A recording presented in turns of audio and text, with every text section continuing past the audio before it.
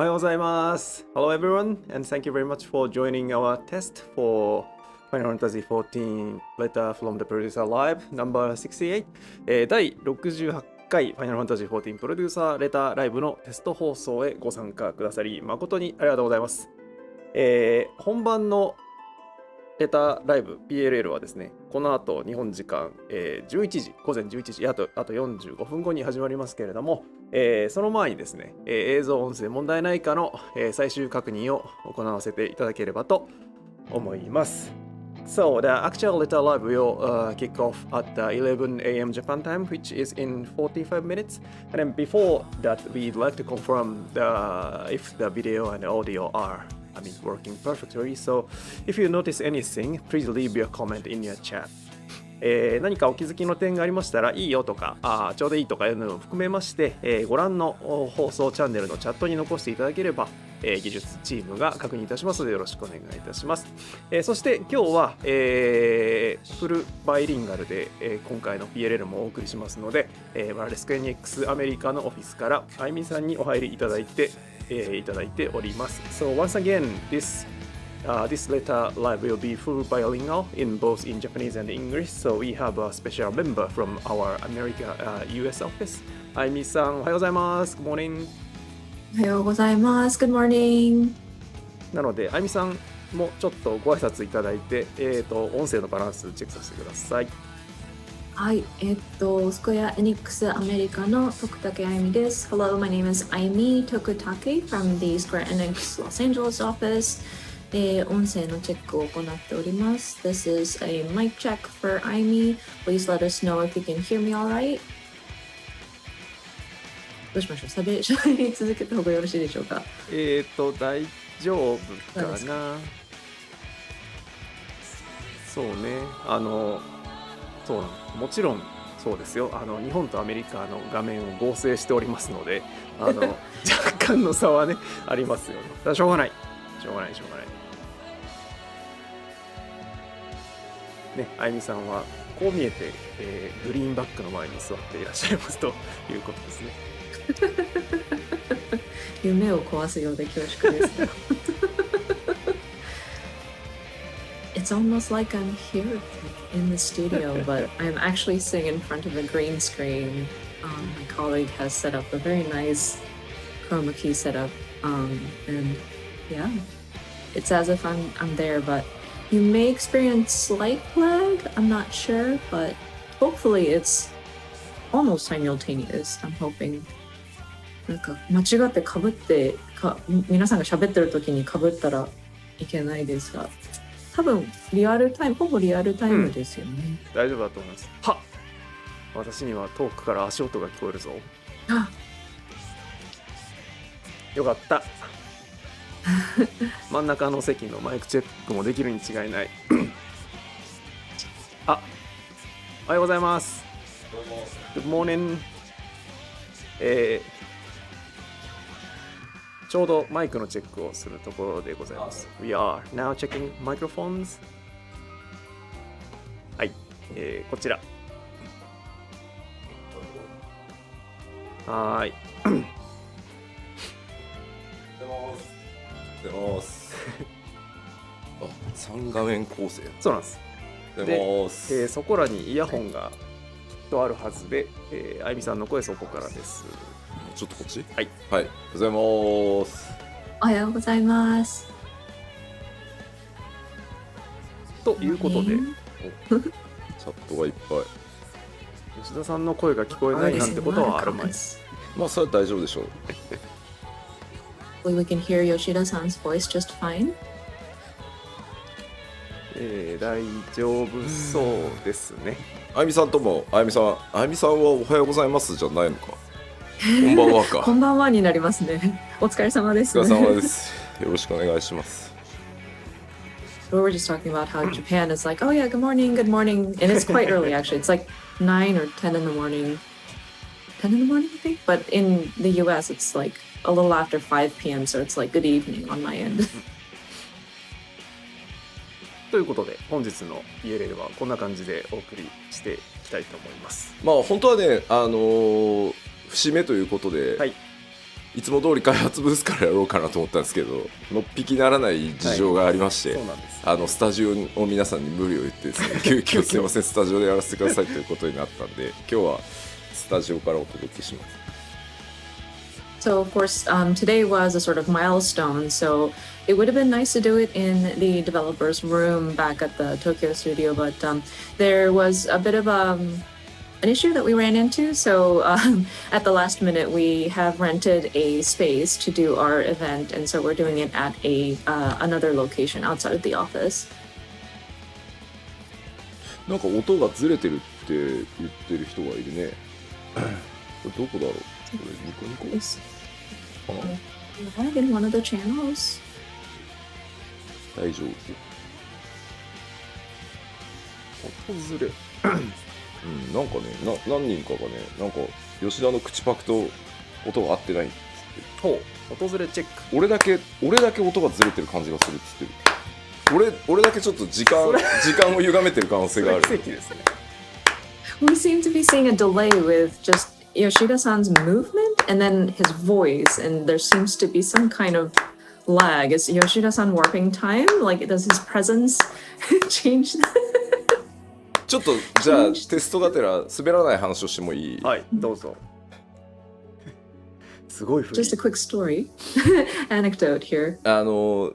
昨日さ、結構仕事でさ、なんか昼過ぎに結構大惨事があったじゃない？はい、メールであなたも見てたと思うんですけど、で会議がすごくて、もうとてもじゃないけどその作業夜しかできなかったのね。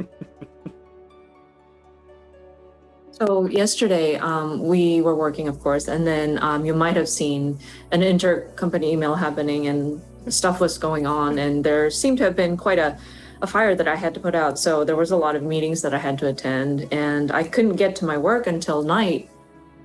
でまあ気分でも変えようと思って、今日放送だし、最近ほらなんだろう、みんな在宅が多いからさ、あんま服を買わないので、ちょっとなんか今日の放送用に服でも一瞬見てこようと思って会社を出たの、夕方1回で、いつも通りこうほらなんだろう、俺あんまり関係なく外出するときってサングラスかけるじゃないで、まあいつも通り出たのね、会社を。And I thought to myself, okay, so I want to just switch gears. So I'm going to step out once. And because we've been in this pandemic and we've been kind of stuck at home, I didn't really have a chance to go out like clothes shopping or updating my wardrobe. So I thought, well, maybe if I get like an outfit for today's live stream. And so I decided I'm going to step out for a little bit of a break. And so I left the office once in the evening. And of course, I typically wear sunglasses when I step outside. そしたら会社の前で会社の看板の前でふっとね、左側にキャリーケースを引いてる若者かなともう一人いるなっていう気配は感じつつ、バッとすれ違ったら、斜め後ろから吉田さんって声かけられたの。And of course, I walked outside, and just as I was kind of passing the Square Enix sort of sign, I noticed there was somebody like rolling their carrying suitcase or like a rolling case. And then there was, I think there was one more person there, and I could sense them, but I just kept walking. So as I passed them, I started to notice they were trying to call me. They were like, "Ah, Yoshida-san, Yoshida-san." 非課線かなと思ったの、瞬間的に。So I mean, I thought maybe, okay, they might be a player, they might be one of the Warriors of Light. でバッて振り返ったら、そのキャリーケースを引いてた若者があっていう感じで、あ、すいません、思わず声をかけちゃいましたって言われたの。And so I turned around, expecting that they might know me, but the person who was carrying their rolling suitcase suddenly realized, they were like, oh, I'm sorry, I called upon you without really noticing. で、あれ、非課線って感じじゃなさそうだなって思ったら、その彼がね、いや実は僕新卒でこの4月からスクエアニックスでに入社することになったんですって言ってきてね。So I thought, oh, well, maybe he isn't a 14 player. He's not a Warrior of Light. And so he starts talking. He says, oh, yes, I just recently gotten accepted to be part of the Square Enix team. And so starting April, I'm going to be part of the Square Enix family. で、おお、そうなんだ、よかったねって、もうすぐじゃあ一緒に頑張ろうねっていう声をかけたのね。And so I was like, "Oh, congratulations! Well, yeah, welcome to the family. I look forward to working with you." で、そしたら「はい」って言ってくれて、じゃあねって言ってこう立ち去ろうとしたんだ僕。その時なんと吉田の目に飛び込んできたのが。And so he was like, "Yes, I will do my best." And so I thought I was going to part ways. So as I was walking away, there was something that caught my eye. もう一人いるなって思ってたの気配で。で、俺がこう振り向いてまた歩き出そうとしたこの瞬間に目に飛び込んだのが、お母さんとおぼしき人が僕の顔を見てっていう顔をしていたのが焼き付いたのよ。So I remembered as I was passing that person by, there was another person with that man with his suitcase. So when I started walking, the other figure caught my eye, and apparently I think it was his mother, and she just had this look of like a big gasp on her face.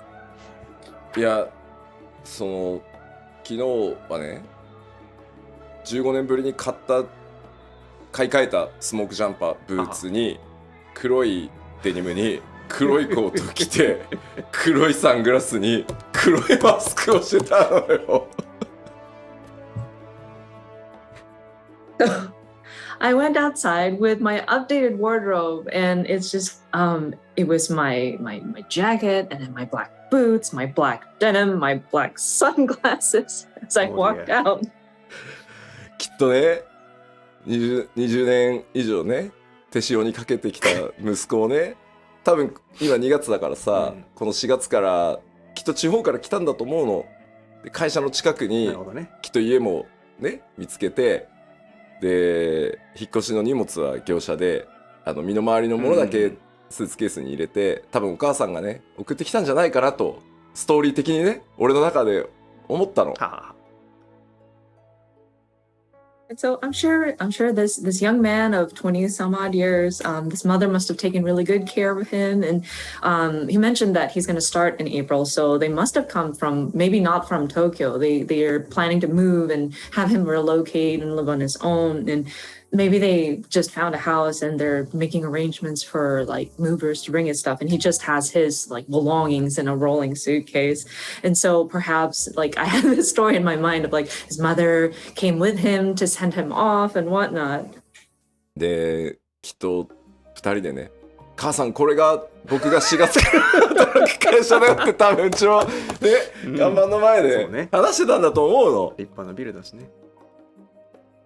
And I'm sure those two were like excitedly talking about his future. Like, Mom, see, this is where I'm going to be working from this April. I mean, I was right there by the Square Enix sign. Yeah, it's a giant building. いやー、ね、まあ本人は僕を知ってたみたいだからあれなんですけど、お母さんのね不安たるや。いや一応ね俺サングラスの中ではすごい多分柔らかい目をしてたし、マスクの下ではにっこり微笑んでたのよ、ちゃんと自分的には。でも見えるわけがないんだよ。I'm glad that the young man knew who I was, but like the look on his mother's face and just how worried she looked. I mean, I was doing my best to smile and have the warmest of expressions underneath my black sunglasses and my black mask, but there is no way you can see it. いやー、ね、お母さんの心に深い傷とね不安を与え、僕は僕でなぜかダメージを受け、まあ多分4月になればね、コロナ禍ではあるけど簡単なきっと懇親会でもあるだろうから、取締役とねその子を見つけたらね、あとお母さん大丈夫だったって、ごめんねって言おうかなって思いましたっていう滑らない話でした。確かに滑らない話だった。And so I worry if we had left a very deep wound in the mother's heart, and for some reason her look on her face just damaged me a little bit too. So I'm hoping that I'm sure when we have our new recruits, like there should be some kind of congratulatory meeting in April, some kind of like a meet and greet with some of the management team. I'm hoping. So I'm gonna look for that young man and ask him, was your mother all right after that? And I'm sorry if I had left some kind of impression. I'm hoping I get a chance to say that. And that was my で anecdote. も別れた後の会話ももう決まってるじゃないですか。何あの人。そしたら若者は多分うちの取締役だよって言って取締役ってなりますよね。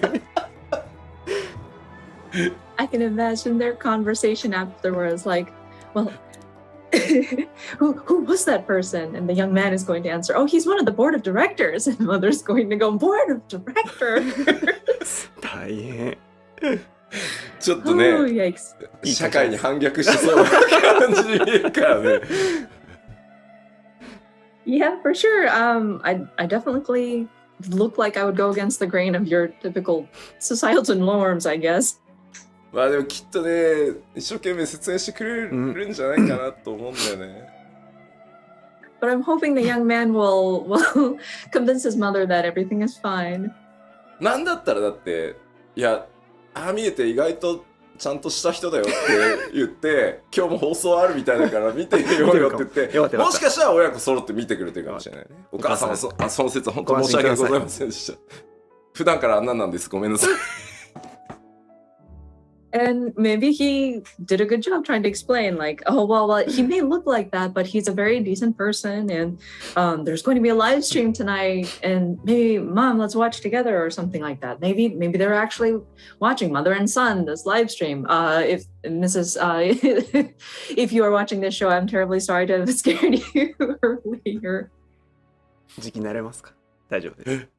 Yes, I'm always like that, but we will get used to it. そんな僕のロングストーリーを語ってる間にどうですかね、訪れとか。訪れ見事治りました。確認する、それを確認してもらうために僕この恥ずかしい話をしてるんで。身を切る思いをしてね。どうです？はい、音治りました。 Let us see what our audio is like. It seems like there was a delay, but how are we doing here? We were doing this long story just so that we can double check them in.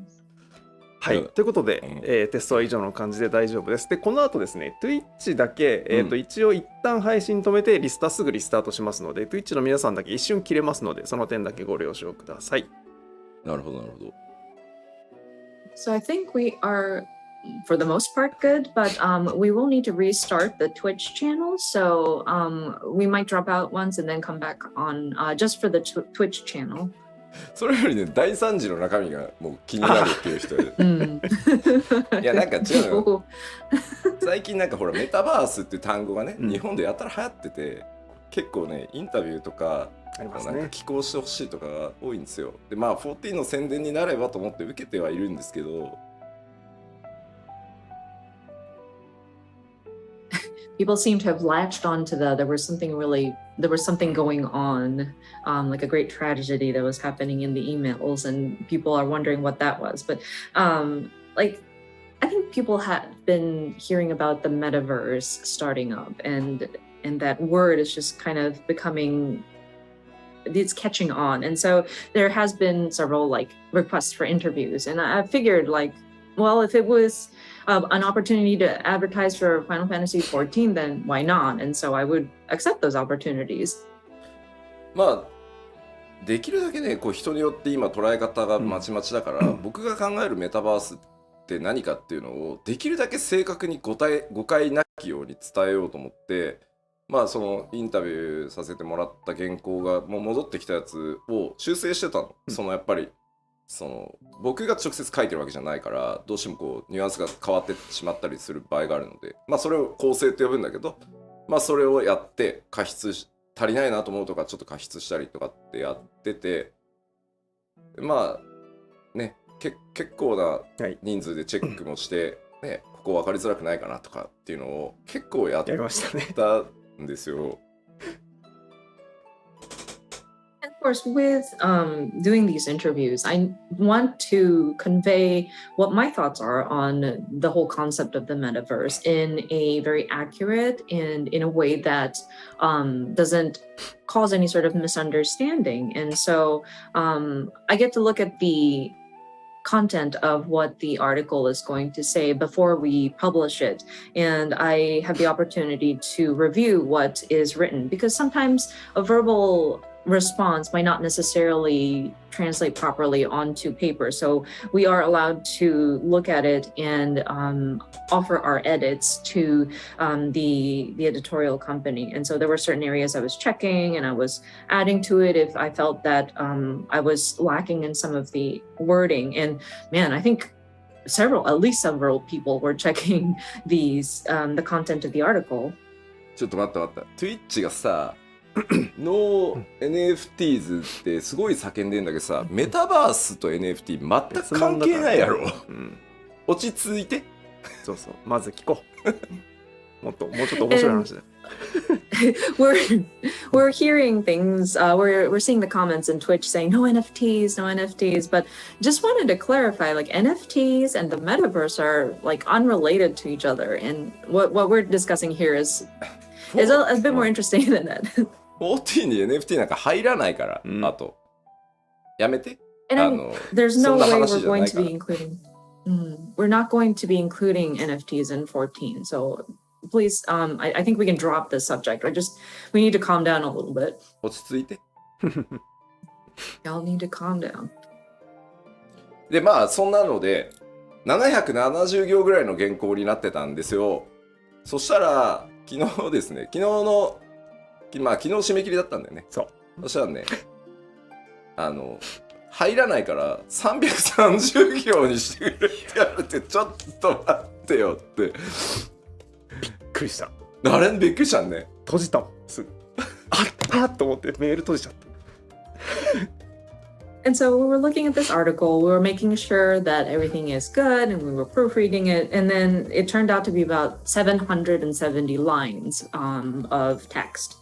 And I believe the deadline was yesterday, so we were trying to get it done. But when we received the feedback, it was like, oh, I'm sorry, this article won't fit in the space allocated, so could you reduce it down to 330 lines? And we were all like, what?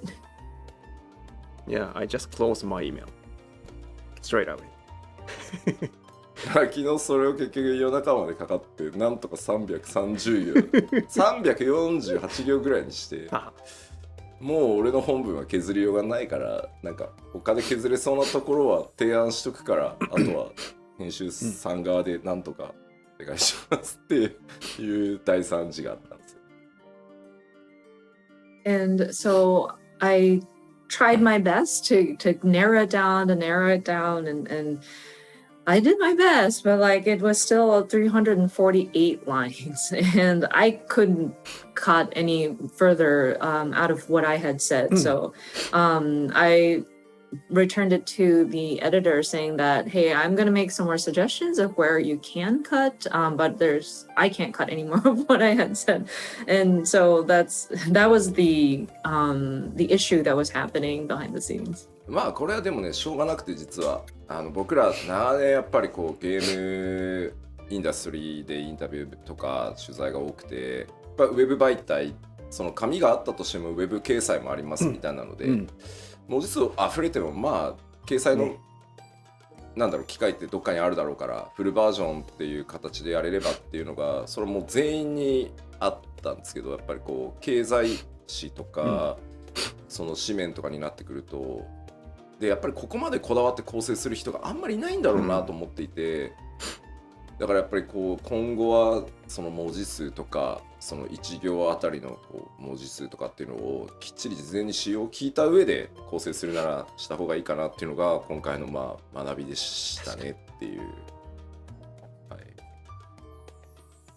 I mean, I think it's the way we write articles nowadays, considering the game industry and the different interviews that are being held, and a lot of media nowadays, even if they have a print media, they typically have like a web version of whatever article they write. So if something doesn't fit in the print version, it could always be used as further content on the web version. And I think the team was kind of under that assumption for this interview as well. And so I think this was more like a financial paper that we had to interview for, and it was more like a print media. And I think there's just fewer and fewer places that have a very sort of strict limitation on how they structure their articles. And so it was definitely a learning point for me to understand how many characters and or how many letters need to fit in a certain line of text before I had went into it with our sort of edits. そんな中、宣伝チームから今朗報が届きまして、調整版で問題なく受領いただけましたということで、ありがとうございます。And it seems like we have approval with the updated version of the article. Hooray! Our edits were accepted. でまあもうテストなんでそろそろ終わんないとあれだけど、一個だけさっきね結構その NFT に対して NFT は反対だっていう声がまあ Twitch 中心に特にね海外の人たちすごくナーバスになってると思うんだ。まあスクエアニックスの社長の松田が昇進表明みたいな形で今年の話を出したから、ちょっとやっぱりナーバスになってるなっていうところがあるなと思います。And I do want to touch upon, I know we are doing just our test broadcast, so we need to end soon, but we did notice a lot of reactions from especially the Western users about the NFTs, many comments about how you are opposed to NFTs.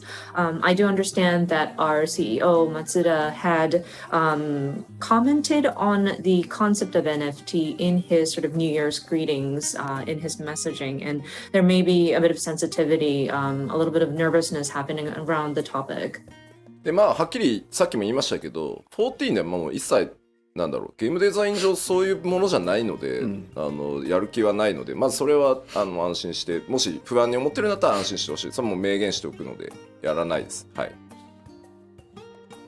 And I did mention it earlier, but based on how Final Fantasy XIV is designed, we don't intend on incorporating any sort of NFT element in the game at this point. So if anybody is worried or concerned about it, I can clearly state at this time that we do not have any intentions to incorporate that into the game. ただ見てると NFT をいわゆるマイニングされたものをただ掘り返すものなんじゃないかっていうふうにやっぱ勘違いしてる人もすごい多いなとは思ってるので、まあ、今度その海外の何かインタビューで、吉田さんが考えるその14とは関係なしにね、吉田さんが考える NFT って何ですかみたいな機会があれば、しっかりその新しいビジネスモデルでゲームが面白くなる可能性があるものだとは思ってるので、ただそれに対してやっぱそれ専用のゲームデザインが必要だと思ってるんで、まあ、その辺一回こう詳しくというか、解説する機会があればね、話してみようかなとは思ってるんで、まずはねみんなが思うような悪いことはならないし、ゲームはまずねお金がどうこういう前にやっぱ面白いかどうかとか、まあファンであるっていうことが最優先だと思ってるんで、そこはね安心してもらいたいです。はい。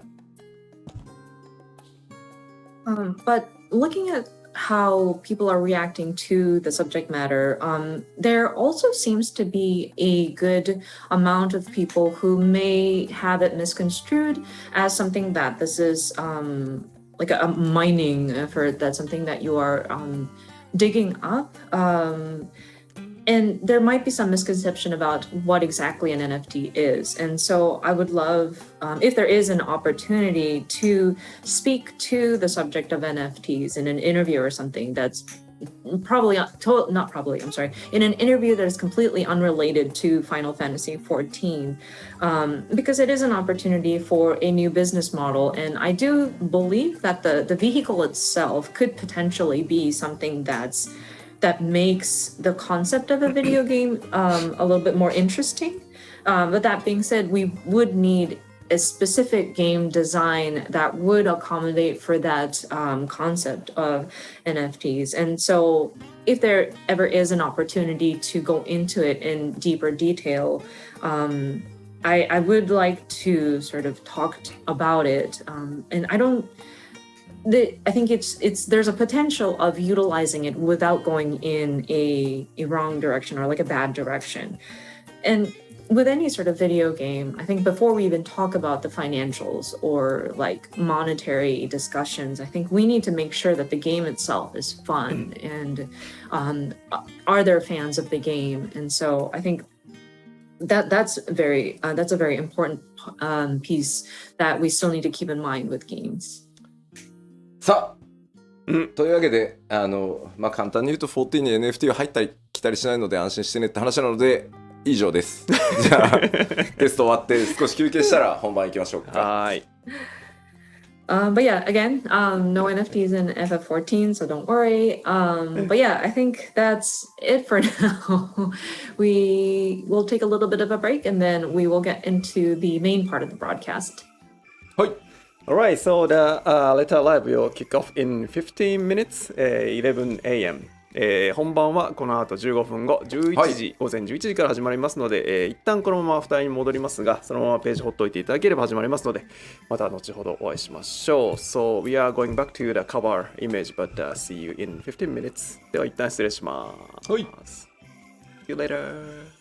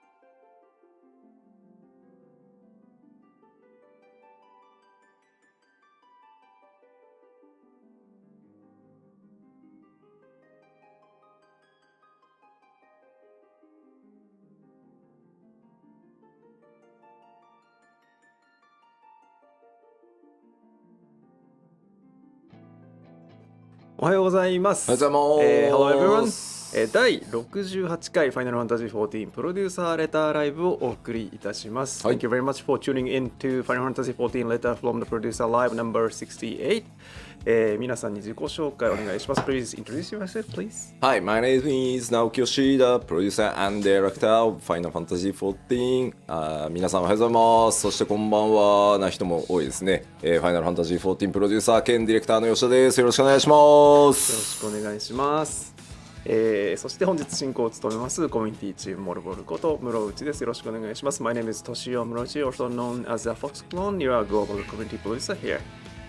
I will do the MC stuff for today's live letter. はい、そして、本日はですね、本日の、プロデュ PLL も、日本語と英語のバイリンガル放送でお送りいたしますので、我らがあゆみさんがスクエニアメリカオフィスから入ってくださっております。So once again, today's letter live is fully bilingual in both Japanese and English. So we have a special member from Square Enix America office. あゆみさんです。おはようございます。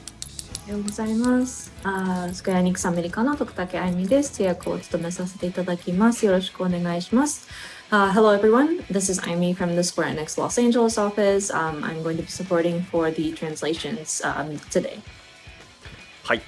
で本日の、PLL はですね、このセットアップをご覧になった方もいるかと思いますが、吉田さんが話したことは、あゆみさんが通訳してくださいます。で私が喋ることは私が自分で、翻訳しながら進めていきますので、で私からは大して重要な話は出ませんので、私のことを翻訳し忘れてるなというのはスルーしておいていただければと思いますのでよろしくお願いします。So today's setup is Yoshida-san explain things in Japanese and then Ayumi-san will do Yoshida-san's voice in English and I will translate myself.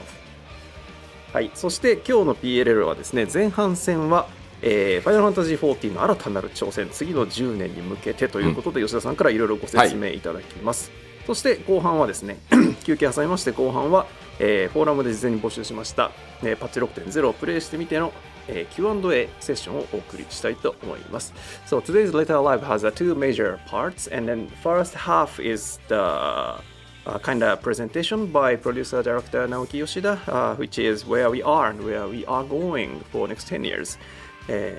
And then we have a taking break, and then latter half is the Q&A session based on your gameplay of 6.0 expansion.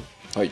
はい、ということで、始めてまいりたいと思います。ですね、私がこっちを見てるとき、こうなってるときは皆さんのコメントを見てるときなので、今日こういうシチュエーションすごい多いと思うんで、ご理解ください。So you might see me turning my head sometimes when I'm speaking, but I'm actively looking at the comments that people are making as you watch the stream. So you may see me turned this way, but I am still participating. So just wanted to let you know. まあちょっとね、日本のコメントでね、この手の通訳放送はテンポ悪いんだよなって言ってる人いるんですけど、まあグローバル全体でねお届けしているので、吉田の長い話をですね、あゆみさん一生懸命ね通訳してくれてるんで、そこはね、それを言われると我々ちょっと悲しくなるんで。そういうまあ、ファンフェスのステージぐらいで思って見てもらえると嬉しいかな。And we do see some comments about how translations kind of drag on the pace. It doesn't feel as quick. But Amy is here to try to facilitate communicating Yoshida's comments. It makes us sad if you're disappointed that it's in two languages, but perhaps if you look at it like a FanFest stage event where we have the Japanese and English, maybe that might help it make it more fun. あとコメントで今日は 6.1 はがっつりじゃないんですかっていうのもあるんですが、So we see some comments. Do we have any further updates for 6.1?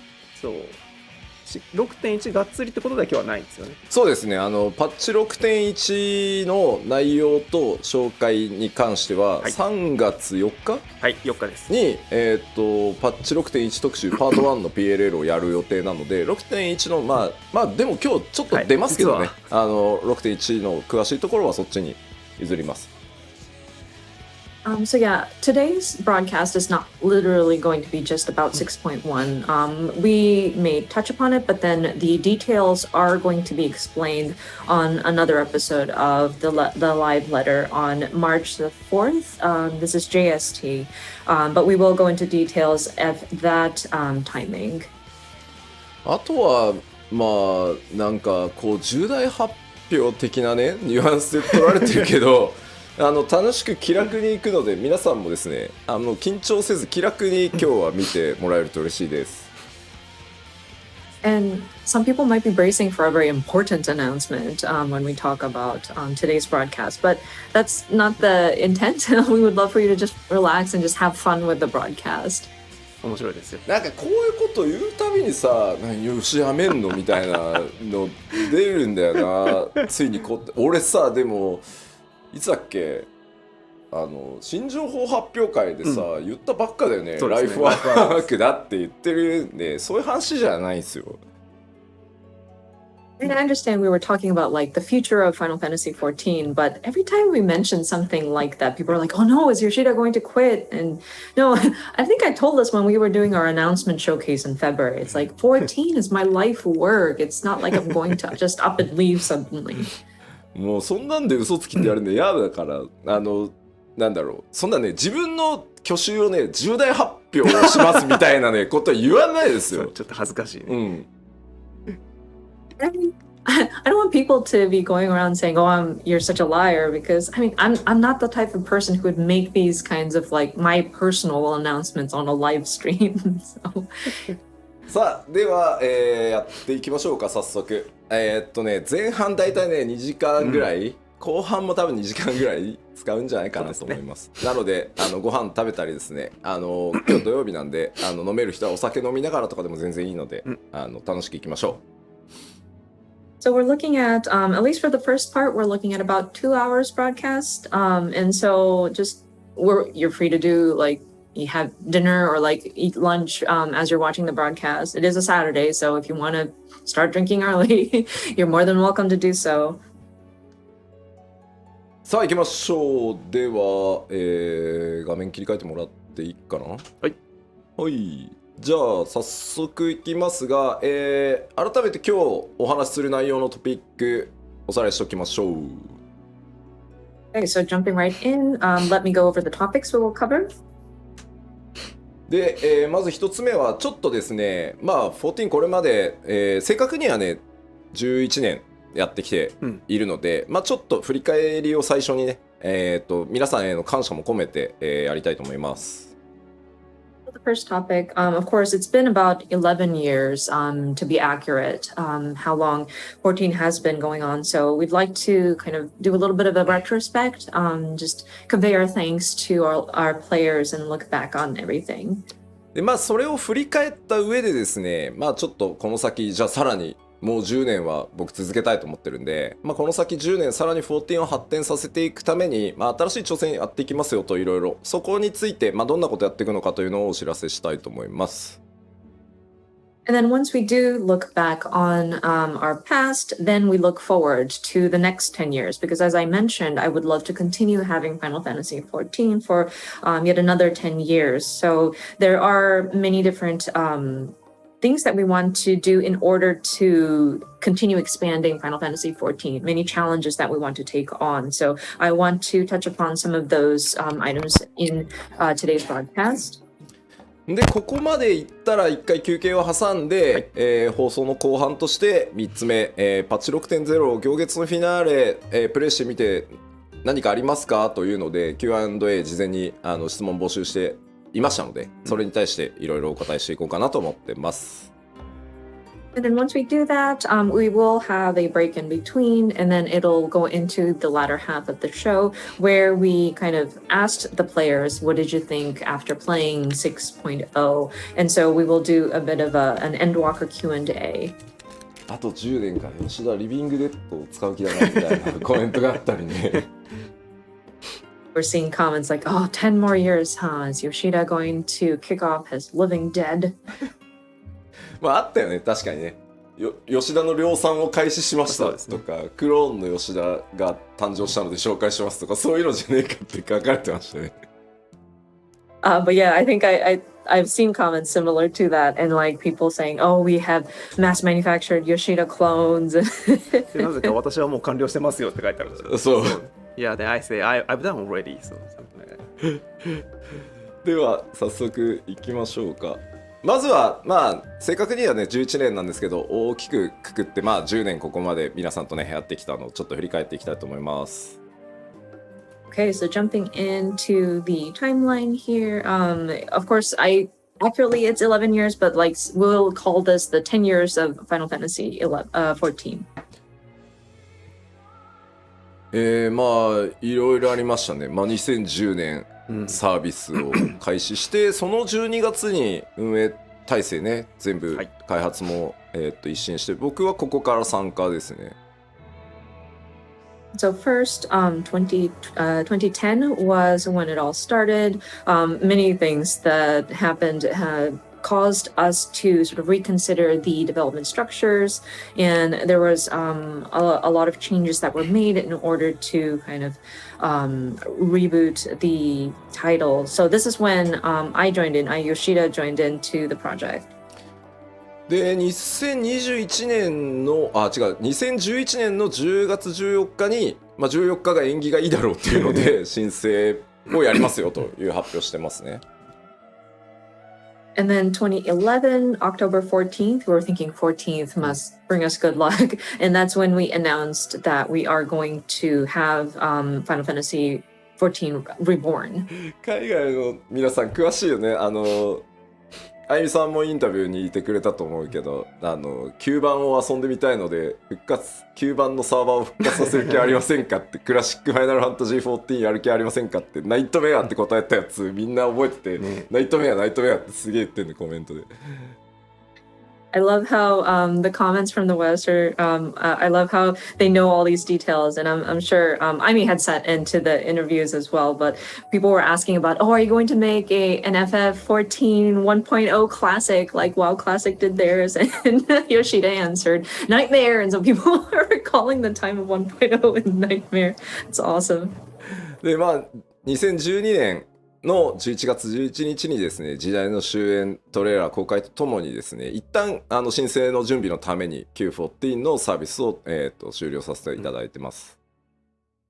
And of course, in November 11th of 2012, we titled it The End of an Era, and we sort of closed the service for the original version of Final Fantasy 14. まあ、9番からねやってくださってる方も結構いるし、9番の捉え方って結構まちまちだとは思うんですけど、9番のラスト付近はそれはそれでまた独特のゲームデザインの MMO として結構ね好きだった、面白くなったんだよって言ってくれる人たちもたくさんいて、まあ、僕らシャットダウンするのを決めながらも作ってたところに対してそういうね評価をもらってたりするのはとてもありがたいことなので、僕らもすごいね実は励みになってました。And of course, people who have been playing since the original 1.0 may have their different opinions about how the game had played. But there were people who thankfully acknowledged how 14 was starting to shift, and they did take notice about how the game design was unique, despite we were looking to sunset the original version. And so it was wonderful that people acknowledged that, and that was very encouraging for us as a team. ちなみに9番から今日視聴してくださってる方でQ14 からやってるよって方、どうですか？手を挙げてもらってもいいですか？ So if I could have people in the comments, by show of hands, I don't know how you raise your hands, but like anybody who's been playing since 1.0, the original Final Fantasy 14, we would love to see who's been with us since then. めっちゃいるな。すごい、there's a lot. Wow, What? thank you very much. すごいありがたい。That's amazing. Thank you guys. まあここからねあと10年お互い健康に気をつけて楽しんでいきましょう。But yeah, we're looking forward to the next 10 years. So yeah, let's all take care of our health and keep going. That's awesome. で、2013年ですね、ベータテストをやりながら、2013年8月27日についに新生オルゼア正式サービス開始することができました。So moving on, 2013, we start our beta testing for A Realm Reborn, and then August 27 of the same year, we were able to relaunch as A Realm Reborn. 振り返るとですね、2011年の3月ぐらいから一気に新生14の設計だけ5人ぐらいで設計をスタートして、2011年の6月から6人のプログラマーがコードを書き始めたのを覚えてるので、実質そこから2年2ヶ月で新生リリースしてるので、もうちょっと驚異的今振り返ると。And looking back, so that it was 2011 in March, we started at least doing the framework, just the design structure first. And it was a very small team that worked on it. It was 5 people who started on the base framework. And then starting June of that same year, 2011, we had 6 programmers starting to write code. And considering it took about 2 years and 2 months to relaunch, that's just incredible. で、念願だったですねファンフェスっていうのを2014年の10月からですね、スタートすることができました。今でも覚えてます。And of course, by 2014, October, we were able to hold our very first fan festival. That was something that we really wanted to do. 初めてやった北米のファンフェスの基調公演でステージに上がった時の大歓声でですね、もう足が震えてI still remember it today. The first time we did our fan festival, and we started out in the North America region. And when I took the stage to do my keynote presentation, and just the cheer that I received from the audience, man, my legs were shaking when I was up there. で初の拡張であるヘブンズワード、2015年の6月にリリースして、その後の8月に、全世界累計登録者数が500万人を突破したと。And then next, we were able to launch our first ever expansion pack, Heaven's Word, in 2015 June. And then soon after, we reached 5 million registered players. でこのあたりはですね、我々開発チームもですね、高難易度高難易度って言われてよしやっちゃうぞって言ってもうキリッキリなのをやったらですね、いや難しすぎんだろってなってですね、我々もいろいろな失敗を繰り返しつつですね、今につながってる本当重要な時期だったと思います、ここは。But this is around the time when people were starting to clamor for higher difficult content, and the dev team got so excited about, oh yeah, you want difficult? And so we gave you a really, really tough content, and people started complaining now about, oh no, this is too difficult, Yoshida, this is too difficult. And so we were trying to find that balance. It was trial and error trying to get to that nice balance. But I think it was really important that we're making that conversation. あれでね、僕は人生の格言の一つをね学んだんですよ。プレイヤーの皆さんにはいやーちょっと簡単だったなって言われるぐらいがちょうどいいんだなと。And it was then that I learned this very valuable lesson, which is I think it's best to keep the difficulty where the players would walk out of it saying, that was pretty easy. で、グレンドリベレーターを発売したのが2017年6月で、この辺りからようやくこうバトルコンテンツ以外の、そのもう14の世界に住むみたいなことをより具体化していけるようになったのがこのぐらいの時期で、それがね、功を奏してですね、登録者数が、この時点で1000万人突破と。And then, of course, Stormblood released in 2017 June, and we started looking at various other types of content aside from battle and combat, content that would involve the feeling of living in the world of Final Fantasy XIV. And I think that really struck a chord with people. People were resonating with it, which thankfully got us to our registered player number up to 14 million players. 思い出されるグレンのリベレーター初日のね、ラウバーン透滅戦。すごかったですね。And I still remember when Stormblood first launched, Rauban Extreme in the Niners. ありましたね。And I think we all remember that. まあ、あの失敗があってね、今の安定したキューイングシステムがあったりするからね。But I mean, even with that failure, we learned from it and we were able to build a much better queuing system. そしてですね、2018年になると、全世界登録者数が1400万人を突破して、2019年には、1600万人を突破と。ありがとうございます。So I'm sorry, this is where we hit 14 million is 2018 August. And then moving on, we reached 16 million players by 2019 May. So thank you so much for all the players that are staying with us.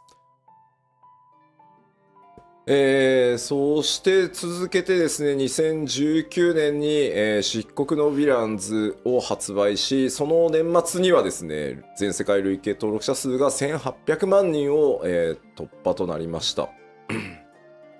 And moving on, we released Shadowbringers in 2019, and soon after, we surpassed 18 million registered players.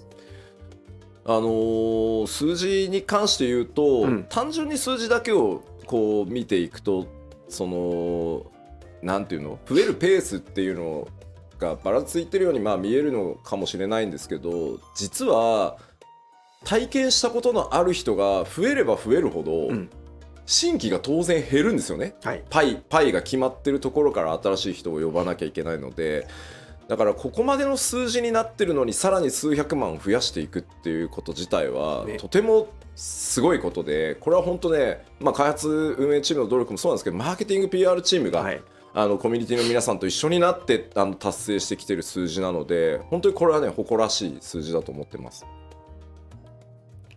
And looking at the numbers, it might seem like there's no real, like nothing of note. Oh yeah, the numbers are just increasing. But if you consider this, if we have a certain number of people already playing the game, and if we have a single pie that we're taking numbers out of, like you would expect the numbers to start going down, but it's interesting that we see more and more players join us even after all these years. We are seeing millions signing up.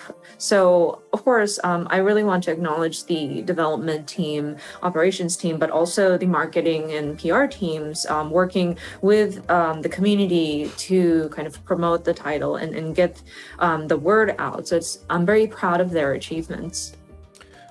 そして2021年、去年ですね、12月2日にはですね、全世界累計登録者数が2500万人を突破し、ちょっと昨日の数字とかは見てないですけど、まだ全然まだ上がってってると思うので、で12月7日ですね、すいません、2週間ほどちょっと遅延をさせていただくことにはなってしまいましたが、行月のフィナーレを発売して、ハイデリンゾディアーク編完結というところまでこぎつけてこられたなと。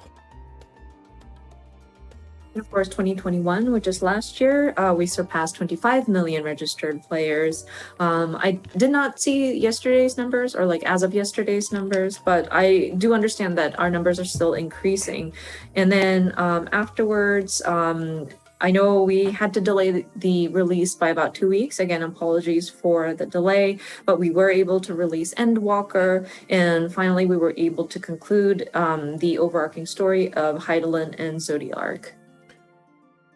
まあ長かったようで、僕は結構あっという間の11年でした。でも本当にね、世界中のプレイヤーの皆さん、光の選手の皆さん、メディアの皆さんもね、関係各社の皆さんにも本当にものすごくこんなに支えてもらうタイトルは他にないだろうと思うぐらい支えていただいてここまで来れたので、改めて本当に感謝をお伝えしたいと思います。ありがとうございます。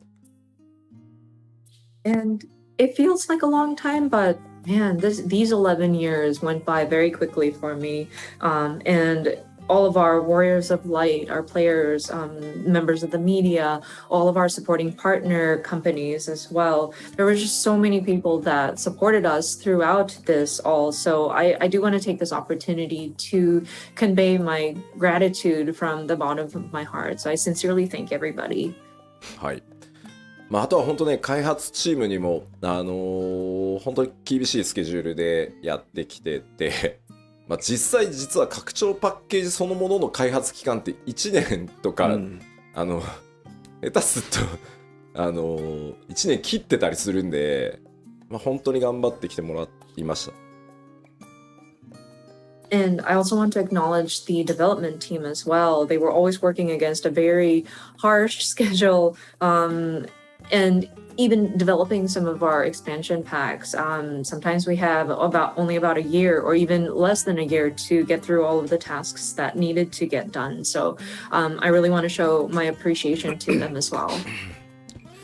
さて、ではこれを踏まえてですね、ここまで歩んできたその11年、9番の状態を考えれば、これ以上ないぐらいの成功をさせていただいたと思ってます。ここはあんまり言葉を隠さずに成功できてると思ってるので、それでいいと思ってるんですけど、まあここまではある意味もう過去になったので、ここからさらに次の10年また挑戦を続けていきたいと思います。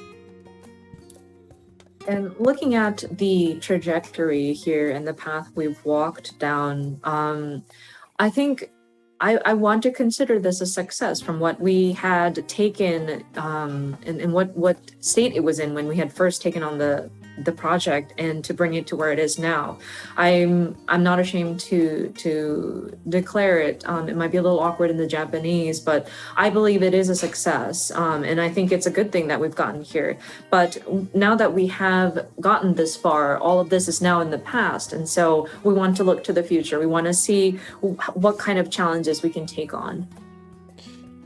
というわけで2つ目のセクションである14の新しい挑戦と題してですね、まあ、今後どういうことやっていくよというのをお伝えしていきたいと思います。So for the second part of this presentation, as you see, it is entitled Newfound Futures. So I would like to discuss what we are intending to do. まずですね、僕としてはですね、社長からやめろって言われるか、まあ、やめろって言われても抵抗するとは思うんですけど開発チーム運営チームからやめろって言われるか死ぬかぐらいの以外では14をやめる気がなく続けていきますんで、この先もぜひ皆さんよろしくお願いします。And me personally, as Yoshida, unless the CEO says, Yoshida, you need to leave, and even then, I think I'm going to fight him.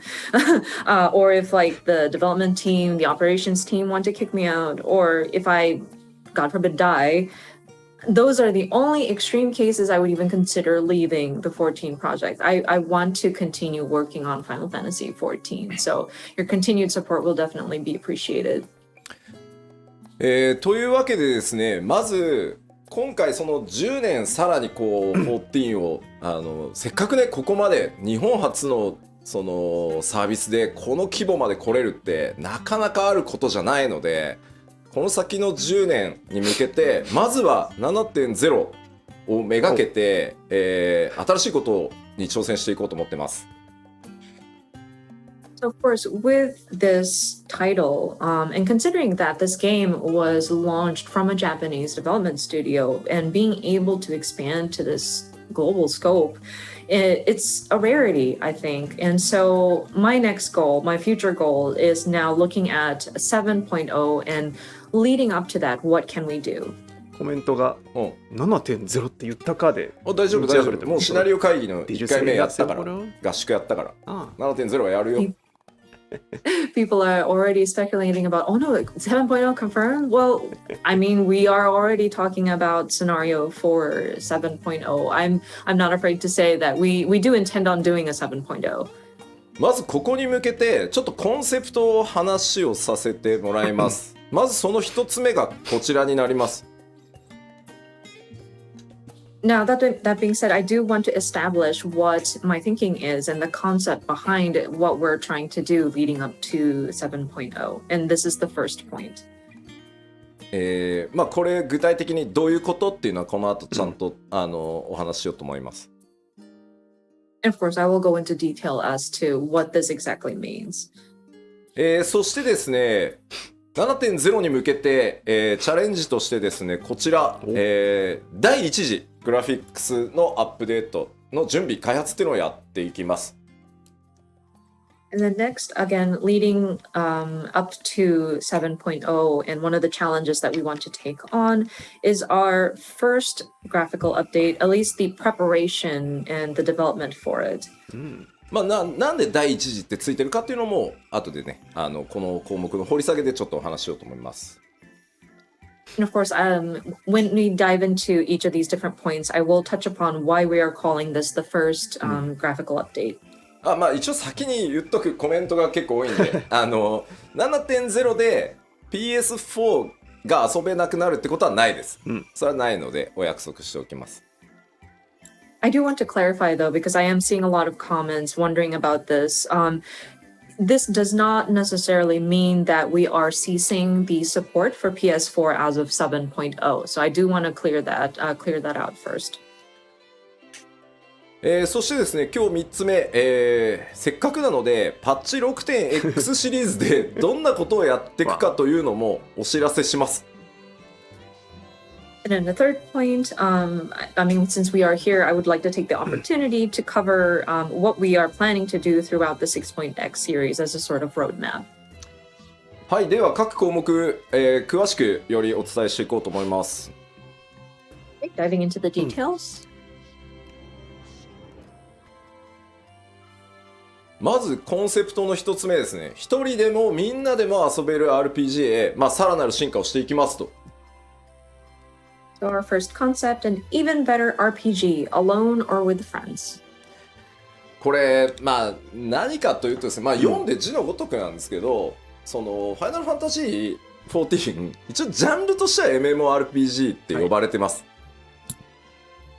So I mean, it is what it says, of course, but yes, I understand that Final Fantasy XIV as a game genre would be categorized as an MMORPG.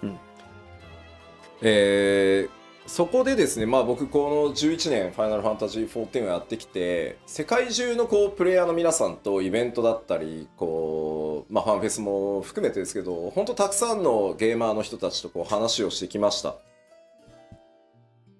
And of course, throughout the 11 years of doing Final Fantasy XIV, we did various events, gaming events, including Fan Festival, and I had the opportunity to speak with different gamers. そこでですね、あとそのマーケティングチームに市場調査とかをしてもらって、これね定期的に拡張のたびにやってるんですけど、やっぱりそこで出てくる答えっていうのが、なかなかブレイクスルーできないなっていうのがあったりします。And of course, I would have my marketing teams perform market research as well. And this is something we regularly do when we start to plan for upcoming expansion packs. And with the information that we receive, and there's always like a question that we never seem to find a way to break through. 2つあって、1つはファイナルファンタジーシリーズ大好きなんだよ、すごいファンなんだ、全部やってるよ、ただし11と14以外ねっていうのがめちゃくちゃ悔しい。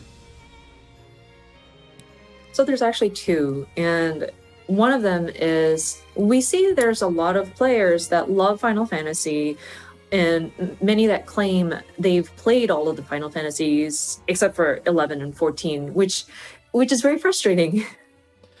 11もね今かなりアップデートをかけてかなり大部分ねソロで遊べるように快適にしてますが、14はさらにその先へ行きたいと思ってます。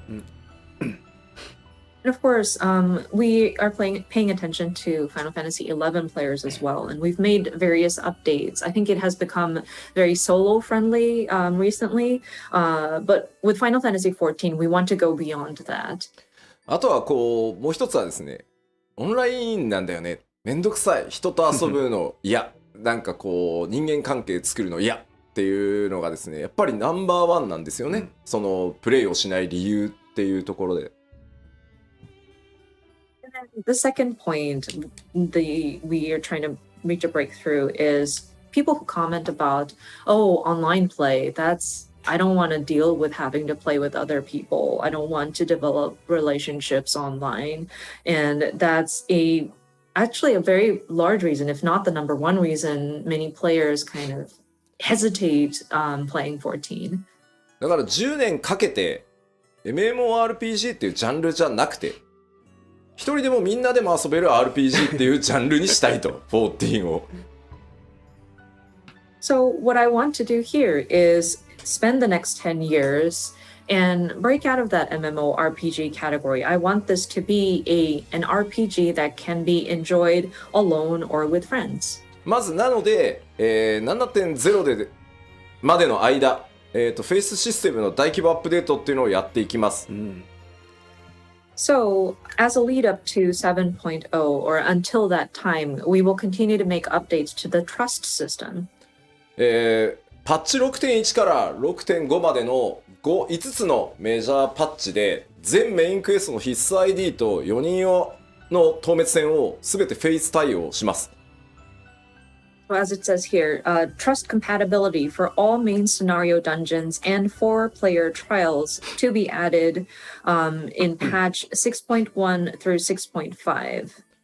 まあ順次なのでね、パッチ例えば6.2 とかを見ると中途半端なところまでしか対応されてないとかいうことがある可能性は高いんですけど、それにね怯えているといつまで経ってもできないので全部一気には不可能なので、もうなのでこの 6.1 から 6.5 つまり 7.0 までの間を次に飛び上がるためにもうどんどん順次やっていくという期間に当てさせてください。And so, of course, these are going to be incremental implementation. And so you might look at, say, patch 2 point something and 6.2, and you might notice that maybe not all of the dungeons have been supported with a trust system compatibility. But if we are afraid to make progress and be just in the middle of work in a certain major patch update, we won't be able to make progress. I think it's impossible to do everything at once. So we are trying to address this as we can, and we're looking at this as a preparation for 7.0. And so we would like to ask for your understanding as we lay these foundations. その第1弾となるパッチ 6.1 では新生オルゼア編のうち、2.0 範囲をすべて対応します。So the first implementation, patch 6.1, will make a Realm Reborn, and this is just patch 2.0 range, and the scenarios duty become trust compatible. そしてですね、それに伴って一部初期のですねメインクエスト ID とか、透滅戦もリニューアルします。And then further improvements will be made to some low-level main scenario dungeons and trials. でちょっと注意なんですけど、蒼天のイシュガルドに入ってからの8人透滅戦ストーリー上に出てくるあれらはちょっとやっぱりコストを全見積もりしたんですけど、どうしてもこう 6.1 から 6.5 までの期間では対応しきれないので、8人の透滅戦に関しては 7.0 以降順次対応していくつもりです。You may see the disclaimers on the bottom, but for the 8-player trials, especially those with the Heaven's Word expansion, I'm afraid we are unable to update it at this time. We tried to calculate all the cost and the resources that it would take for us to address all of this within that sort of 6.1 through 6.5 timing, but I'm afraid we would be unable to allocate the resources for it. So we will get to it after 7.0. Yeah, these updates will be considered for 7.0 or later. まあもちろん皆さんご存知の通り、その通常のねマッチングがなくなるわけじゃないので、あくまでストーリーを一人で進めていきたいっていう人のための機能なので、レベリングルーレットだったりねマッチングっていうところはそのまま継続していくので、そこはご承知おきください。And of course, we don't intend to do away with the regular matching systems. Your leveling dungeons and queue matching in duty finders will still be active and available. These trust compatibility is primarily for those who have a strong desire to play through these story dungeons on their own. で、ですね、8人透滅戦は今回行月のフィナーレでハイデリン透滅戦でテストケースとしても含めてやったんですけど、やれることはなんだろう、確証を得られたんですけど、まあ、相当やっぱりコストがかかるっていうのと、ギミックから調整していかないといけないっていうこともあって、まずは数の多い ID から優先させていただいてます。あとはね、8人なんで責任半のかかり方がちょっと減るんで、やっぱり、まあ、ここは逆にマッチングの面白さみたいなところも味わってもらいたいので、一旦7.0 以降にさせてください。And of course, with these 8-people trials or 8-person battles, we did try it out with the Mother Crystal trial, and we were able to see success as like a test case, but it did require a lot of resources for us to build it. And then if we were to start applying that system to existing dungeons, we'd have to adjust the mechanics so that it would accommodate for the trust system. So at this time, we made the decision to move forward with just the instanced dungeons. And with an 8-person trial, I think that sort of reduces the responsibility per person going into the match, hopefully. So we're hoping that players would still jump into like a duty finder and hopefully get the enjoyment out of matching up with random people. So at this time, we are unable to address it within the 6.1 through 6.5 period, but we are looking to it for 7.0 or later. でちょっと注意なんですけど、はい、まあどうしてもフェイスっていう呼び方をすると、暁といけんのかなとか名のある NPC といけんのかなってイメージがちょっと強いと思うんですけど、ストーリー上こうそのマッチングでしかいけないからこそ、じゃあ俺は他のことをやってくるみたいなのでこうみんなちょっといなくなったりとかしてたと思うんですよ。あれまで全部変えるはさすがに無理なので特に序盤とかは冒険者ギルドのメンバーだったりとか、暁の光のなんだろう、こう光の加護を持っているであろう他のメンバーみたいなイメージで組むケースが多いです。And I want to make another point of caution here. Whenever we say trust compatibility, I think the thought that, oh, can we go into this dungeon with members of the Scions or any sort of named NPCs? And some of these story dungeons have key players kind of leaving the scene, like where the Warrior of Light goes into a dungeon and say somebody goes up and say, oh, I'm going to take care of matters over there. We can't have them come back just to join you in the dungeon. So in those cases, especially the earlier dungeons, you will see your trust members as like members from the Adventurers Guild or maybe other people who have the Echo accompany you in these dungeons. ただ、まあキーになるストーリー上のキーになるポイントで、まあこいつはやっぱり本当はダンジョン一緒に行ってほしかったなってプレイヤーの皆さんが思ってるようなポイントは、シナリオ一部カットシーンも含めてちょっと変更してでもできるだけそれにまあ添えるように、やっぱりニーズヘックと対峙するときはエスニアンも行って欲しかったなみたいなやつは、できる限りそういうシチュエーションはなんとか対応していこうと思ってるので、一部ねそれもちょっと変更する部分があるかなとは思います。全部は無理なんで、はい、そこはご了承ください。But that being said, there are certain key points in the story where we do understand players might have a very strong desire to have particular NPCs accompany you in a dungeon. So in some extreme cases, and not extreme cases, but like some key points, the team will make some adjustments. We may have to change a part of the script so that it'll make sense for the character to join you.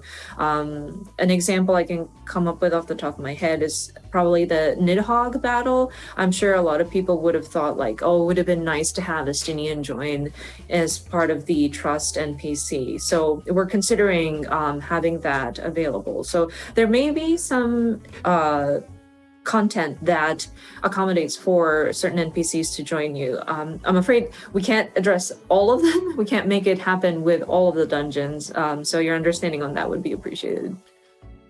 そしてですね、ごめんねちょっと長くて、6.1 特集パート1の時にまた詳しくお話ししようと思いますが、新生オルゼアの後半って結構今のレギュレーションと違ってしまってるこうダンジョンとかが多いので、かなり手が入ってますいろいろ。And of course, with the details of 6.1, we will have a dedicated live letter for that, and I will delve into details at that time. But I do want to mention that much of the content, especially in the later half of ARR, differ in how the regulation is set up. So there are changes that have been made. まあ例えばトトラクとかの、ドゥーンってなってヘビースローがかかるヘビーがかかる床とかなくなってます。For example, like when you go into the Thousand Miles of Totorak, and you step on those like poison floors, and all of a sudden you are hit with heavy or slow, we're actually getting rid of that. まあ、あとはちょっと Q14 から申請するのに急いで作ってちょっとライティング良くないなとかいうところのダンジョンもちょっと絵的な調整もそれなりにやってます。And there are also some aesthetical changes that we wanted to make. There were certain areas of the earlier part of FF14 when we were trying to quickly just relaunch as a Realm Reborn. So there were areas where lighting may not have been 100% to what we would have been satisfied with. So we went back in and adjusted those as well. そしてですね、まあ他にもですね、8人パーティーバトルの一番最初であるビットアッティン教習戦なんですけど、なくなります。And then one of the first 8-person party battles that you encounter, I believe, is Camp Westwind. And I want to mention that we are doing away with that. 皆さん大ショックを受けておられますね。People are getting shocked. 帝国の盾としてね、武人として、身を挺してやってきた、ね、帝国将軍の一人、まあ将軍ではないけど正しくは8人でフルボッコはいかがなものかということでですね、はい、ちゃんとコストをかけてですね、クエストインスタンスバトルとして、生まれ変わりますので。Considering Litatine is like the shield of the Garland Empire. I mean, he's technically not a captain, but like, I mean, he's like a very prominent figure. I think it would be very humiliating for 8 people to come in and just beat him up. So we actually allocated the resources to rebuild that battle so that it's going to be a quest instanced battle that you go in. まあ他にも内閣外閣と呼ばれている8人ダンジョン、あれらもですね、今回すべて4人用 ID に作り直してあります。And then of course, the Praetorium and the Castrum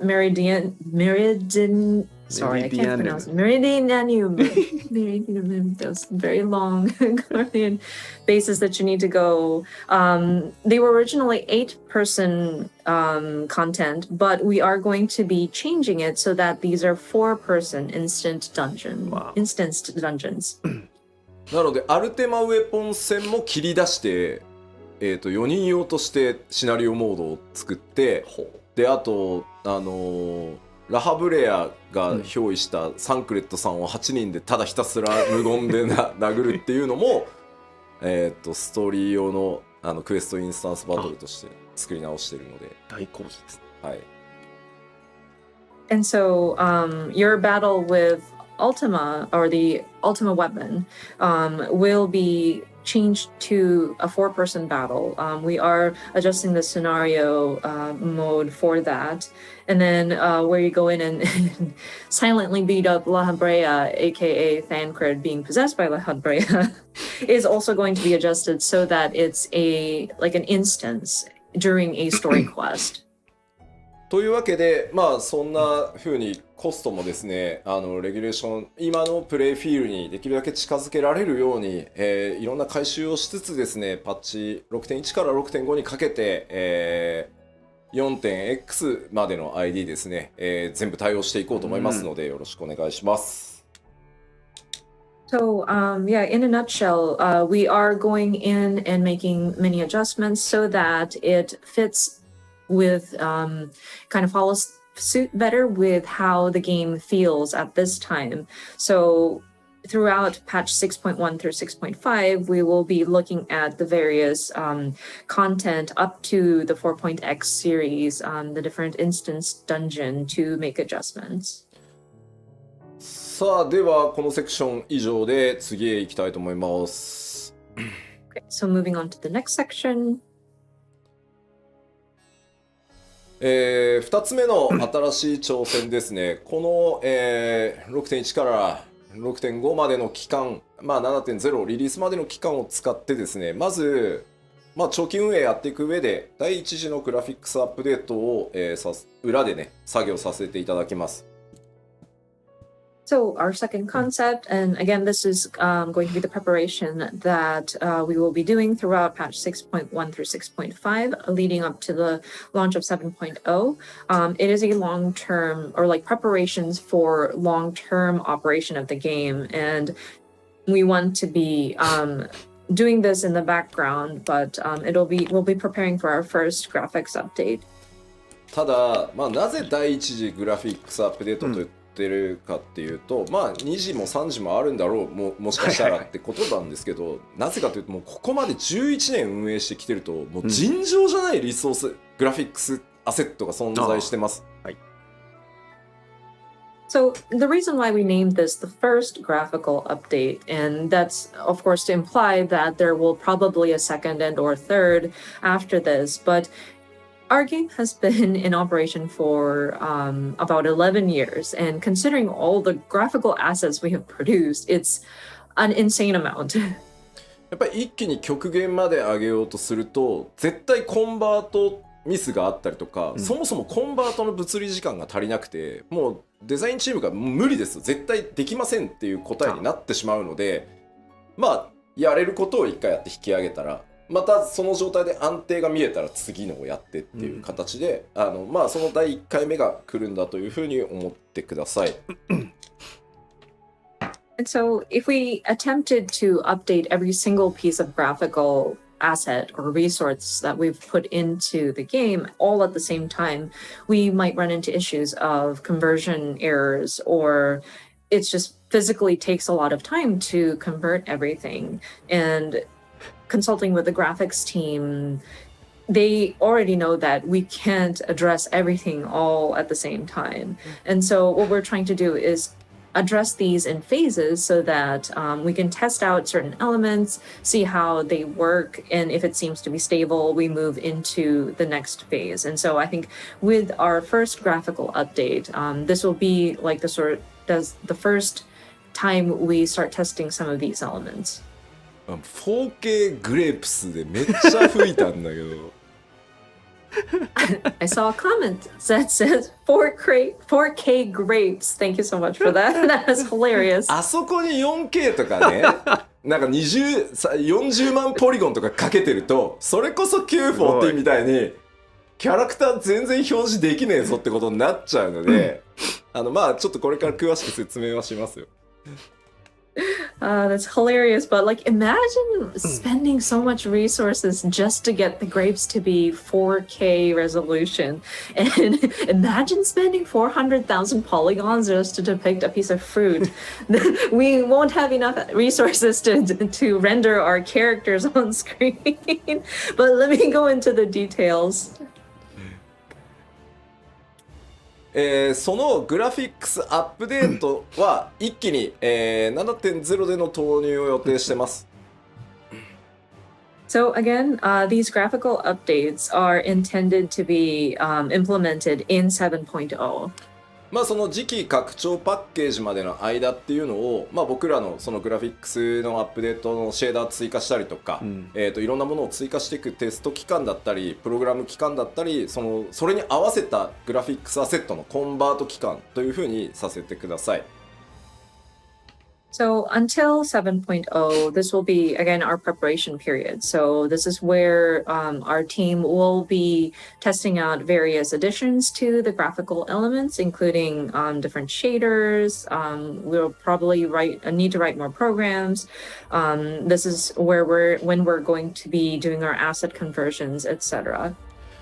で、ここが重要なんですけど、あくまでやっぱりマルチプレイのゲームであるっていうのをぜひ覚えておいてほしくて、やっぱり画面全体の美しさ、9番から申請した時に感じていただいたように、やっぱり総合的な美しさ、世界の美しさっていうのを追求していきますよと、コンセプトとしてはね。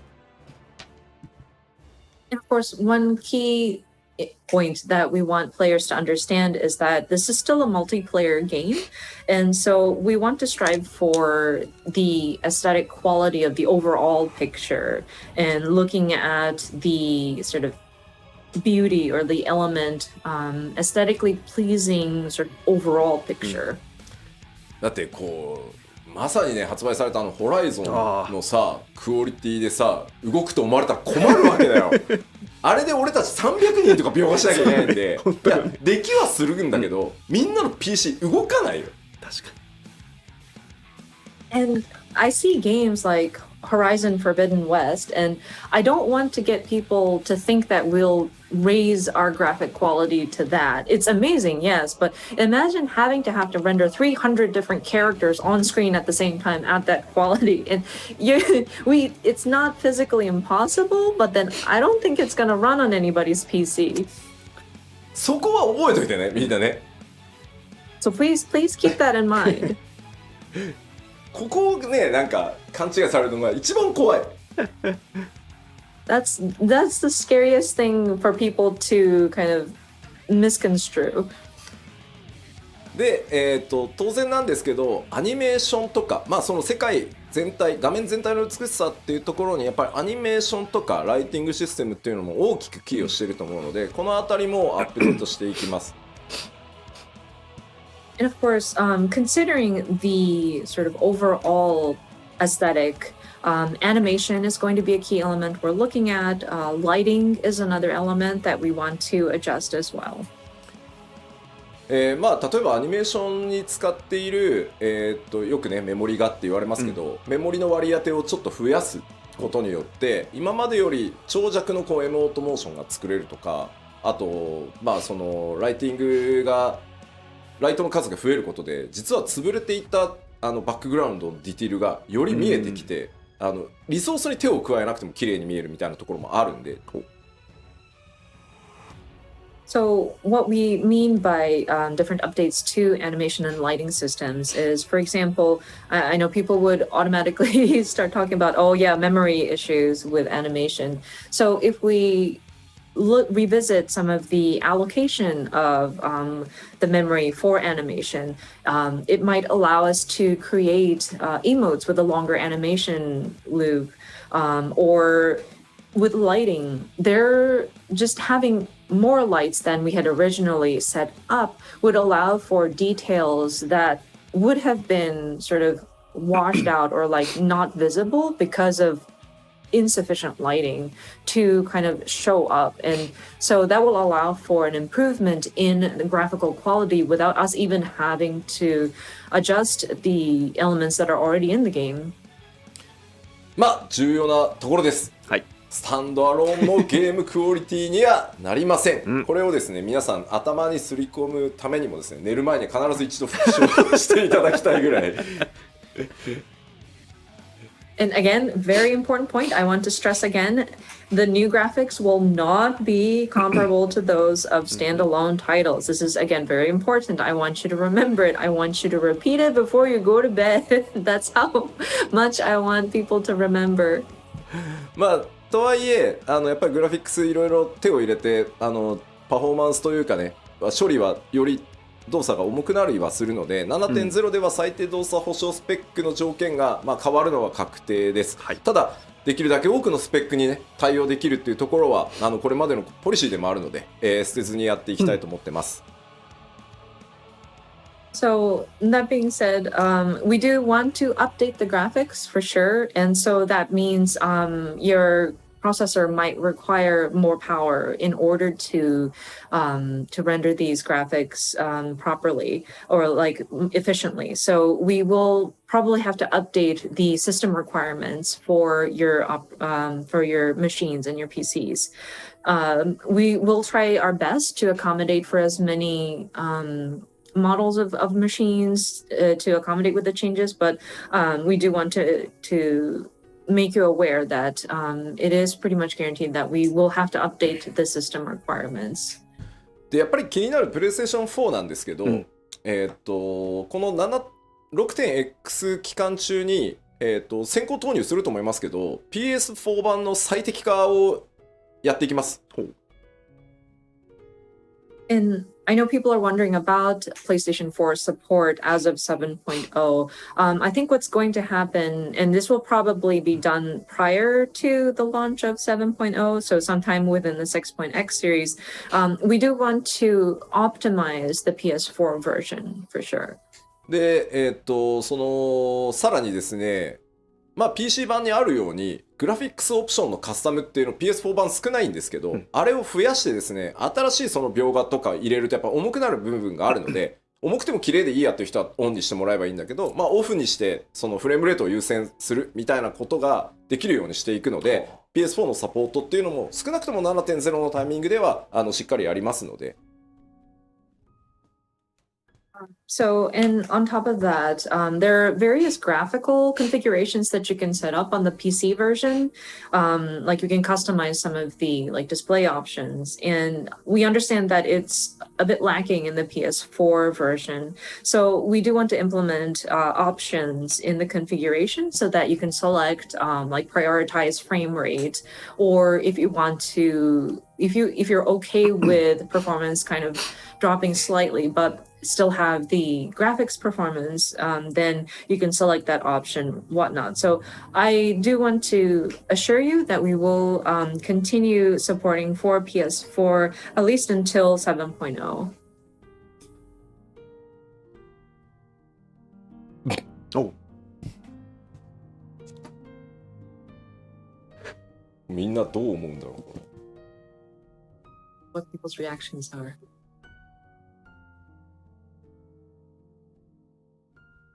Mm. 俺かと思ったって言ってる。Some people think, oh, is that me? そうそうそう。なんかさ、多分ね、これじゃないよね、多分みんな求めてるの。I don't think this is what we are looking for. This is not what we would desire. なんか疲れた吉田って書かれてる。Some people are saying this looks like a very tired Yoshida. そう、なんか違うでしょ。Yeah, but it kind of does feel awkward. ここまでリアルにはならんす。So we aren't going to be working to make it look this real. いわゆるフォトリアルを追求していくとグラフィックスアップデートってこっちに行きがちなんですけど、おそらくファイナルファンタジー14の世界やキャラクターが気に入ってくださってる方って多分こっちを求めてはいないと思ってます。And some games, of course, their intent is to lean towards that photorealistic depiction, and people tend to lean in this direction. But I think for those who enjoy the aesthetic of Final Fantasy XIV, this is not necessarily what we want to begin with. では、今そのグラフィックスアップデートって実はテスト開発もスタートさせてるんですけど、テストスタートしてからまだ1ヶ月と1週間ぐらいなんですね。So with these graphical updates, we are already starting testing actually, and it's been about a month and a week. なのでその1ヶ月と1週間ぐらいテストをして、まあこれだったらもう今出してもまあいけるだろうここまではと。まあこれ以上を目指すんだけど、まあ少なくとも一旦お見せしてもここまでは間違いなく大丈夫だよあると 7.0 でっていうのを用意してきたんでちょっと見ていきましょうか。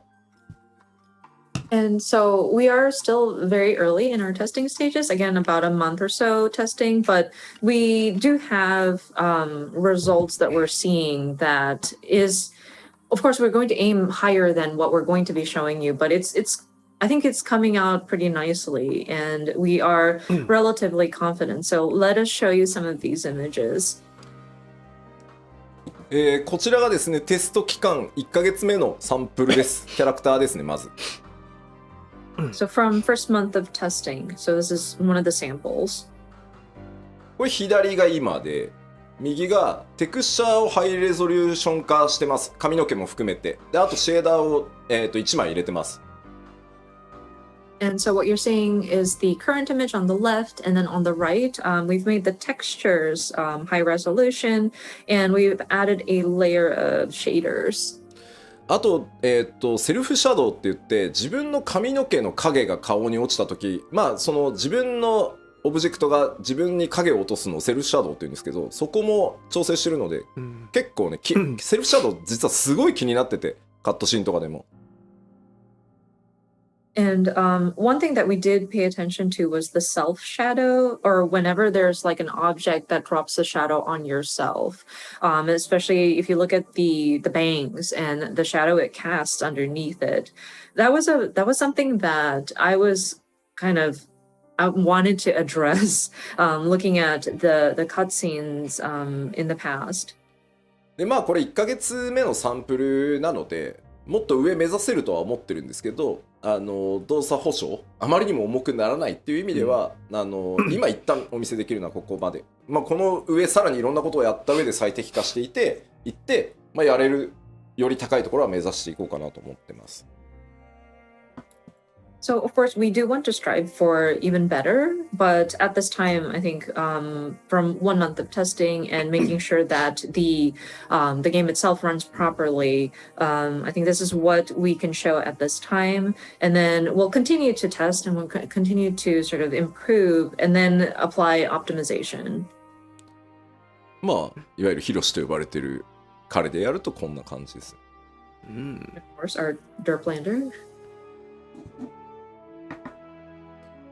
でちょっとミコッテのサンプルです。Here's a sample of the Mikoti. まあ戦月賞のボケ具合が、まあなくなったりですね、髪の毛の柔らかいそのカールの印象とかってちゃんと出てるのと、まあセルフシャドウがボケてないんでね、綺麗にかかるようになります。Of course, you may notice the face paint. The war paint is a lot crisper now. And then, as mentioned earlier, self shadow is nicer. I think it's brings out the softness of her face. まあこれがだいたい1ヶ月目だっていうのをぜひ認識しておいてください。Again, just to remind you, this is after testing for about a month.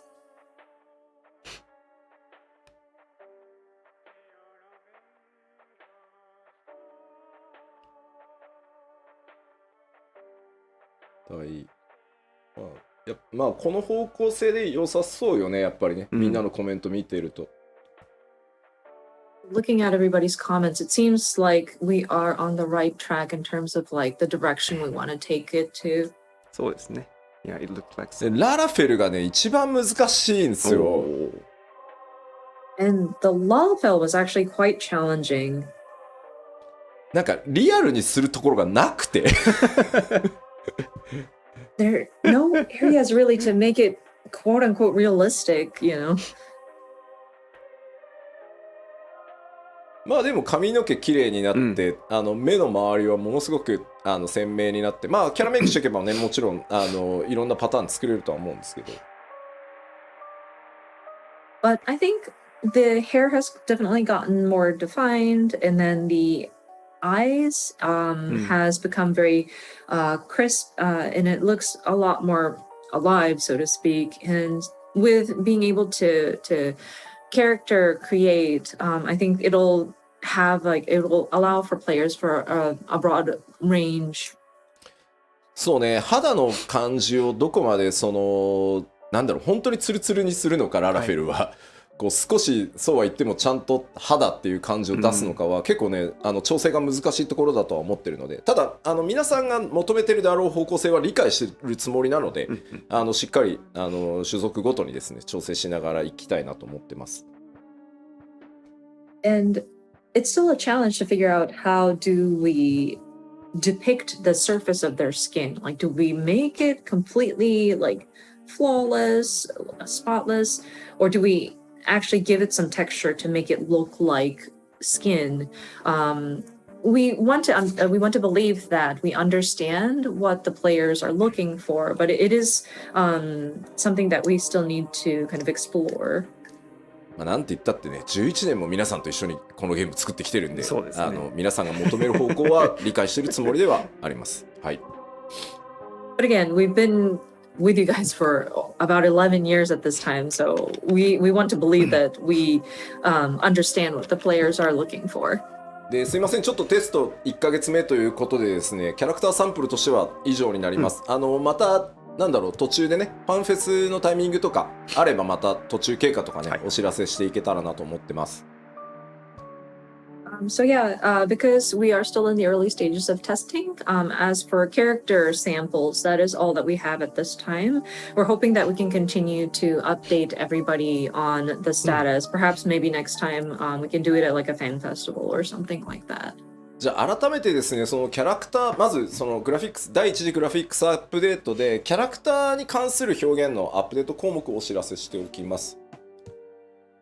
Okay, so just wanted to recap all of the different elements that we look to update for our first set of graphical updates in terms of characters.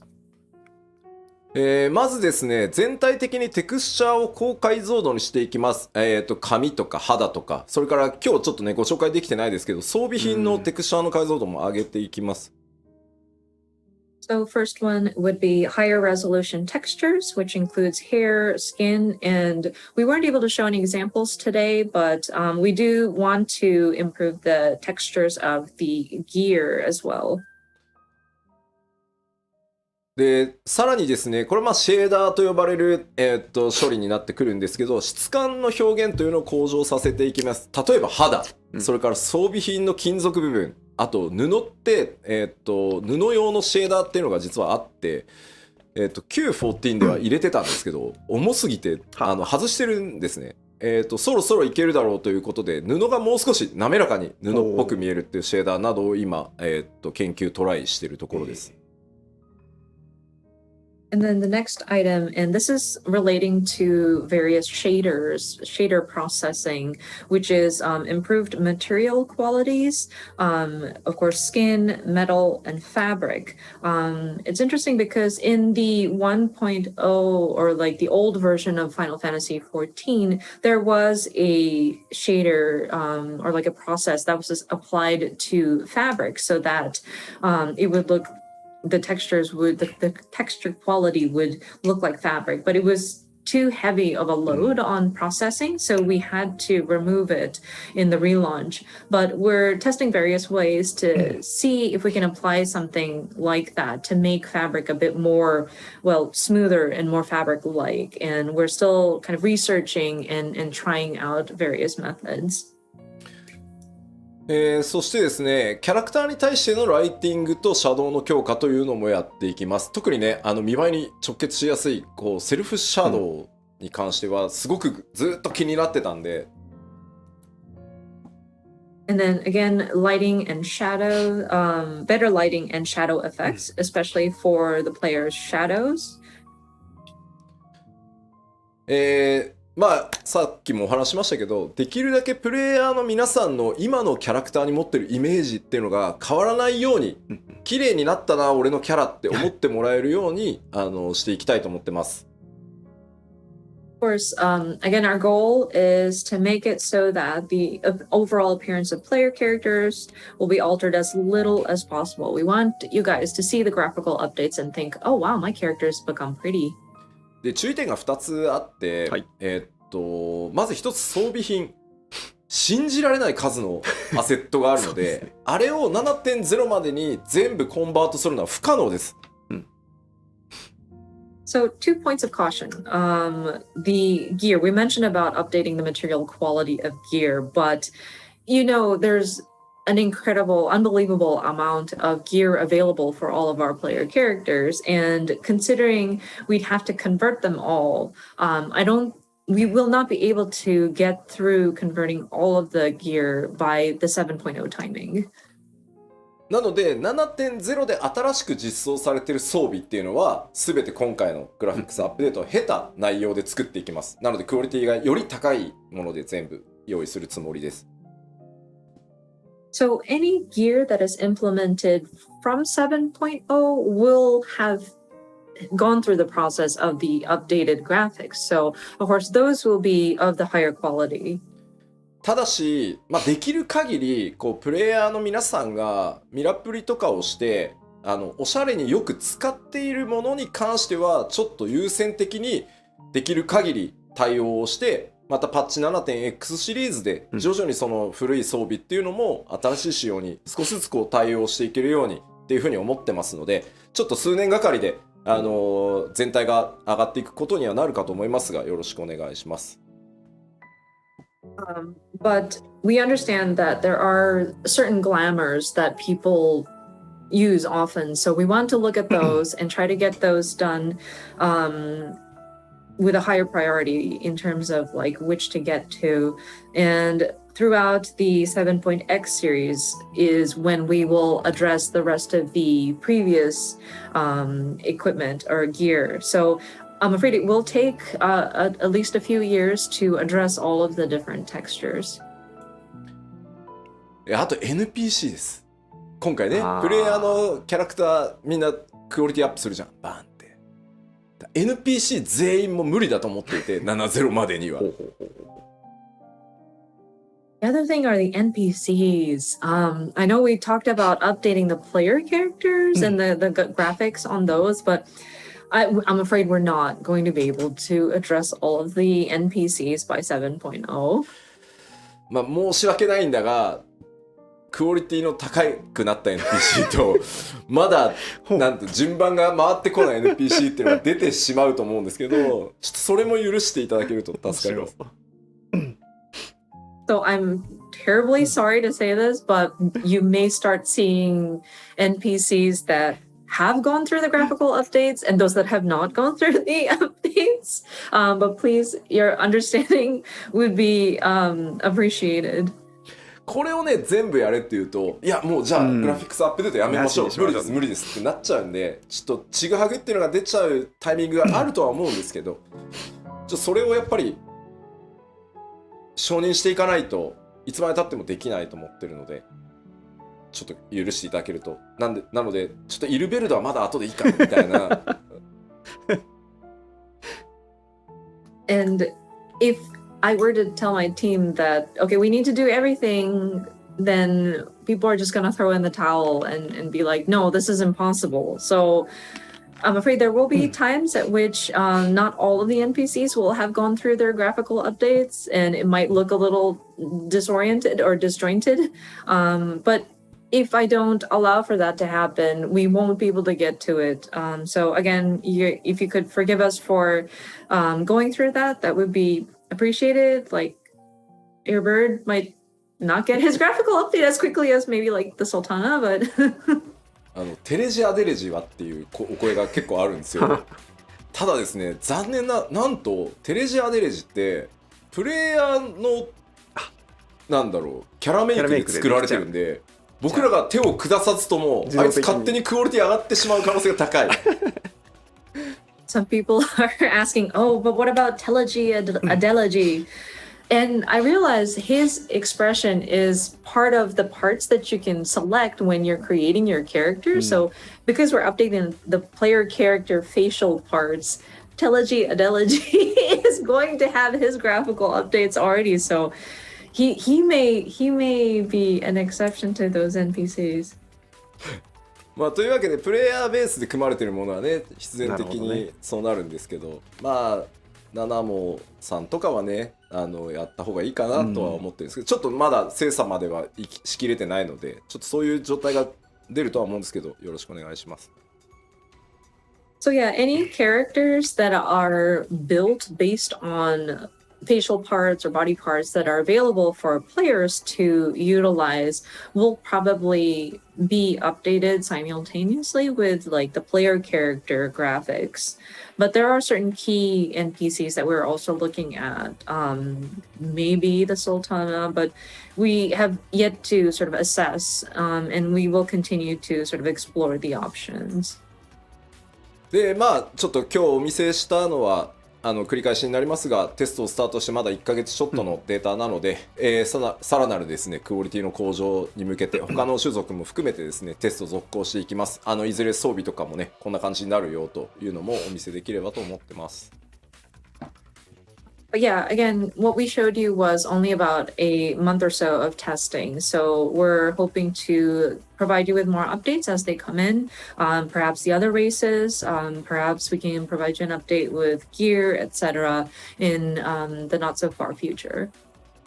でそうだなあとは結構コメントであったんですけど装備の干渉なんとかしてほしいってあれは正直どうにもならないです。物理エンジンを入れて、計算でかわすしかないんですけどそれをやるとやっぱ動かなくなっちゃうと思うので、あとやっぱり装備の干渉を許可してる僕が、もういいとこれは割り切ってくれって言ってるから今のペースでそのアセットギアが報酬が装備がリリースできてるっていうところもあるので努力はしますが根本的にオフラインのゲームのようにはならないので、そこはすいませんご了承ください。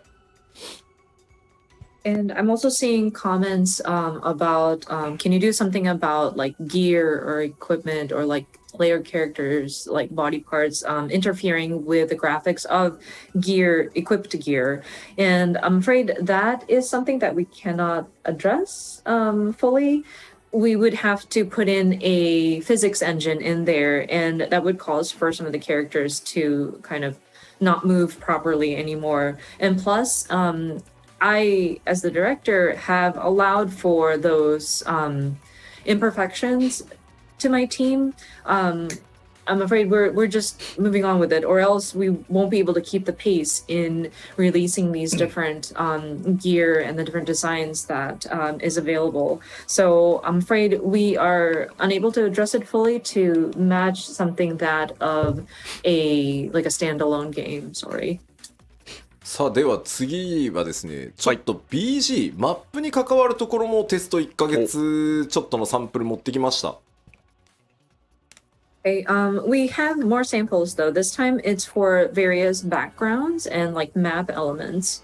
まずこれは単純に、テクスチャーとかに何も手を入れずに、配置できるライトの数を増やすっていうテストのサンプルです。So this first image is a test of just simply the number of lights we can place in a certain scene without it touching any of the textures or surfaces. 配置ライト数をですね複数増やすとこんな感じになります。So we just added a few more lights in a particular scene, and what you see is in the right side of the image. ライトがですね遠くに左側ね1灯しか焚けないので、ちょっと見てほしいのは手前側にあるデスクに影がほぼ落ちてないのが、右側複数ライトによってちゃんと影が出るようになってるでしょ。So if you look at the one on the left, we were only able to place one light source in the scene, but in the picture on the right, we were able to place multiple lights to give it a more realistic look. And as you can see, the desk is now casting a shadow. まあ当然分かりやすく上の方にライトさらに1灯追加されてるので、まああそこまで作り込んでたのにライトが当たらないことによって全部黒で潰れちゃってたのが、まあ、しっかり見えてくるようになるので、これね多分プレイじっくり見ていないとというか受ける雰囲気が変わるので、これによって。And of course, I think one of the key changes that you can see is because we were able to place a light directly on top, you're able to see some of the details that would have been kind of hidden behind a shadow. And so I think with allowing for more lights to be placed, it will kind of give you a better impression of some of the atmosphere in some of these locations. でさらにですね、こちら今の現在の状態のティターニアですね。Next, you see Titania in her current or in their current state. でこれはシャドウです。シャドウのテストをお見せします。So this is where we tested out how shadows appear. まあ影に使ってるテクスチャーの解像度と計算を上げていくので、これぐらいくっきり見えていくようになると思います。So this is where we tested the texture as well as the calculation formula behind how we're displaying the shadow underneath Titania. And we believe that we were able to improve the quality and the resolution up to what you see on the right image. さらにですね、これ複数ライトも置いてみてるので、もう今の14だと左の環境しか作れないんですけど、複数ライトをさらにカラー変えたりしていくことで、右のようにね、かなり複雑なライティングの絵作りっていうのができていくようになります。And as you can see, we have multiple lights again in this updated picture. And then plus we put some colored lighting. So the background is exactly the same. And it was actually quite intricately built. But by having these different sort of lighting available to shine on it, you can see the complex details that was part of the structure. ちなみにこれ左のティタニアのストーリー的には左の雰囲気がいいなって言ってるコメントがあるんですけど、はい、実はこの状態をさらにグレードアップさせたバージョンを BG チーム作ってきたんです、サンプルとして。ただ開発者目線で見ないと分かんないからライトの色を赤とかにして複数ライトが混ざってるっていう環境を作ってくれって言って僕がわざわざデザイナーがセンスよく統一してきたものをバラしたんで、なるほど。デザイナーのセンスじゃないので、これね僕のプレゼン用だと思ってください。デザイナーの名誉のために言っておきます。デモ用ですね。はい。One thing I do want to clarify, because somebody pointed out they liked the look of the original Titania, where it has that sort of mood with all the muted colors. Yoshida I want to point out that this is the developers actually brought to me an example of what improved graphics would look like with that stayed within the color palette of the original picture, but that's very much in the developer's perspective, and I wouldn't be able to tell the difference of what has improved. That's why I had requested my designer to intentionally place red lights, something that's more obvious, just to show an example. So don't worry, this is not what we're trying to do. We're not trying to like destroy the atmosphere. The designer was very mindful about keeping the tone of the story, but I wanted a more like overt example. So just wanted to clarify that. でここでちょっとね特に注目してほしいのが画面右の奥、上の方に見えてるステンドグラスのあたりをちょっと見ていただきたいんですけど。And one part that I do want to point out, if you look at the upper part of the image, where the stained glass is. これ左と右マップのポリゴンは何も変わらないんですね。テクスチャー解像度も変わってないです。So just reiterating that we have not changed any of the polygons that are in the map layout. We did not improve any of the textures here. なのでライトを変える複数置けるようになるだけで実は BG アーティストたちがこだわって作っていた箇所っていうのがより明確にちゃんと見えるようになるんですよ。左は全部影で潰れてるんですけど、もともとちゃんと凹凸あるんですね。And so this is what I'm trying to show with this image is that by being able to place multiple lights in a scene, we are able to showcase the details that our background artists have put into the structure. So above these stained glass, you might see these sort of like tiered sort of molding on top. And the picture on the left, it makes it unnoticeable because it's kind of drowned in the shadows. So by being able to place multiple lights, we're able to accentuate those details that our background team has put into the structure. ちなみにバックグラウンドアーティストたちはライトの追加をやっていこうって言ったらめっちゃ喜んでました。おー So when we were talking about adding multiple lights, the background team definitely had a very strong reaction to that. よかった。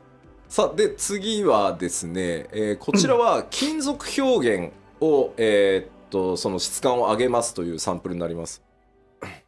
So next sample we want to show you is how we depict like the texture of the metal. こちらもですねデザイナーの趣味というよりはですね悪趣味なぐらい変えてくれって言ってるのでそれをご承知おきください。And of course, this again is supposed to be an example. And so I asked my designer to make it very gaudy at this point. So please understand it is not necessarily the designer's choice. まあもともとやりたかったけどシェーダーがなくてできなかったのでまあこれぐらいゴールドをちゃんとやっていきますよと。So up until now, we didn't have the proper shaders to apply, but we would love to improve the look of metallic surfaces. For example, gold here. すごいですよね。コメントで吉田の家じゃんって書いてあるんだけど、俺んちこんなんだったらもう仕事してないわ。People are saying, "Oh, is this Yoshida's house?" I was like, "No, if I were that rich, I wouldn't be working."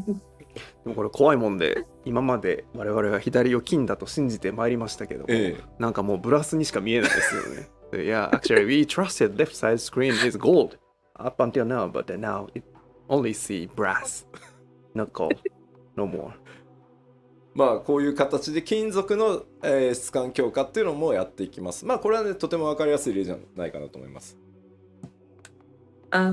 Thank you for that. But yeah, again, we're trying to make improvements to the material quality, so the look of metallic surfaces as well. さらにですね、続いてはマップに使えるメモリっていうのも、上限を上げてあげようと思っているので、それによってですね、より多くのオブジェクトが配置できるようになっていきます。And next was to look at the memory resources allocated to rendering a particular area on a map. And I'm looking to raise that sort of cap so that we can place more objects in a particular field. まあこれ左側が現在よくちょっとマトシャと出会ったりするところですけど、こんな感じになってます。これ現在ですね。So the left side, you may remember your first encounter with Matsuya. でそれがですね今回このぐらいまではいけるだろうと。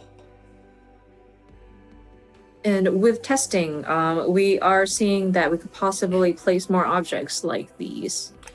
左と比べてですねやっぱりまず注目点としてはその1枚のループで作られてたその階段状になってる部分っていうのが、それぞれ素材違いをしかもこう組み合わせでずらして配置したりすることによってこう使い込まれた感とかより出せていける。このあたりはね実はすごく大きいと思います。And so in the left, you may notice that it's just a repeat layered on like a repeat layered on top of each other. But in the updated graphics, you can see that we are able to place objects not exactly like on top of each other, but like you can shift it by a little bit. It'll allow for a more realistic depiction of the area has been in use. So this is actually quite, it helps with like the immersion. であとはその床ですね実は、床の上にもう一枚テクスチャーを重ねてブレンドさせることでですね床のこうひび割れだったり、細かい、今だとねメモリがないので巨大な床を1枚貼ってどうにかところなんですけど、そこをさらにこうスカンマ上げていけるようになる。And then the floor or the ground, with the graphical update, would be able to add another layer on top to give it more texture and kind of blend it in. So like cracks in the ground. Previously, we wouldn't have enough memory, so we would just have to paste one giant floor and deal with it. But with the graphical updates, I think we'll be able to improve on the texture quality as well. そしてですね、続いてからちょっと BG でお知らせする最後になるんですが、Next is, I believe, the last set of samples that I've seen for the background elements. こちらです。我々開発チーム最大の敵、自動草って呼んでるやつ。これは。So this is one of our pet peeves, arch nemesis, I should say. These are like these automatically generated grass. これがですね、カットシーンのチェックをやってるとですね、割り込んでくるんですよ。自動で生やされるんで。多分カットシーン作ったスタッフの時には生えてなかったんでしょうけど、僕がチェックする時は生えててですね、このジャギジャギがすごい入ってくるんですよ、カメラに。And this is so, it takes away from cutscenes when it barges in. I'm sure when the cutscene team is creating the composition, they don't see the grass because this is just automatically generated after the fact. But sometimes it's like so close up and it's so pixelated, and that pixelation it bothered me very much. 今回もね、実はちょっと裏話ですけど、はい、まあエルピスでヘルメスにね、メーティオンにせがまれてエルピスの花をこう見せるシーン、夜空でね、あるじゃない。でヘルメスがこう仮面を外す、あそこがですね、何度チェックしてても自動草が入ってくるんですよ。で頭にきたんでもう BG 班に頼んでこの辺もう草生やさない設定にしてくれって。あ、なるほど、除草剤を撒いてしまったんですね。So one behind the scenes comment I wanted to make when I was looking at the cutscene in Elpis, sorry spoilers, but Hermes, when he's talking to Meteon about, oh, I want to show you the flowers in Elpis, and he removes his mask, the grass automatically generates. And it gets in the way. So I got so mad. I told the background team, like, can you make it so that you don't have grass being generated in this part of the ground? で、それがですね、今まだテスト中ですが、こんな感じになります。はい。But that will be updated, hopefully. Again, we're still testing, but this is a sample image of what it could look like. で、まあ種類もね、複数持てるようになるので、これね、草原から上は何も手入れてないんですよ。向こうに見える木とか、全く今のままなんですけど、まあこんなに変わるですよね。So, and plus we are able to generate a variation of different grass or plants. And so while we haven't added or modified anything in the background, like the trees and the field in the background have not been modified, the look of it is different because of how we can process these automated grass. これはですね、自動草そのものを入れ替えるので、申請から行月まで全てのマップで自動で生えてる草がきれいになります。And for this update, we will be replacing the system that generates these grass or plant life. And so this should be applied throughout all of the areas from A Realm Reborn throughout Endwalker. さあ、ではバックグラウンド、実はねまだあるんですけど、ちょっとどんな表現バックグラウンドを上げていくかというのをお知らせしておきます。We've done various other testings in terms of background elements, but allow me to summarize again. まず先ほど、サンプルでも見ていただきましたライト配置数の追加、質感、凹凸表現ね、雰囲気の強化っていうのがこれによって、行われます。So again, we are going to be doing additional lighting points, so improved visual quality, depth, and immersion. そしてですね、影の高解像度化、影のテクスチャーを高解像度にすることでですね、ちらつかなくなったりですね、影がよりメリハリが効くようになります。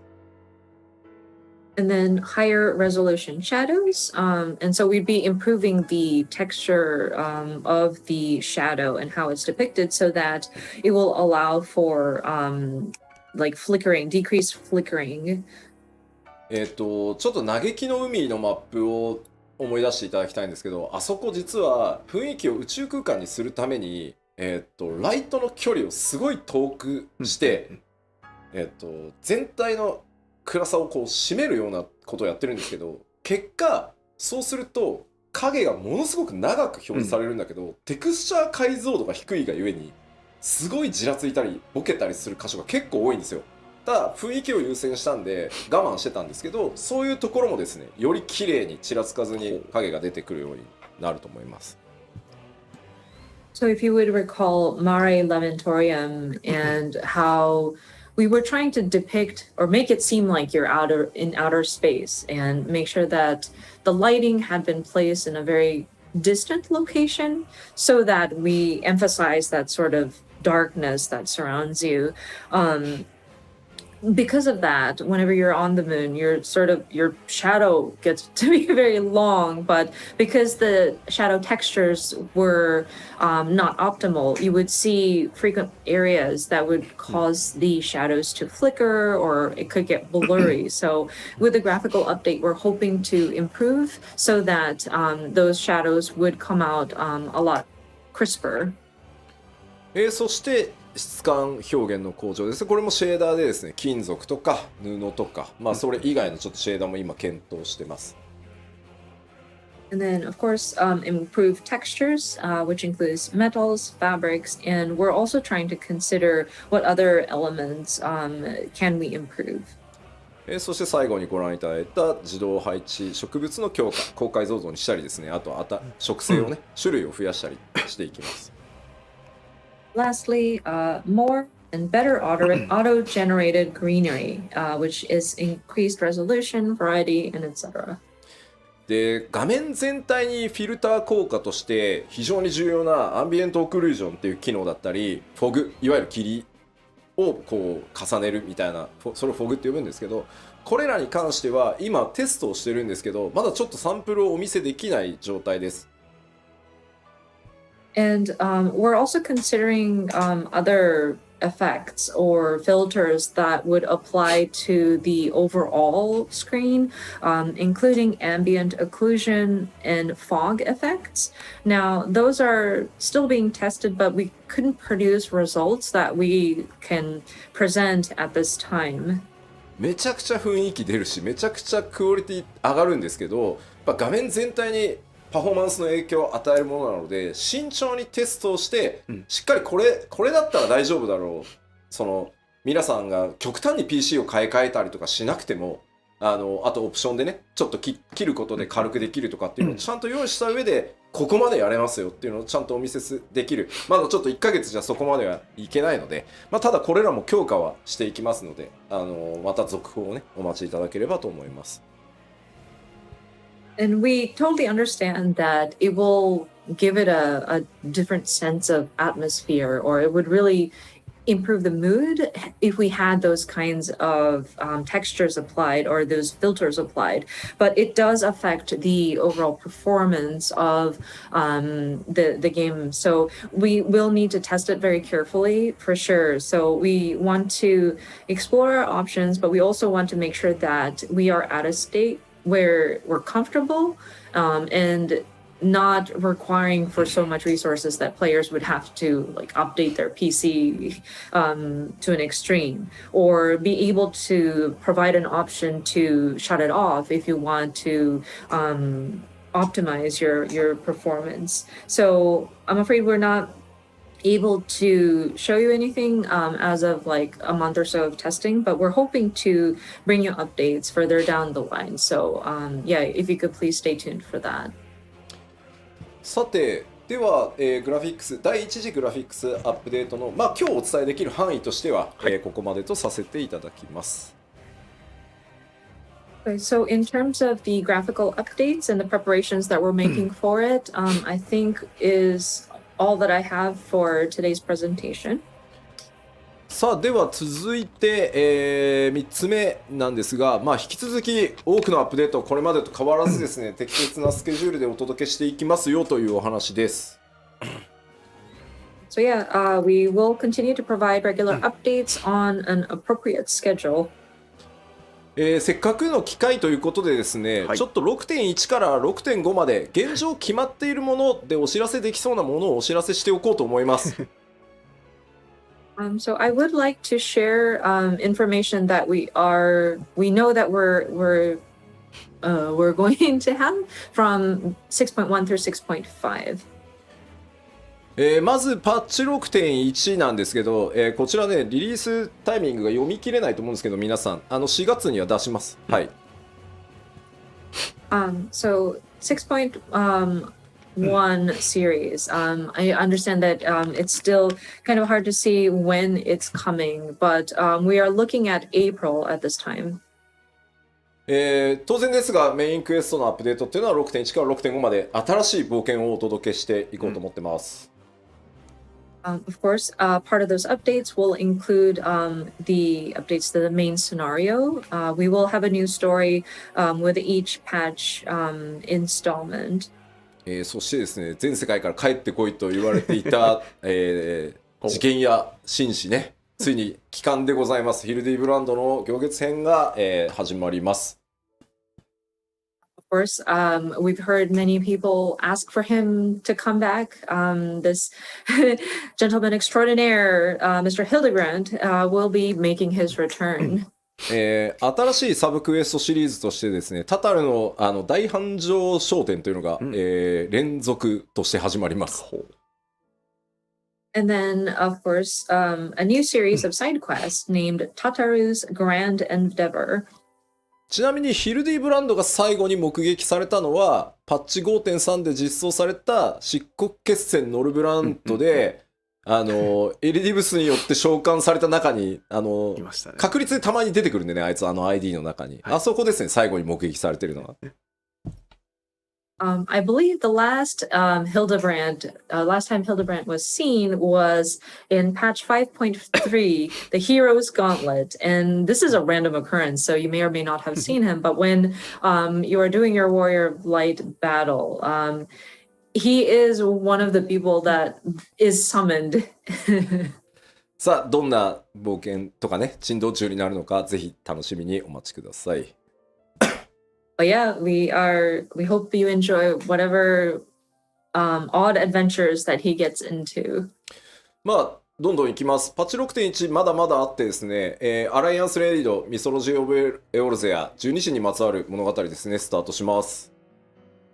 Continuing with patch 6.1 updates, we will have our Alliance Raid Myths of the Realm Part 1 implemented. This is going to delve into or touch upon the mythos of the 12 gods. そして新 PVP のクリスタルコンフリクトというのが、スタートして蛮族クエストアルカソーダラ続編があって、ゼツは本当お待たせしました、レイド大好き勢、本当お待たせしたんですが最新ゼツリリースします。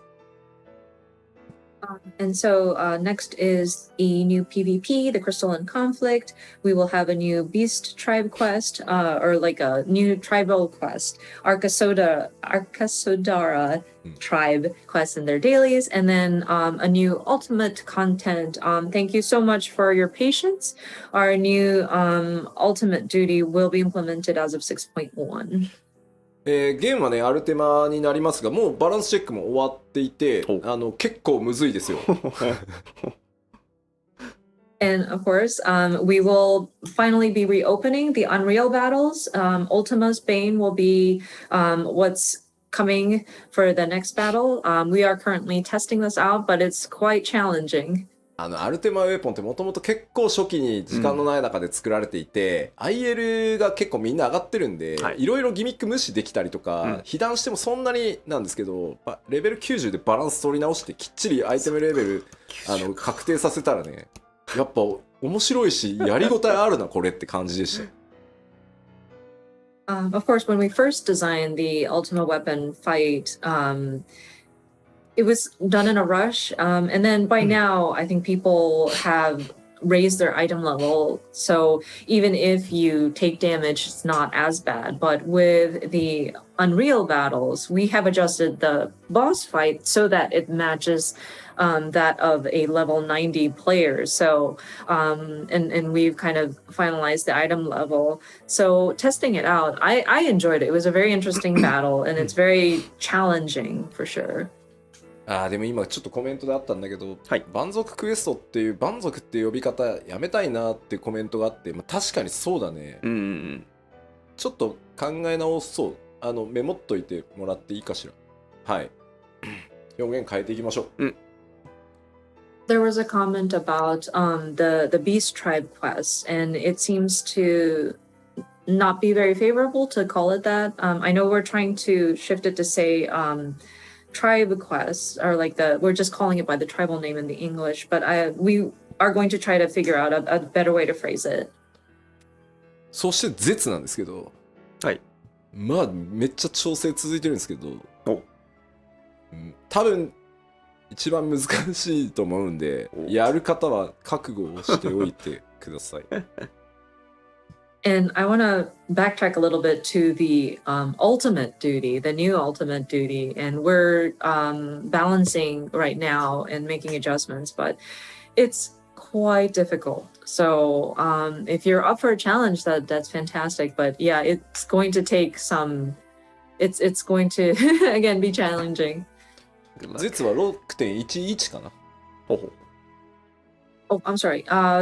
Ultimate would be not 6.1 but 6.11, so it's probably not at the same time as the major patch. メインシナリオをやったり、ハウジングの抽選に応募したりとかすると思うので、2週間空けて出す予定かな。はい。We are hoping that players would enjoy the main scenario first, and then 6.1 is also when we open up the Ishgard housing. So I'm sure people will want to sign up for like housing plots. So we're going to wait 2 weeks after the launch of the major patch and then release the ultimate duty. まだまだあってですね、6.1、さっきお伝えしたメインクエスト ID のフェイス対応 2.0 範囲やって、それ以外のID もちょっとグラフィックスの調整とかいろいろやってます。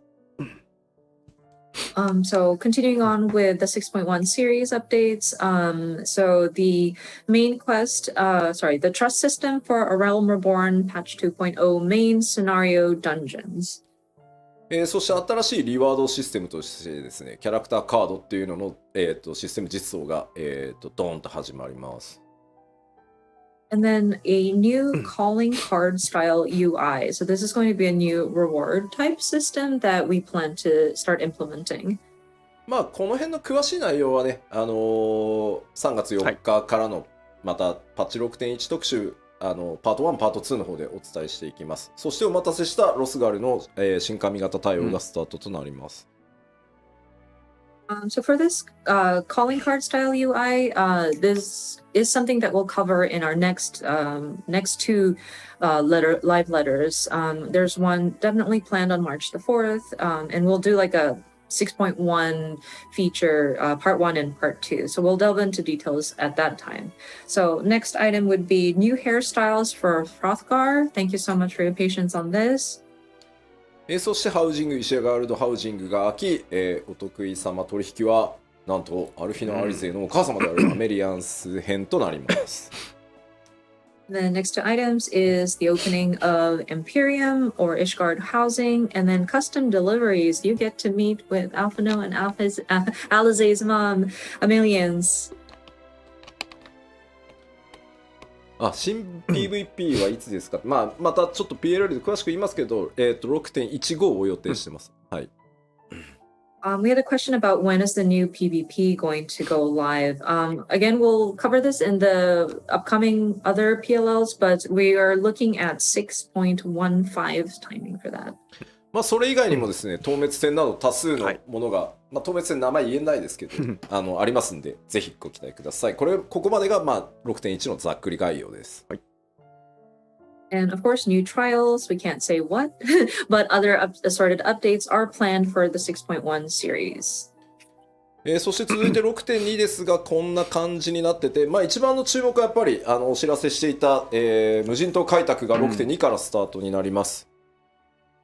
So next up is the 6.2 series. This is one of the large, like the anticipated content, I believe, is the Island Sanctuary. That's when we're going to start opening this up. 昨日全体を一通りチェックしましたけど、めちゃくちゃでかいんで規模。だいぶね、組み上がってるんで、もう。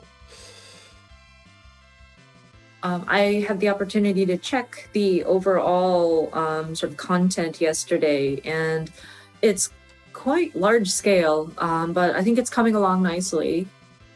またちょっと、今日は時間がないのであれですけど、詳しく説明する機会は取ろうと思いますが、基本的には外の世界と全く異なるそこだけで完結できる遊びになってますし、まあ、ゆっくり本当にゆるくやれるので楽しみに待っていただけると嬉しいです。So I'm afraid we don't have the time to cover it today, but we will take the time at another opportunity so that we can explain the details of this. But it is going to be a different sort of area that you can enjoy, and it's a very self-contained sort of content that you can enjoy. でまあ2.x 残り新生オルゼアの 2.x シリーズのメインクエスト ID を全部対応し、想定編にも突入します。あとは武器強化コンテンツの新しいシリーズをスタートしますとかですね。So going back to the earlier bullet points, we will be applying the trust system for the 2.x main scenario dungeons, maybe partially into Heavensward. It says here. ああそうだ、もうね多すぎて入れてないんですけど、ミラプリの拡張もね 6.1 から第1弾始まるんで言っときます。そういうのよかった。Oh, we also want to mention we will be expanding on Glamours. Glamour ミラプリのごめんなさい、ミラプリはグラマープリズムの方でしょうか。ね言えない感じですか。第1弾はプレート増やすをやっていく、まず第1弾。So glamour related updates. I'm sorry, I wasn't sure how to phrase it, so I squeezed it out of Yoshida-san. We will be addressing and expanding upon glamour plates as part of the first glamour related updates in 6.1 series. まあちょっと全部書ききれないけど、いつもの討伐透滅戦のノーマルと極があるとかいうのは、まあいつも通りやっていくので、まあその辺は書かれてなくてもあると思ってもらえると助かります。And of course, we will have whatever content that you can expect in a patch update, so like new trials, etc. It's not written here because we couldn't fit it all in the slides, but yes. 収納数増やすトライもしてるから、ごっそりどっかのタイミングで増やします。And we're also looking at like how to expand upon like the number of sets stored. So we're hoping to find an opportunity to do that update, like not an overhaul, but like an update on that as well. そしてですね、さりげなく書かれてる新しいこの 6.2 から新しいバトルコンテンツ、タイプが全くこれまでと違うコンテンツを今開発中です。And then the fourth bullet point, it's just kind of snuck in there as part of like the updates, but it's a new thing that we're trying to do. It's a dungeon with variable difficulty. これ難易度可変ダンジョンって今開発コードネームなんですけど、1人から4人でチャレンジできて、1人で行く、2人で行く、3人で行く、4人で行くっていうので、自動的にそれに合わせて難易度がコントロールされるっていうチャレンジ型のコンテンツになります。And so the code name that we're using here is like Criterion Dungeons. But so you can attempt this with 1 to 4 people. And what makes it variable is that if you go in, depending on the number of people you go in with, so 1 person, 2 people, 3 people, 4 people, the difficulty sort of varies. It will automatically scale. So it's like a content where players can sort of challenge themselves. まあこちらも組み上がってはきてるんですけど、まだ調整いろいろチェックやってたりするんで、まあ6点に近づいてきたらしっかり特集していきたいと思います。It is coming along nicely, but and we're still performing checks on the content. So please stay tuned for new information as they become available when we can talk about 6.2. そして6.3 になるとですね、メインクエストの ID フェイス対応が争点編をここで完了させる予定です。And then moving into 6.3, so we continued to add more trust NPCs. We should be able to address the remaining main scenario instanced dungeons in Heavensward. でかいのはですね、世界中からですね、ディープダンジョンシリーズの新しいのがやりたいという、お声をたくさん頂戴していたので、今企画をやっている最中です。6.3 で、ディープダンジョンシリーズの第3弾実装予定です。And then players from around the world had asked about when do we get a new deep dungeon. And so we are in the planning phases at this time. We're hoping to launch the 3rd in the series of deep dungeons at 6.3 series timing. そしてですね、すでに、開発スタートして進んでるんですが、Z シリーズの第5弾を、6.3 でリリース予定です。And then we are already starting to make plans for this, but we do intend on adding one more ultimate duty. So this will be the 5th one in the series. そしてですね、6.2 でリリースされた、無人島開拓のアップデートももちろん行っていきます。And then of course, because we will be opening up the Island Sanctuary as of 6.2, at 6.3 series timing, we will continue to update it. でまあ、4と5はちょっとパチ 6.4 と5はまとめてのご紹介になっちゃいますが、この4と5でグレン編のメインクエスト ID のフェイス対応を全部終わらせて、まあ、これで、ストーリー上に登場する ID は、全部対応が終わる予定です。And then next page covers both 6.4 and 6.5 series. But by this time, we aim to complete the trust system implementation into all of the Stormblood main scenario dungeon series. And so that should get through all of Stormblood. で難易度可変ダンジョンと呼んでる新しいバトルコンテンツシリーズの第2弾とか第3弾も入れていきますし、無人島開拓の開拓エリアを追加したりっていう予定ももう当然ね、我々長期計画で進んでるので予定されてます。And then, of course, our Criterion dungeons will see an update. We should have numbers 2 and 3 implemented. And then for Island Sanctuary, at this time, we want to expand upon the area. So we'll have an additional area.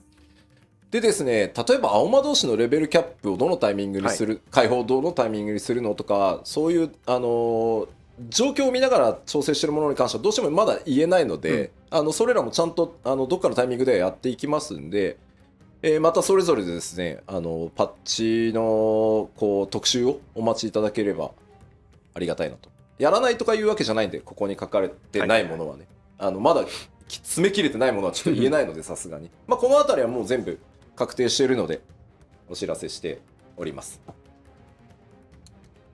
I'm sure some of you might be wondering about, okay, when is the next time the Blue Mage is going to have their level cap increased? And some of these items, we need to monitor the situation. And so I'm afraid we aren't able to determine exactly when this is going to happen, but we do intend on doing it. We will share more information when we are going to do like a patch specific like updates live stream. Please note that even if it's not written in the document, it doesn't mean that we're not going to do it. So yeah, there might be information that we're still in the planning phases and we weren't able to solidify at this time. So we will continue to look at the various existing content and provide updates when we can. まあなんかパッチ情報を出すとみんな細かいところあれはどうこれはどうってやっぱなっちゃうね。まあ皆さんが思ってることは基本的にやっていくんで大丈夫ですよ。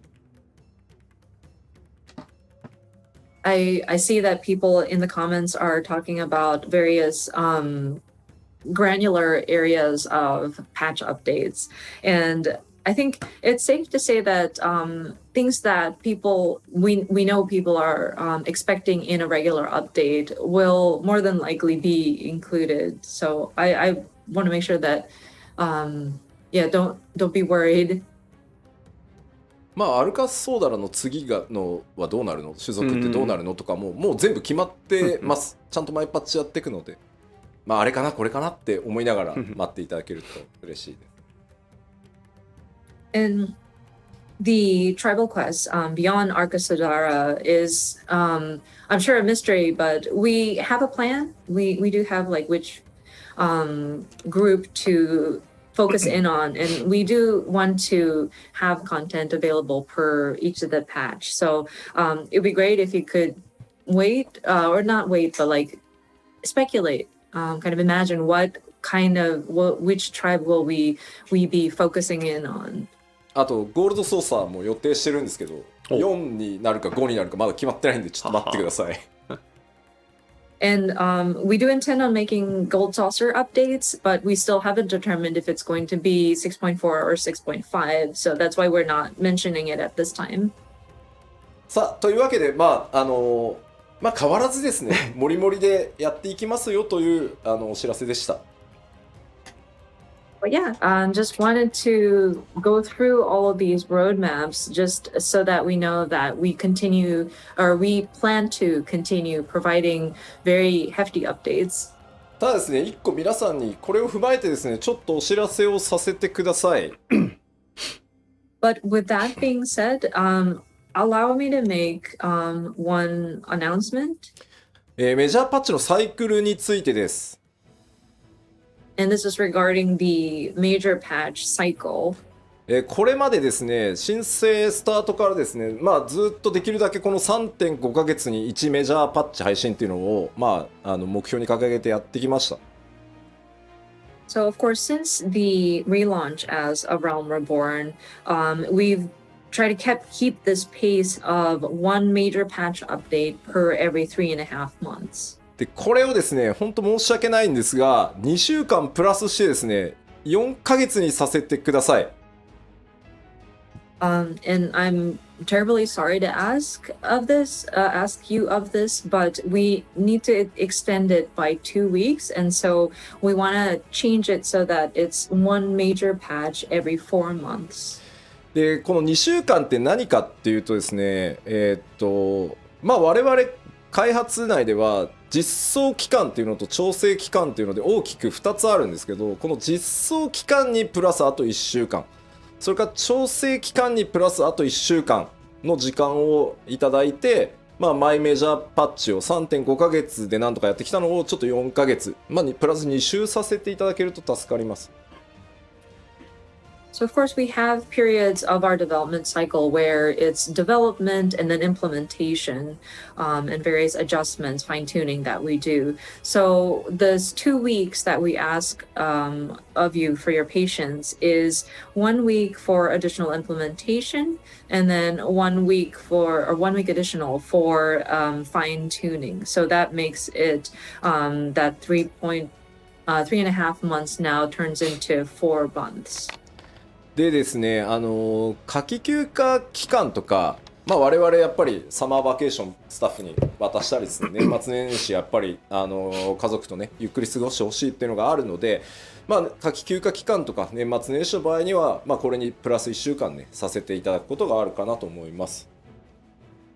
And in addition to that, we do have breaks, like summer vacation or summer holidays, New Year's holidays. I'm sure people have family that they would visit over the holidays, and so for those holiday seasons, we might see an additional like 1 week's not delay, but like 1 week's time added as well.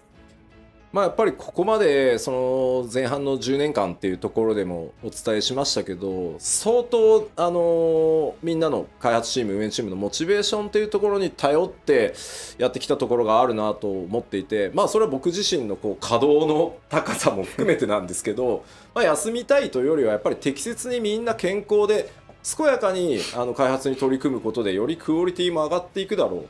でもまあ事実足りてない無理をしてきたっていうところもあるので、ちょっとそれが理由になってます。As I explained in the first half, when we were looking back at our first 10 years, we really depended on the motivation of each of the developers that are on the team, and me included. I was moving around and very hands-on with my team, but looking at our schedule and how we work, I do want my team to be healthy and be able to sort of maintain a good level of quality because they are taking the necessary breaks. And to be honest, there were areas where we might not have performed as well as we should have because some of us may have been pushing too hard. So that's the reasoning behind why we want additional time. でまあ非常にね皆さん優しいコメントいただけてるんでとても嬉しい。特にスタッフの健康とかね気遣っていただけてるんでとても嬉しいんですけど、まあ、これまで 2.0 からねなんとか 3.5 ヶ月でこうやってきたこの実装10何週調整何週みたいなのでまあやってきたんですけど、ちょっとね比較を持ってきました。And thank you so much for the kind comments regarding our staff and making sure that you're showing your concern to our staff members. It really warms my heart, and I'll make sure to relay that. But considering what we've been doing in terms of providing an update every 3.5 months since 2.0, and we work with a schedule of like such and such weeks for implementation and whatnot. So we put together this comparison chart for you to take a look. まあこれまで、企画、開発、調整、デバッグっていうのを、まあ、3.5 ヶ月でやってきてたんですけど、Of course, our development largely is broken down to planning, development, adjustments, and debug. And this is some of the numbers that we've pulled up. まあ、パッチ 3.3 の時が左の列、5.3 の時が右の列です。So the column on the left is patch 3.3 series timing. And then the column on the right is patch 5.3 series. まあ、コンテンツ数がねそこまで極端にってわけじゃないんですけど、やっぱジョブ数がまずね11だったのが18になってたり、ボス数が作ってるボス数がもう17から23って増えてるんですね。これ当然調整コストめちゃくちゃ増えてるんで。増えましたな。So, I mean, the number of content, like types of content, may not have varied over the years. But if you look at, say, like the number of jobs, from patch 3.3, 11 jobs, we've now jumped up to 18 as of 5.3, which means a lot of different balance adjustments for those. Number of bosses have gone from 17 to 23. もちろんね開発スタッフっていうのも皆さんからいただいた月額課金で、まあ、どんどん採用してどんどん増やしていてチーム規模も当然上がってるんですけど、じゃあ人が増えればそんなに簡単に僕ら工場製品作ってるわけじゃないので量産が上がるかっていうとやっぱりそうではない。トレーニングも必要、経験も必要。やっぱりそんなスーパーエースたちが中川とか須藤とかがバンバン育っていくわけじゃないので Of course, with our development team, thanks to the support via monthly submissions or subscriptions from everybody, we are able to strengthen our team. We were able to hire additional staff. And so our team has definitely grown, but I mean, we're not in a factory manufacturing, we're not an assembly line. So we require training. We require for our staff to gain experience. Not everybody is a super ace player like Nakagawa or Sudo. 例えばこの開発チーム運営チーム三角形だとした場合に、この三角のスケールはめっちゃ大きくできるんですよ。はいはいはい。だけど結局上の方に行くと、どこまで行っても最後は頂点はディレクターとかプロデューサーってなってくると、ここがやっぱそんな簡単には増えないんで、何でもかんでもたくさん調整もチェックもせずに出すってわけにもいかないから、吉田を別に分身させろとかその培養して増やせばって考えもなきにしもあらずだけど、ちょっとまだテクノロジーがそこまで追いついてないんで。So if you would imagine our sort of team, I guess, our staff, or how we're organized as like a giant triangle.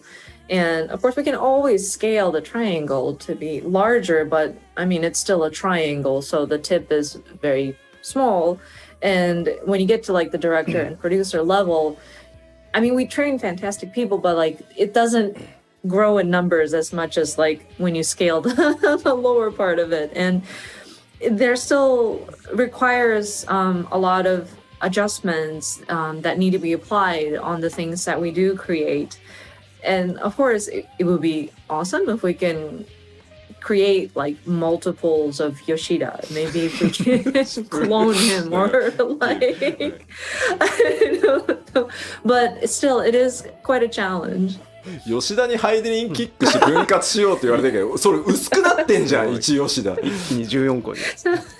Somebody's saying, perform the Heidelin kick on Yoshida and sunder him, then we'll have 14 of him. But then, wait, no, but he's sundered, so he's like thinner. Like you have a diluted version of him.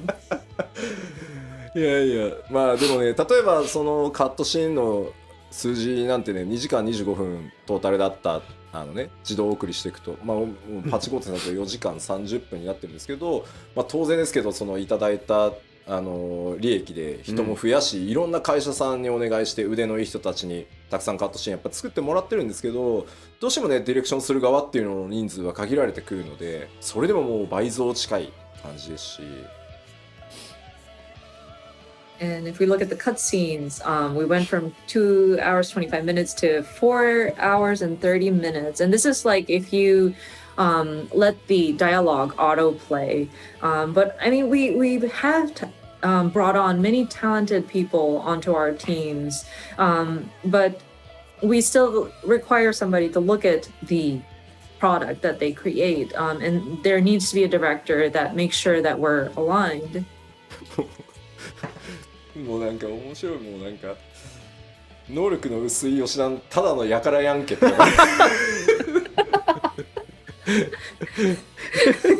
Comments still going on about sundered Yoshida, like, well, but what if he's like that's like a low quality Yoshida? It's just a man. というわけでですね、これからもちょっと今日お伝えした内容 7.0 に向かっていろいろやっていきます。パッチの物量というのも頑張ってまた作っていきますし、クオリティとか調整というところも妥協なくねまた進めていきたいとは思うんですが、その分ですね、ちょっとこれまでのパッチサイクル3.5 ヶ月にプラス2週させていただいて4ヶ月っていうサイクルでですね、ここから先まだまだ楽しみお届けしていこうと思ってます。But yeah, we are making various plans leading up to 7.0, and we still want to continue bringing you the different patch updates. And so with the different elements that we implement, as well as the balancing that we do, the fine tuning, we don't want to compromise any of that. That's why we do want to continue producing the patches to the quality that we hold ourselves up to. So we do want to ask for that additional 2 weeks so that we will have the 4-month patch cycle. But we will continue to bring you regular updates. まあ本当にあと10年やっていけばとてつもなく長い旅になると思ってます。皆さんとね一緒に今度は20年歩んでいこうってことになるかと思います。And we strive for another 10 years. This is our goal. And I'm hoping that we will get to a point where we will be celebrating or like we will be looking back at our journey in our 20th anniversary. まだまだやりたいことね、チャレンジしてみたいことあります。驚いてもらえることやっていこうと思いますので、ぜひこの先もですね、一緒にまた14作っていただけると嬉しいです。はい。We do want to do more, take on more and more challenges, bring you more surprises. So I want to continue building this together with you all. So yeah, it would be great if you could continue to keep with us. はい、では前半。はい、ありがとうございました。Thank you very much. So this is all about the first half of today's letter live. 今日の前半、プロデューサーレターライブの前半戦はここまでとなります。1個忘れた。DC トラベルはいつが結構多くて、今のところ予定 6.18 かなで予定してますんで。Sorry, one more thing. We did see a lot of comments about, so when is data center travel going to be implemented? We are currently looking at 6.18 timing for that. はい、ありがとうございます。Thank you very much. ではこの後休憩に入るんですが、ですね、今日は後半戦は、通訳は別の方にお願いすることになっておりますので、あゆみさんがここまでとなります。So before going to break, because we have another person for translation for the Q&A part. So that's it for あゆみさん today. So あゆみさん、皆さんに一言ご挨拶お願いします。はい、長い間お付き合いいただきありがとうございました。Thank you guys so much for your patience as we navigate through all of this. But yeah, I will see you guys at another opportunity. ありがとうございます。Thank you very much, あゆみさん。まあ僕がね安心してこうゲームシステムの話っていうのを全世界の皆さんにこういつもの調子でお届けできるのは、本当にあゆみさんの高い翻訳スキル、特にね僕の性格を把握した上でのやっぱり、トランスレーションがねもう長くなりますのでね、僕らもコンビを組ませてもらって、なんで本当に助かってます。いつもありがとうございます。ありがとうございます。ここどうやって訳しましょう。吉田さんはAmi-san really knows Yoshida-san's characteristics very well, so it's we are very relying on Ami-san's translation for when he explains the game systems or mechanics. So thank you very much, Ami-san again. Thank you. はい。では今から休憩に入るんですが、1時40分再開。So we want to restart the latter part of the letter live at the 1:40 p.m. Japan time, which is in 20 minutes.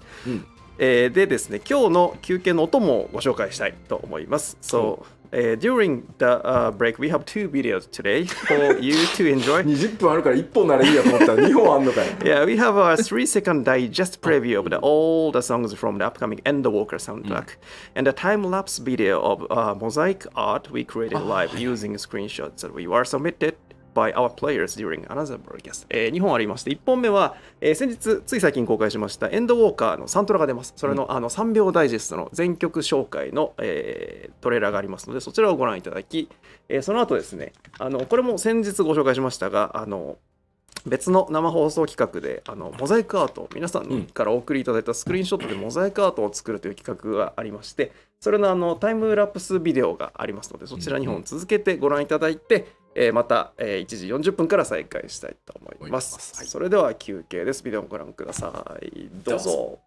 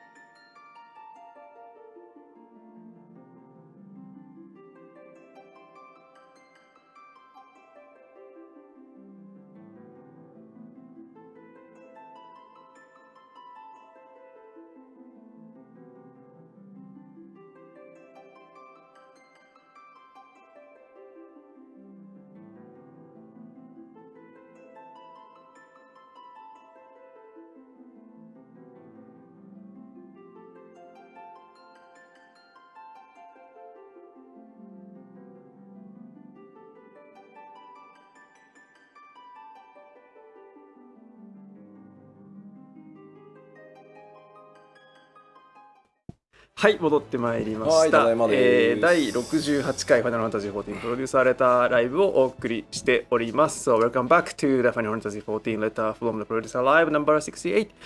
で、後半戦は、ここからのお時間は、Q&A セッションということで、行月のフィナーレをプレイした経験から皆さんに質問をお送りくださいということで、事前にフォーラムでお送りいただいた質問をもとに吉田さんに答えていってもらおうということになっております。So for latter part of the today's letter live, we gathered lots of questions of all of you from the global players on official forums based on your gameplay through the Endwalker. So we have Yoshida-san to answer your question.ということで吉田さんよろしくお願いします。はい、よろしくお願いします。で後半戦ですが通訳にはローカライズチームのケイトさんにお越しいただきました。So for latter part, 吉田さん 's voice will be covered、by ケイトさん from our localization team。皆さんにご挨拶お願いします。はい、ローカライズのケイトです。よろしくお願いいたします。Hi, I'm Kate from the English localization team。まあ緊張してると思うんでね。はい、で、まあちょっと注意点を3つね、言っときます。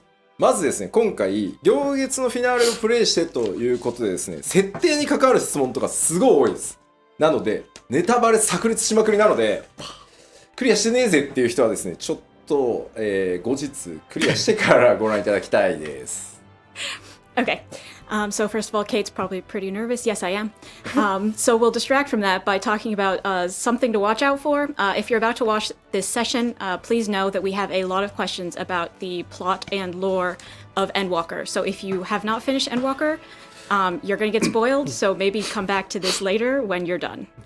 でもう一個はですね、設定間違いがないようにですね、今回いただいた質問はですね、私、ちゃんと石川夏子と、小田万里とですね、話し合っておりますので、ちょっとたびたびちゃんとメモを読む可能性がありますので、下を見る可能性があります。And also, I'd like you to know that in order to not make any mistakes,when talking about this complicated lore, I did talk to Bonnie Oda and Natsuko Ishikawa before coming here, and I made a lot of notes. So if you see me obviously reading off a paper, I'm checking to make sure I don't mess up. でですね、3つ目なんですけど、ケイトさんをね、意外とご存じない方が多くて、ちょっと、まあ、今回ね、まず、まあ、ここちょっとあなたが翻訳してほしいんですけど、はい、まずね、ローカライズチームものすごい稼働してですね、めちゃくちゃギリギリのギリギリまでハイクオリティにね努めようとしてくれたので、まずまあ、どうしても日本語チームがこう言われやすいんですけど、本当にローカライズチーム主力を振り絞ってクオリティ叩き出してくれたので、まずそれのお礼を言いたいです。ありがとうございます、本当に。はい、じゃあ、I take a translation for this part, and then for the localization team, they did their super hard work until very, very last minutes. I mean, until the launch of the Endwalker. So, I mean, we tend to receive lots of the appraisal voices to the Japanese team, but Yoshida-san would like to take this time to thank you to all the localization team members. Thank you very much.でですね、特にね、ケイトさんの場合、まあ、北米の皆さんがね、よくね、こう、レディットとかで、講師ってなってるんだけど、漆黒のヴィランズも、行月のフィナーレも、ケイトさんがメイントランスレーターなんで、英語は。So also, Yusa-san would like to address one thing that, since Shadowbringers, especially on Reddit, people are excited about, hey, Koji, yeah, he's great, Koji.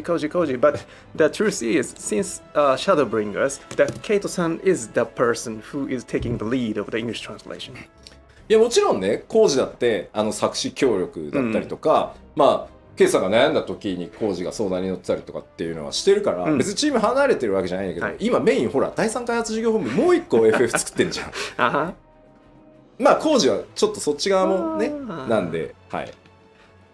So, Koji is still in the team, and then he is actually doing the supervising, and then Kesan take lead, and then Koji is still doing the writing of lyrics of some songs, and then sometimes Keito-san is asking Koji for his advice. But as a whole of the business, development. BU3, Creative Unit 3. They are working on the other Final Fantasy title, and then Koji is kind of busy for that one. So, he is still working with us, but I mean, the main portion for him is something else. いやほらね、こういうことを言うとほら主力は16かとか言う人いるけど、漆黒行月とクオリティ下がってないでしょ全然。なんでまあ先に言っちゃうとね、まあワーワー言うからあんま言わないようにはしてるんだけどまあ一丸となって第3全体で14も16も作ってますって思っておいてもらえると嬉しいかな。はい。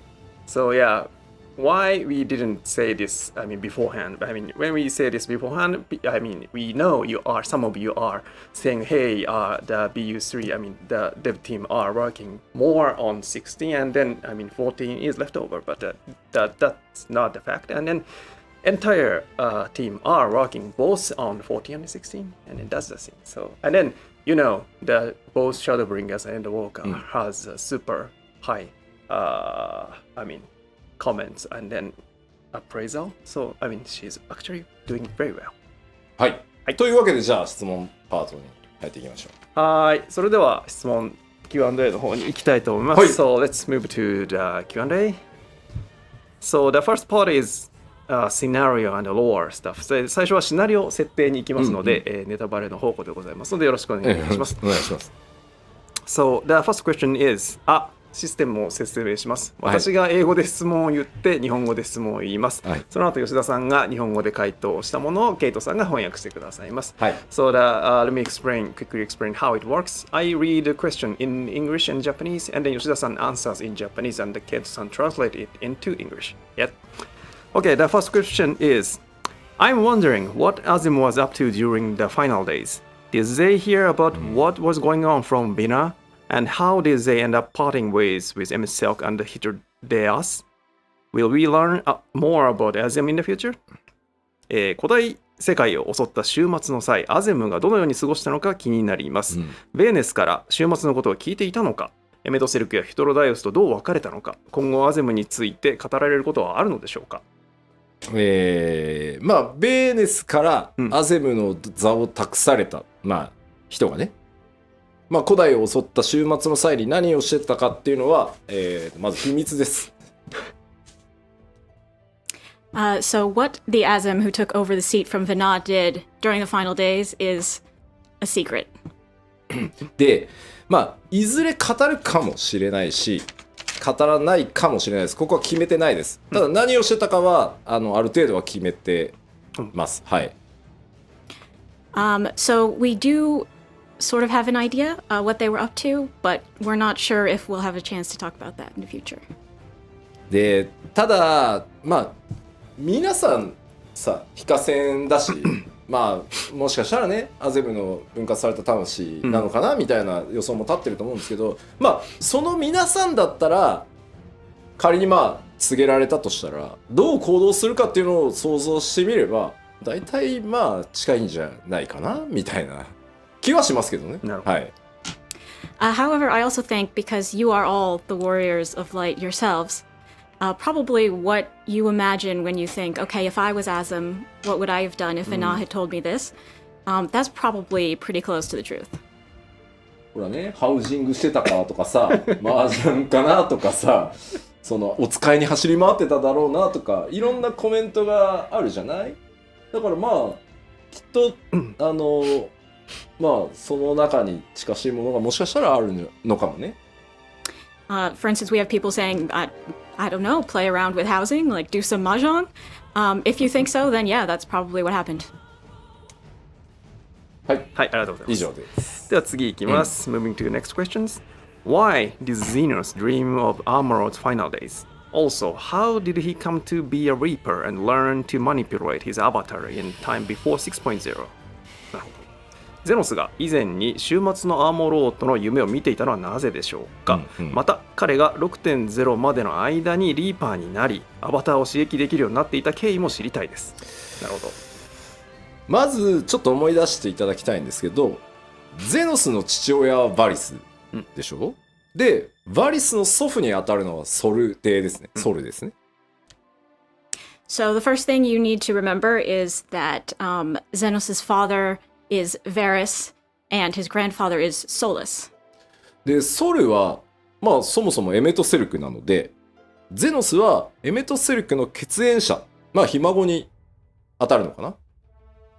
So if you think about it, Solus is Emmett Selk, which makes Zenos a direct descendant of Emmett Selk, like his grandson or so.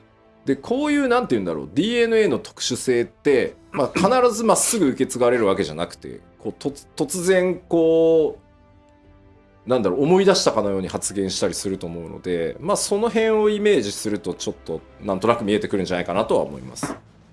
If you think about, how sometimes when things are passed down through DNA, they don't appear in every generation, but eventually it suddenly remembers. If you think about it like that, maybe you can sort of understand what happened here. で漆黒秘話の中にも、本当サイドオブサイドのストーリーですけど、ヒントがあるのでちょっとクリアした今ね改めて漆黒秘話とかを読み直してみるのもいいかもしれないですね。Obviously, this is a side story, but if you look at our Tales from the Shadows, you may find another hint in there, so perhaps right now is a good time to go reread those stories. でリーパーになってアバターっていうのはねまさかこの質問が来るとは思ってなかったとても良い質問なんですけどなんか話せないです。As for how Zenos became a Reaper and got to use his avatar, I didn't actually imagine anyone would ask this right now. It's a very good question. Unfortunately, I am bound to silence on this matter. いや考えてなかったわけじゃないですけど話せないです。話せないものは話せない。It's not that I've not thought about this, but I absolutely can't tell you right now. ありがとうございます。Thank you very much. Okay, so next one. I'd be interested to know how the unsundered Ascians, Zora Blair, Elidibus, and Emmett Selk, avoided being kicked into 14 pieces by Hydaelyn. オリジナルと呼ばれるアシエン、ラハブレア、エリディブス、エメトセルクだけがハイデリンキックを逃れ14分割されなかった理由が知りたいです。テキストをちょっと思い出していただきたいんですけど、物語行月の最終盤でエメトセルクが、この時代まで私を残したのはっていうセリフをまず言ってるんですね。So if you think back to the text, towards the end, Emmett Selk did imply that Vinal let him live on purpose. なのでそのハイデリンがかつて放ったその光の一撃っていうものには、エメトセルクならギリギリかわせるだろうなっていう加減が入ってます。So in fact, she did intentionally leave a tiny flaw in her sundering attack, a crack that Emmett Selk, being Emmett Selk, could find a way to wiggle through. これね、なんて言ったらいいんだろうな。加減って力を加減してるのとはちょっと違って、意図的にこれを使えばっていう、ニュアンスだと思ってもらえればいいです。It's sort of like, yes, it was a very powerful attack, but intentionally, she chose to do it in this fashion. ただ、シナリオ中でも語られている通り、その光の一撃ってハイデリンにとっても本当にギリギリ視力を振り絞っての一撃だったので、加減までしてる余裕はなかったので、なんとか彼ならやってくれるだろうっていう、賭けみたいなもんですね。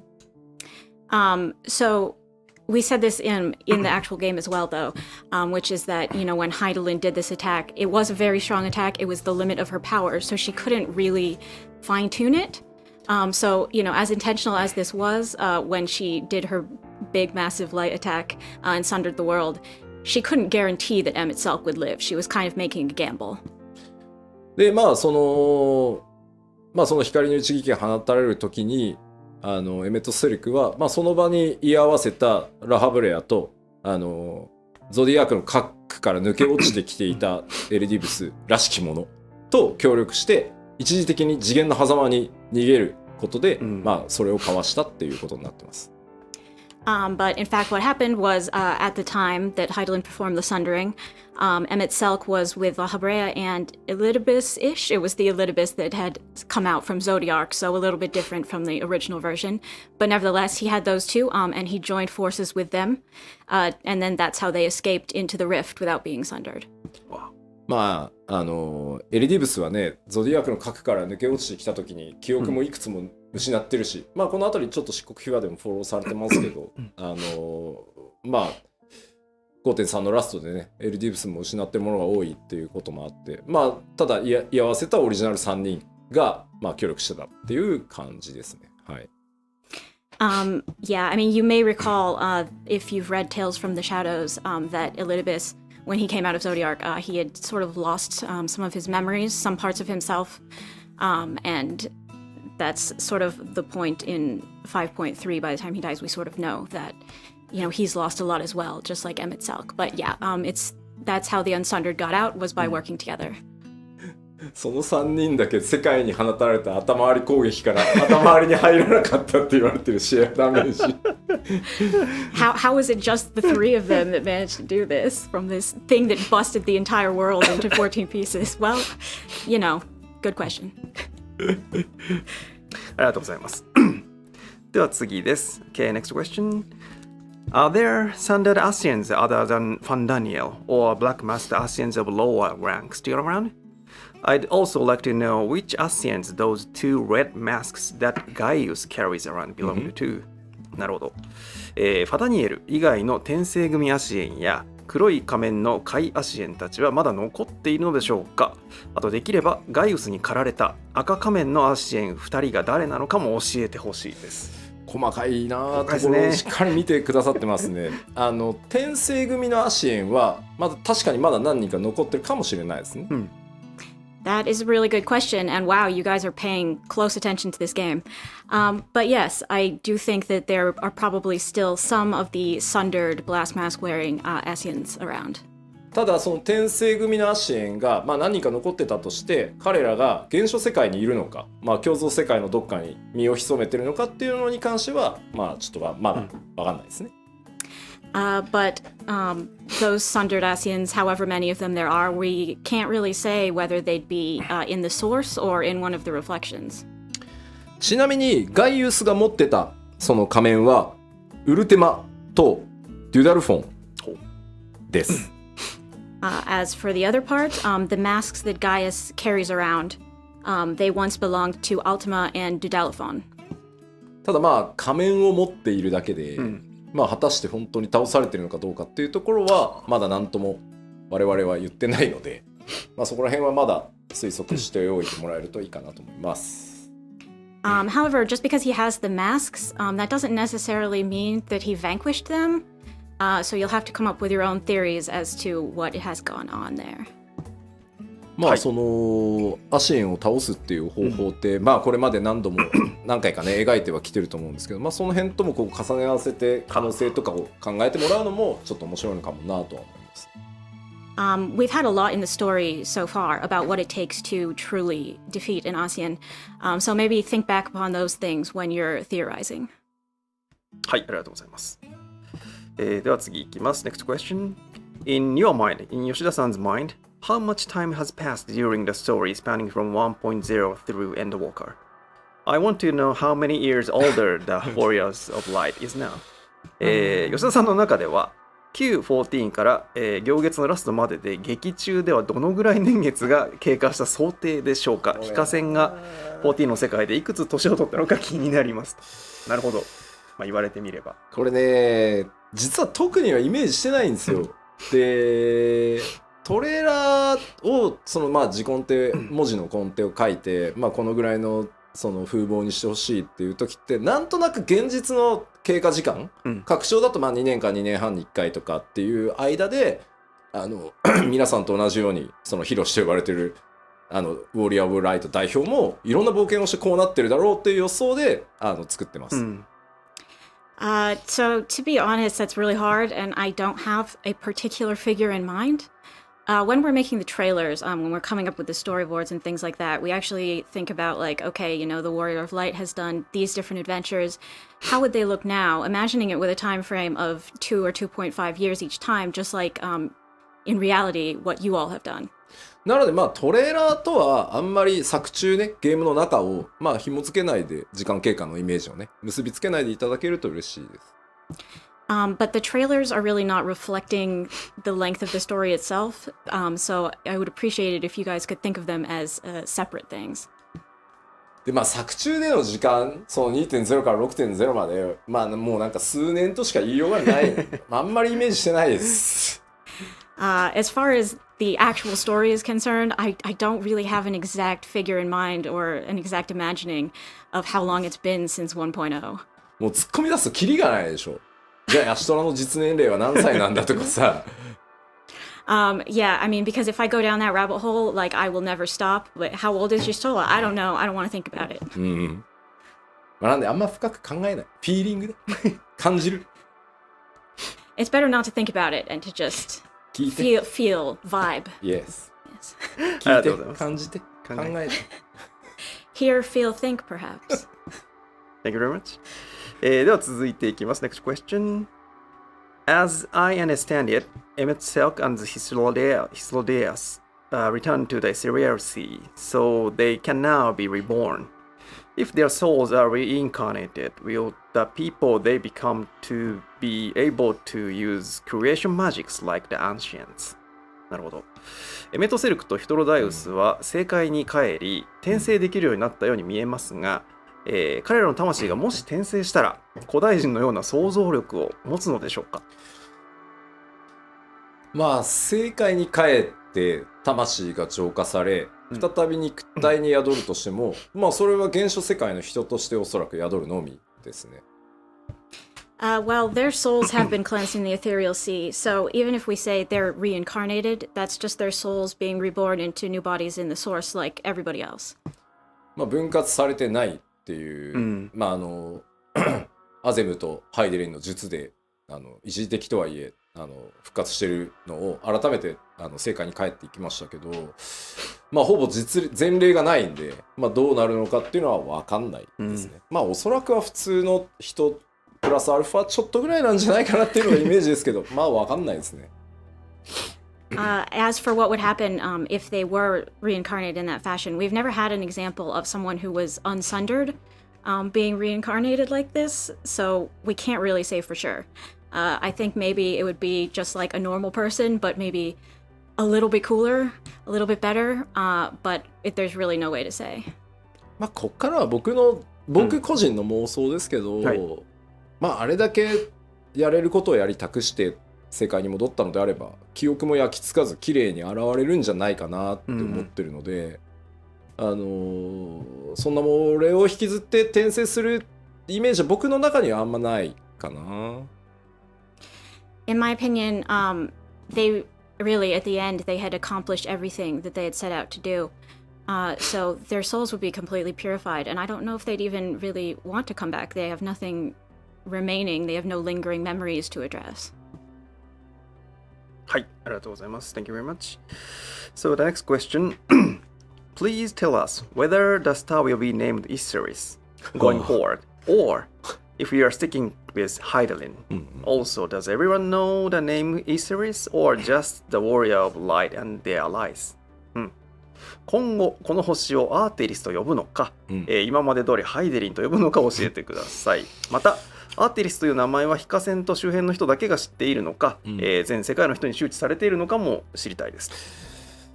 まず今のところですね、光の戦士、まあ主人公プレイヤー皆さんですね、その周辺で、まあ終末の仕組みとか終末の結末っていうのを詳しく知ってる人はおそらくアーテリスって呼ぶことになるかなとは思います。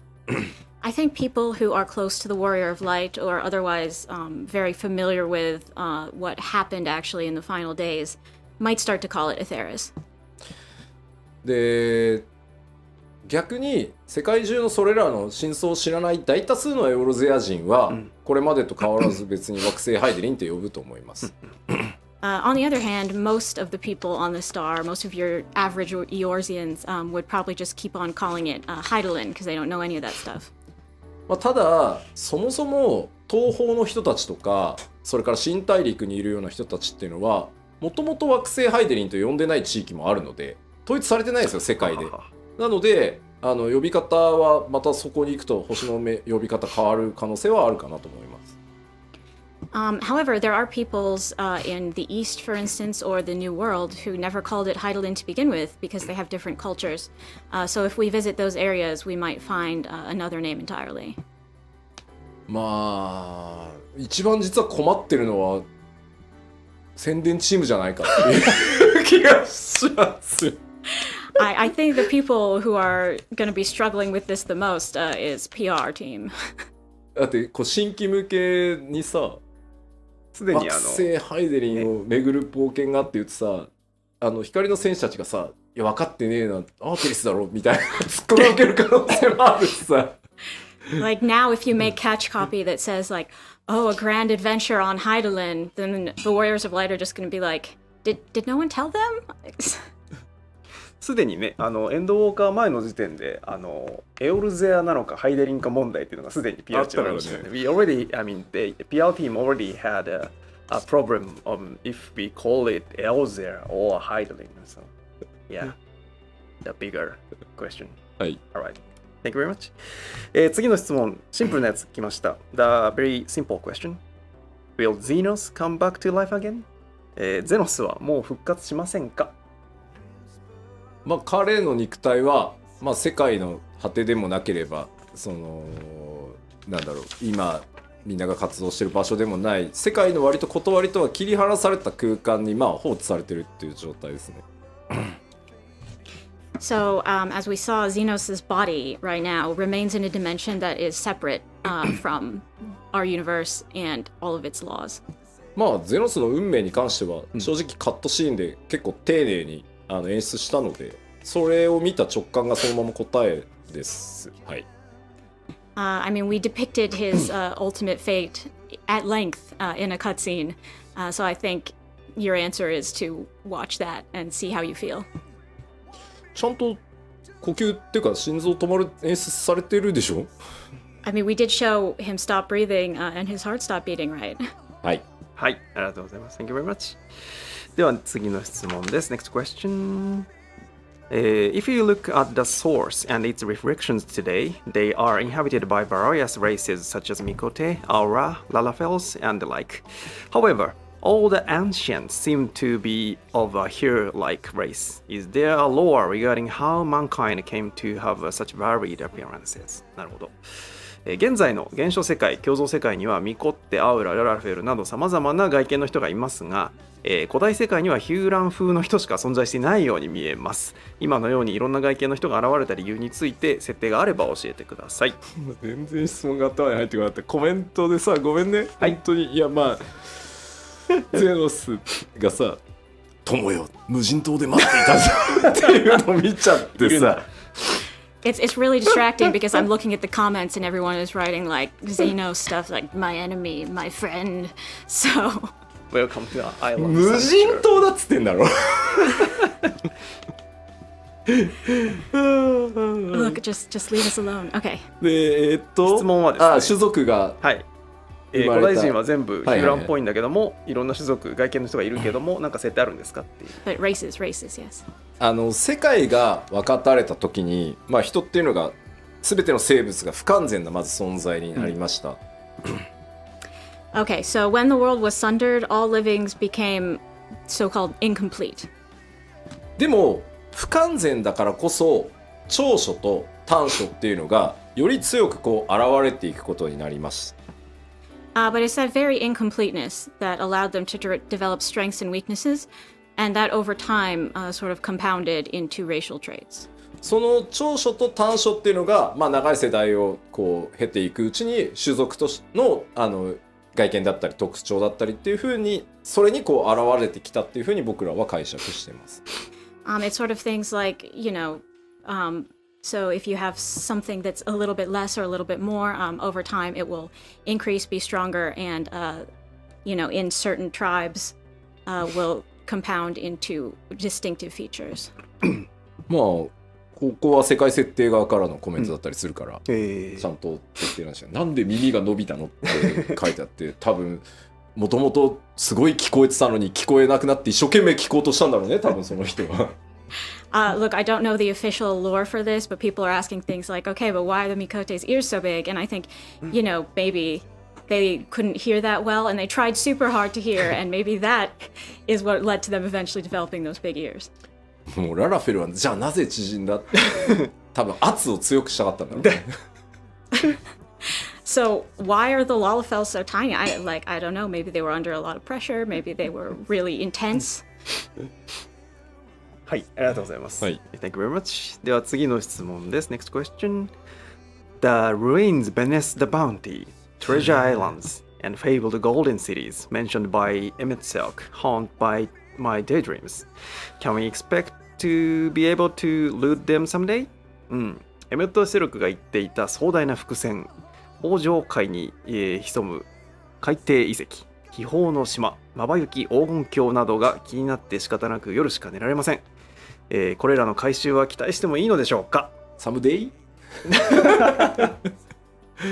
Quick answer. まあこれまでファイナルファンタジー14って、まあ、僕が引き継ぐ前 Q14 っていうのがあって、まあ、いろんな地名っていうのが出てました。Someday, you say? Yes. Well, I mean, as you know, we've had a lot of different place names crop up in 14 in the past. まあ、イシュガルドの門も開いたし、アラミゴにも行ったし、あなたは東方にも行き、オールドシャーレアンへ、まあ、到達してね、サベネアにも今回行ったので。And you know, we've been able to go to a lot of places. The gates of Ishgard opened. We went to Alamigo. We went to the Far East. We went to Old Sharlayan, and even Thavnair. まあこれまで出てきた地名はなんとか行けるようにこう頑張ってきたんで今後も頑張るんじゃないかなと思います。We've tried really hard to make sure that you could visit the places we've mentioned so far, and I want to keep doing that. はい、ありがとうございます。Thank you very much. では次です。Next question. In Elpis, Emmet Silk adjusted our warriors' lights to be closer to the ancient height. Given how tall Midian was compared to us then versus in the present day, I feel like she shrunk. Did something happen to her in the intervening time, or is there another reason for this?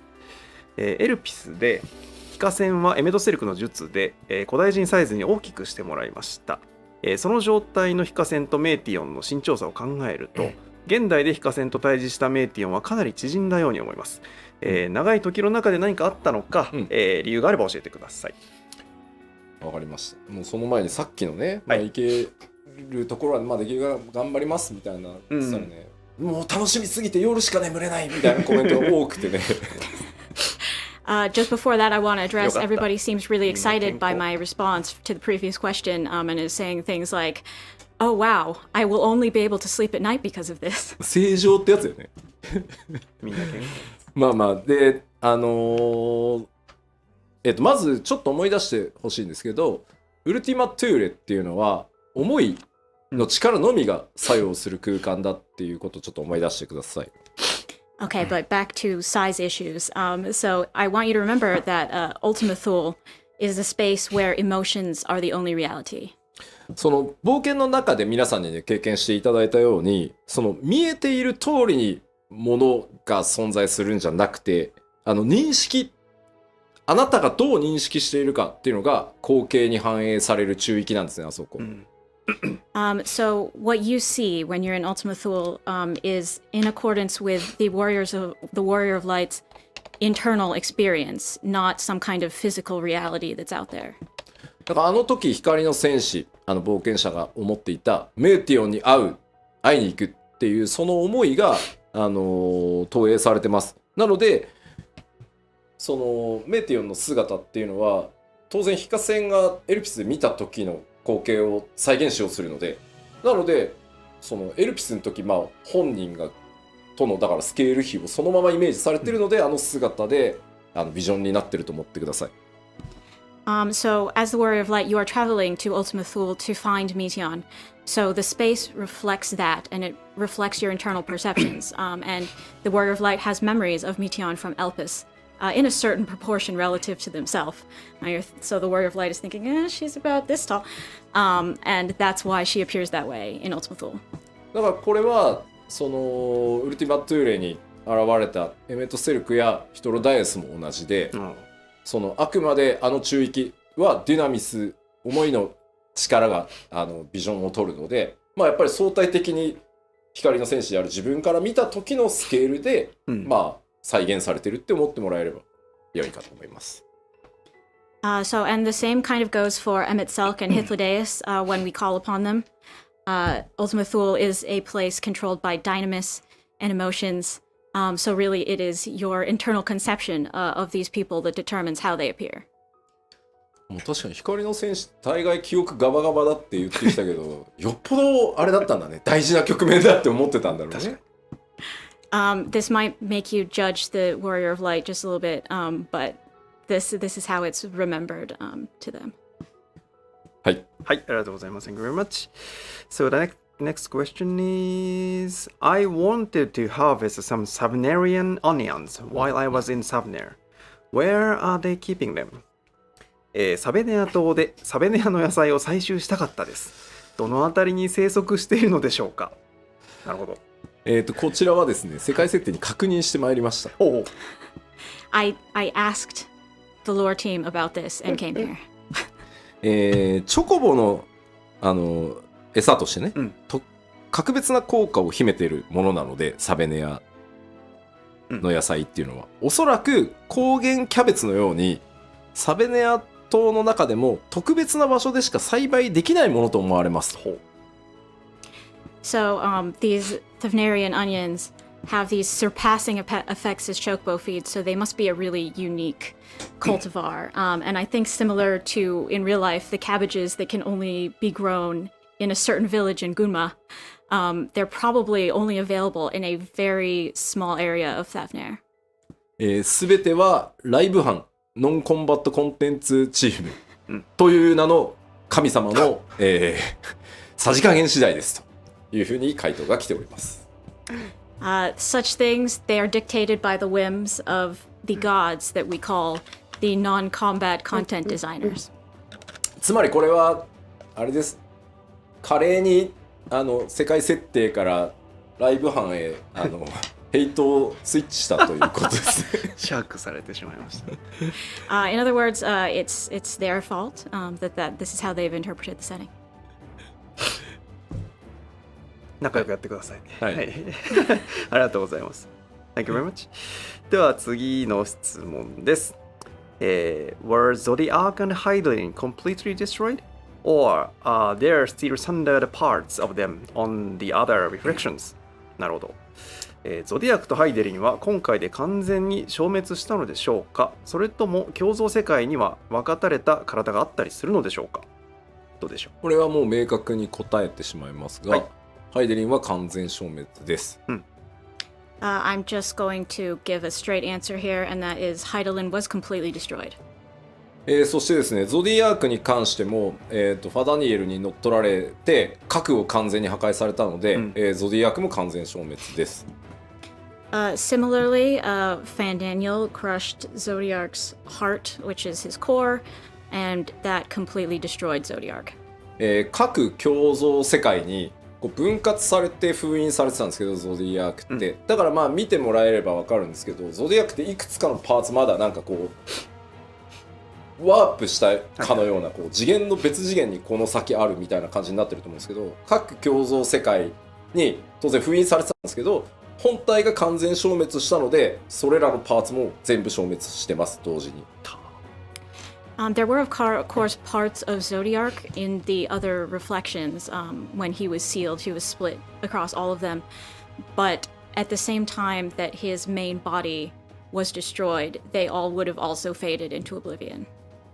はい。なるほど。ありがとうございます。Thank you very much. では次です。Next question.I don't really understand why the Warrior of Light messing around in Elpis didn't create any alternate timelines. Can you explain what happened? 非化線がエルピスで過去に干渉した後、未来が枝分かれせずにつながった理由がよく分かりませんでした。その辺の仕組みを教えてほしいです。まあ、正直なところ自由に解釈していただいても構わないっていうのがまず前提です。Well, I think the most important thing is to say I think you all can come up with your own theories for this one. ただまあ僕個人の解釈としては、まあそもそもつながっていたんだっていうふうに解釈してます。My personal interpretation is that the timelines were always the same. でまあつながらない可能性っていうのも当然あったと思うんですけど、ヴェーネスが光の戦士に対してまあその全力で対応してきた結果、なんとかつながったんだろうっていう解釈もまあできるかなと思います。Another interpretation you could have is that maybe Vinal worked really hard behind the scenes to make sure that the timeline didn't go awry. まあだからそのベネスが描いた計画っていうのに光の戦士はまあ知らないうちにこうね全力を持って皆さんがこう対応してきたことによってまあつながっていくという奇跡が起きたんじゃないかなと。And, therefore, the Warrior of Light was sort of always acting in accordance with this plan of Vinaz, so the timeline that we're aware of didn't change when we went back to affect it. 嘆きの海で初めて光の戦士が降り立った時にアルゴスが懐いていたという時点で、つながることが確定したかなという認識ではいます。I personally think that when we went to Mare Lamentorum and we first met Argos, and Argos, really took to us and we were able to ride him, that is basically proof that, okay, at that point, the timelines were going to work out. まあ6.1 で強くてニューゲームに行月のフィナーレ対応するので、もし気になる方はもう一度ね全部見た上でもう一回おさらいしてもらえるとまた見えてくるものあるんじゃないかなと思います。We are adding all of this stuff to New Game Plus in 6.1. So if you're interested in this, I suggest you replay it and think about this question while you're playing. はい、ありがとうございます。Thank you very much. So going to next question. 次の質問いきます。はい。In the trailers, only the Warrior of Light seems to age, where the other characters always look the same. Will we ever get to see a grown-up Alfino and Alice? トレーラーでは主人公であるヒカセンの年齢だけが上がっていて他のキャラクターは年齢が変わってないように見えます。アルフィノ・アリゼが成長した姿を見られる日は来ますか？悩ましいんですよねこれ。That's really hard to say. いや僕もね正直ディレクターとしての遊び心っていうのを、まあ、ゲームの開発者として、その拡張でそして数年後ってやってこう物語の中でね成長した、もう実年齢としてその身長も伸びね、よりこうかっこよくそのよりこう可愛くっていうのはちょっと違うな、成長したアリゼとか描いてみたいって思いはあります。On one hand, so as a director and the developer myself, it sounds fun to me when I think about depicting, years later, a taller Alfino and Alice who are cooler and maybe cute in a different way. ただね、やったらやったでね、前のアルフィノとアリゼが良かったってすげえ言われる気がしてて。On the other hand, I also feel like if we did that, we'd get a lot of comments being like, oh my god, I really liked them better before, I hate this. でもさ、一回やったらさ、時を遡る以外にもう方法がなくなるじゃん。And if we do it once, we can't go back, so that's a problem. だからなんかちょっとやりづらいんすよね。 So it's kind of hard to pull the trigger on that one, I think. まあなんか、ワンピースっていう漫画とかでよく原作者の小田先生がコミックスのコラムというかねコーナーで読者の皆さんに何歳になった頃のゾロを見たいですとか言って、書かれてることがあるんですけど、あんな感じでもし年を取ったとしたらみたいなのをアートとしてちょっと作ってみるとかはありかもしれないけど。Sometimes you'll see with manga like One Piece, the author Oda Sensei, he will have a corner where he answers readers' questions, and they might say like, "Oh, I want to know what Zoro would look like at such and such age," and he'll draw that for them. So if it's sort of like a what if scenario, we might be able to give you something in that vein. あれだね、意外とコメントではシナリオ上はそれはやらなくていい、なんか何年か飛ばして成長した2人が出てくるとか別にいいよ、やらんでいいよっていう声結構多いな。I'm getting a lot of comments that are like, it's really fine, like no matter how many years pass, it's fine if you just leave them as is. コラム的にアートをやってほしいはすごい do it っていうコメントがすごい見ますね。Yeah, we see lots of comment to draw special artwork. I see lots of do it. 言ったらもうめっちゃまた do it になってる。Everyone's just yelling do it over and over. はい、いやでも相当慎重にチェックしてフィニッシュしないと怖いな。大変なことになる。We really have to be careful about the heights then. I'm kind of freaked out. はい、ありがとうございます。次の質問いきます。Moving to next question. Bernard said that not even her soul would remain. But what does that mean? I'm very fond of her character and would like to see her again. ベーネスは魂も残らないだろうと言っていましたが、魂が残る残らないの違いは何でしょうか、好きなキャラなのでどこかでまた見たい気もしております。魂というものもエーテルではあるので、まさしく本当に全ての魂のを構成するエーテルすら全て使い切ったっていうのが答えです。The answer is that souls are also made of ether, and she used up so much ether that also all of her soul was gone. ゾディアークはその召喚のニエになった人たちを吸収しつつも、その魂だけは内部でこう保持してた。で消滅させずに残しておけたんですけど、ハイデリンってベーネス含めて召喚者のその魂を保管しておくほどの余裕がない。なぜなら14人委員会の決断としてはゾディアークを作り出すなので、猛烈な少人数なわけですよ。By contrast, okay, so Zodiark was summoned using sacrifices of a lot of people, right? But he was able to only use their aether aside from their souls up, because he was very strong and he was summoned by the convocation of 14 and all of that. But Heidelin had a much weaker summoning, and because of that, she didn't have the option to sort of leave the souls untouched. And including Venaz, she ended up using all of their ether. パッチ 5.2 かな、ベネス派っていう単語が出てきてたりしてたところを、今一度ちょっと見返してもらったりするとまたちょっと面白いかなと思うんですけど、全世界の大多数の古代人たちが協力しているそのゾディアークっていうものに対してっていうことなので、その辺の力関係っていうのはちょっと思い出してもらえるといいかなと思います。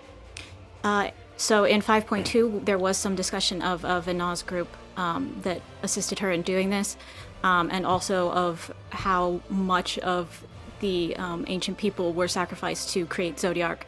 So if you look back at that time, it might be of interest to you now. だから最後の最後にその自分の魂という力だけをベーネスは残していて、それを光の戦士というか暁と戦うために使ったっていうのが回答です。At the very end, Heidelin, she still had her own soul, Venaz's soul, but that was the very power that she used in fighting the Warrior of Light. だから言ってましたよね。ベーネスあなたも力があって問いかけられたのに対して、大丈夫、この一戦をやり遂げるだけの力は残していましたって言ってるのは、自分の魂をそこに当ててるっていうふうに思ってもらえれば良いと思います。When she tells you before the final battle with her that she saved enough ether for this fight with you, that is Venaz's soul that she's referring to. はい、ありがとうございます。Thank you very much. So the next question. 大変重要な質問な気がします。The very important question, next one. Now that Heidelin is gone, will the Warrior of Light no longer have the blessing of light? Or will he stick to around like the illusory armor? 今回のストーリーでハイデリンは消滅してしまいましたが、光の戦士にかけられた光の加護の術も消えたのでしょうか、それともアーモロートの幻影のようにまだ残っているのでしょうか。ベーネスが施した光の加護は、消えないと思ってますし、消えないであってほしいなっていうふうに思ってます。I really don't think that the blessing of light will disappear, and I wouldn't want it to. 最後にハイデリンというかベーネスが私の思いがいつまでも愛しき子らを守りますようにっていう願いがちゃんと加護として残り続けていくっていうのが、ある意味最後にかけ直してくれたかもしれない加護だというふうに思っていたい。僕個人的にもね。はい。Perhaps she re-granted the blessing at the very end, but either way, I want to think that it will always protect the Warrior of Light, just like she said, my love will be with you forever, my dearest children. まあそれこそが改めてね光の加護かなという気がしてます。はい。はい、ありがとうございます。 Those words, I think, will be the blessing you carry forward. Thank you very much. では次の質問に行きましょう。So going to the next question. In the cutscene after the level 87 dungeon, we see a red sigil appear before Emmett Silk's face. Does that mean such sigils aren't an Ascian thing, but rather identify one as belonging to the convocation number 14? Please explain the lore. レベル 87ID の後のカットシーンでエメットセルクが顔に浮き出る赤い印をねこう発動させていました。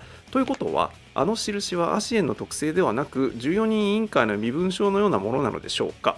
改めて設定を教えてほしいです。まあ身分証というのはちょっと違うかなと思うんですけど、まあ14人委員会のそれぞれの座に選ばれるような人っていうのは、まあ、膨大な魔力とかそれぞれとてつもない能力をまず持っているので、それらの力を解放した時にその浮かび上がるっていう風に思って、もうリミッターというかねを解除したみたいななんとなくイメージだと思ってくれればいいです。So it's not really just there for identification purposes, but yeah, if you think about it, every person who takes a seat in the convocation of 14 has really intense magic power. So basically, it's like it appears whenever they use grand magic, almost as sort of a limiter to constrain their magic. で、あれはマークは14人委員会のそれぞれの座を示すマークなので、14人委員会以外の人が俺も力を解放するぜってやっても出たりはしないです。However, each sigil does indicate the member's seat on the convocation. So even if someone who's not on the convocation was like, oh yeah, magic time, wow, it's not going to show up on anyone else's face. そう勝手にね俺は第15の座を名乗るぜって言ったところで出ないです。You can't just name yourself the 15th seat and blast it and hope it'll appear. まあなのでまあわかんない由来いろいろ想像もできるかなと思っていて、まあそれだけ強大なパワーを持っていて世界から認められる14個の座についてるってことは、まあそんなに無尽蔵にバンバン力を振るうなよっていう意味もあってまあ出すと14人委員会の人間であるっていうのがバンって出る可能性はありますよね。だから座を引き継げば多分、ヴェーネスには出ないですね多分、座を渡してるので、はい。I think it's also probably connected to sort of the convocation's responsibility. These are people who have been acknowledged by society as having this grand power and taking up these seats. So you don't want people just randomly wandering around blasting magic without knowing who it is and for what purpose. So it sort of indicates that they've been chosen for this role and keeps them in line. And for that reason, I also think that when you leave the seat, for instance, when Vana gave up her seat, she would have also given up the sigil, so it would no longer appear on her. 吉田の座はって聞かれて吉田の座はね継ぎたい者が誰もいなくてちょっと寂しいんですよ。So people are talking about the seat of Yoshida, but it just kind of makes me sad because I think there's nobody who could take up the seat if I gave it up. しかも紋章も出ないからね。Also, I don't have a cool symbol on my face.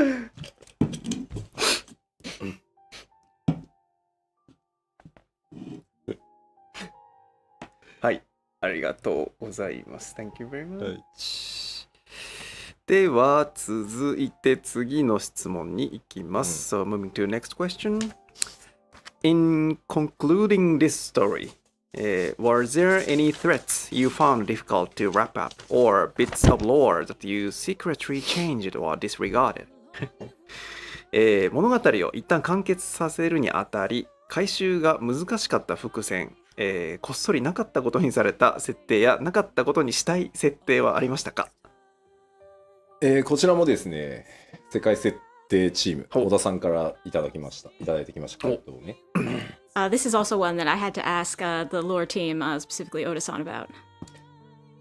初期設定とか裏設定と呼ばれるものはその時点での想定でしかなく、物語を書き進めるうちにより詳細化されるものもあれば消えてゆくものもあります。The initial setting and background lore are only plans that we draw from. So it's not unusual for the details to change or disappear as we write the story further. まあそれはね行月のフィナーレに限らず Q14 から新生への、まあ、移行過程でも同じで、まあ、Q14 やってた方はご存知かもしれないですけど、まあ、回収しきれなかったという意味では相棒という存在は回収しきれなかったっす。That's not only true of Endwalker. Like you'll probably remember if you played 1.0, there was a lot of changes between 1.0 and A Realm Reborn, and some of them we couldn't really retcon properly. For instance, in 1.0, the Warrior of Light had a partner character. Q14 知らない人に説明するとね、相棒っていうキャラクターがねいたんですよ。で何者かよくわかんないんですよね。Well, we had this very temporary partner though, and like so we didn't really know who exactly it would be or anything, and so we kind of just ignored it when we went on. だからあれは共造世界の自分が来てたんだとかね、いろいろいやなんかこじつけようかなとも思ったんですけど、もうどうにもならないんだっていう。When you're making this world, you're sort of just like I don't know what to do, and you'll just sort of sometimes ignore things that are inconvenient. まあなのでまあ時々ありますよ。付箋として使おうかなと思ってたけど、まあ使えないからもうそのままにしておこうっていうのもあるけど、大部分は綺麗にいけたと思う。黒曜石サビクなんかはまだいけるかなとは思ってたりするからあれですけど、はい。And so yeah, there are some things where you'll just be like, we'll just ignore that going forward. But in most cases, we do try to wrap up things, and maybe if there are things we haven't addressed yet, we can wrap them up in the future. はい、ありがとうございます。それでは続いてですが、next question. Will we have a chance to learn the identities of the full convocation of 14?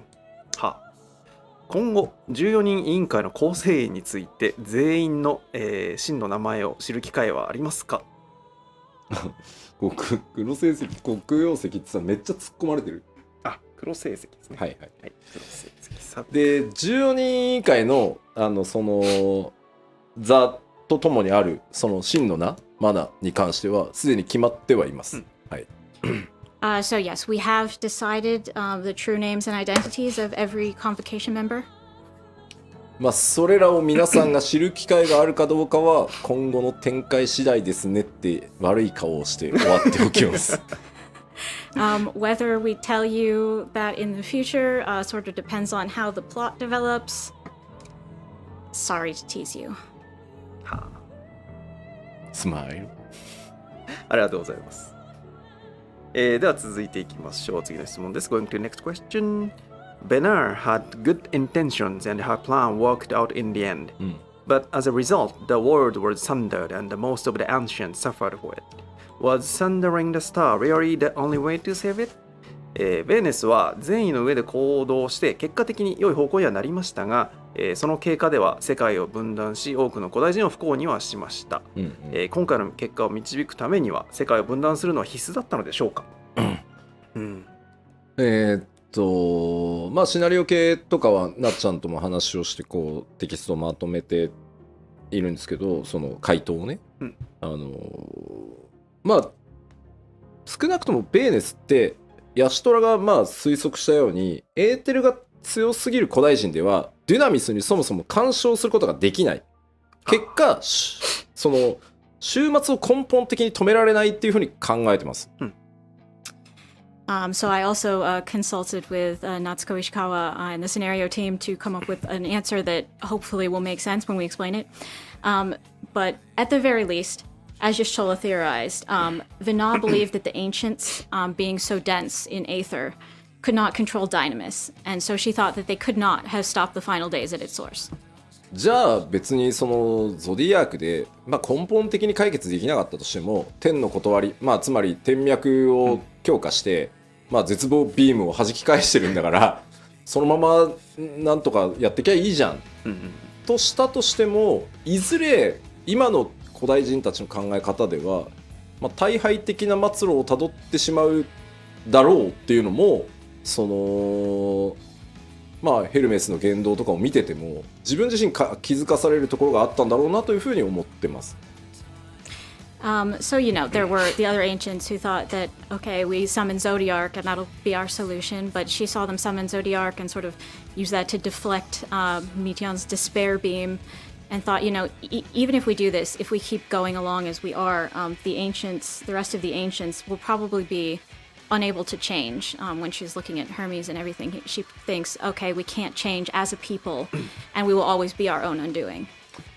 まあ確実とは言いはしないですけど、最終ダンジョンのラストレムナントのフェーズ3ラーラーが暴れ回ってるところは、なんとなく古代人たちがあのまま続いてったらこうなってただろうなっていうイメージで作ってはいます。If you look at the dungeon, the dead ends, at the very end there's a boss called Dala, and that is sort of our vision for what probably would have happened to the ancients if they had just continued as they were.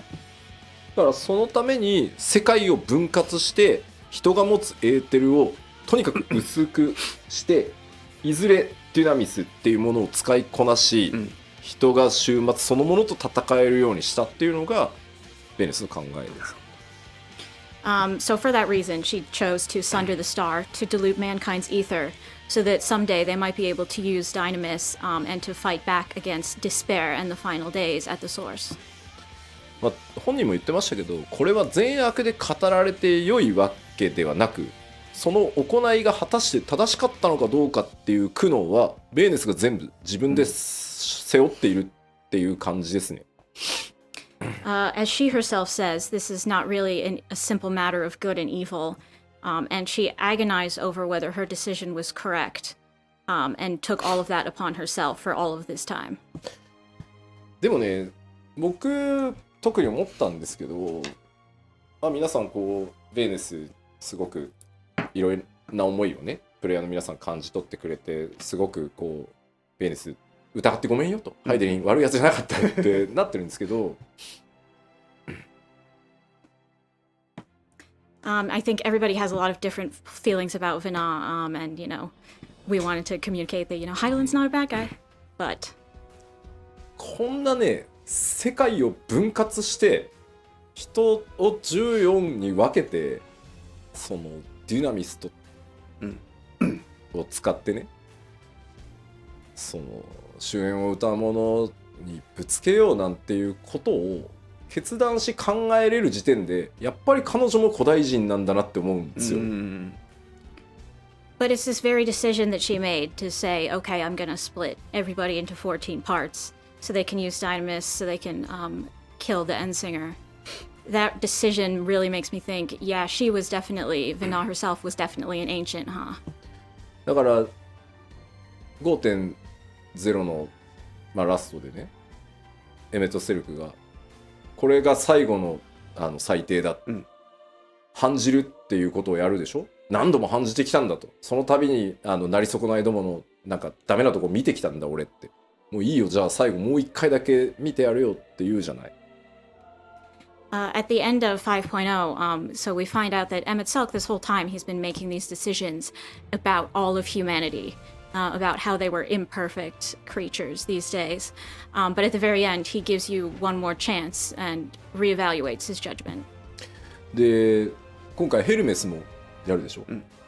改めて正しく判じよう、人の行く先を。ものすごいなんか不必要なぐらい公平性にこだわるじゃない。その自分の記憶も全部消しておいて、自分は人間側につくから何してんの君っていう。Hermes is also concerned with this, to the degree that he erases his own memories so he can once again reevaluate humanity, and everything. He's really concerned with fairness and humanity's worth. でもベーネスこそ判じるっていう言葉は一度も使ってはいないんだけど、ベーネスの歩みっていうカットシーンの中で剣を構えてね、今から私は世界を分かつって、あれってまさにもう判じるだと思っていて、全世界丸ごと判じるんかいこの人っていうのがやっぱりね、僕が思う古代人の怖さというか完全性というか、普通あの決断人間にはできないぞって思っていて、その先の苦労も含めて計算した上でというか計画した上でだから、やっぱり彼女も古代人だなっていうふうに思ったりしましたね。Vina herself never talks about herself in this lofty way that she's making a judgment on all of mankind.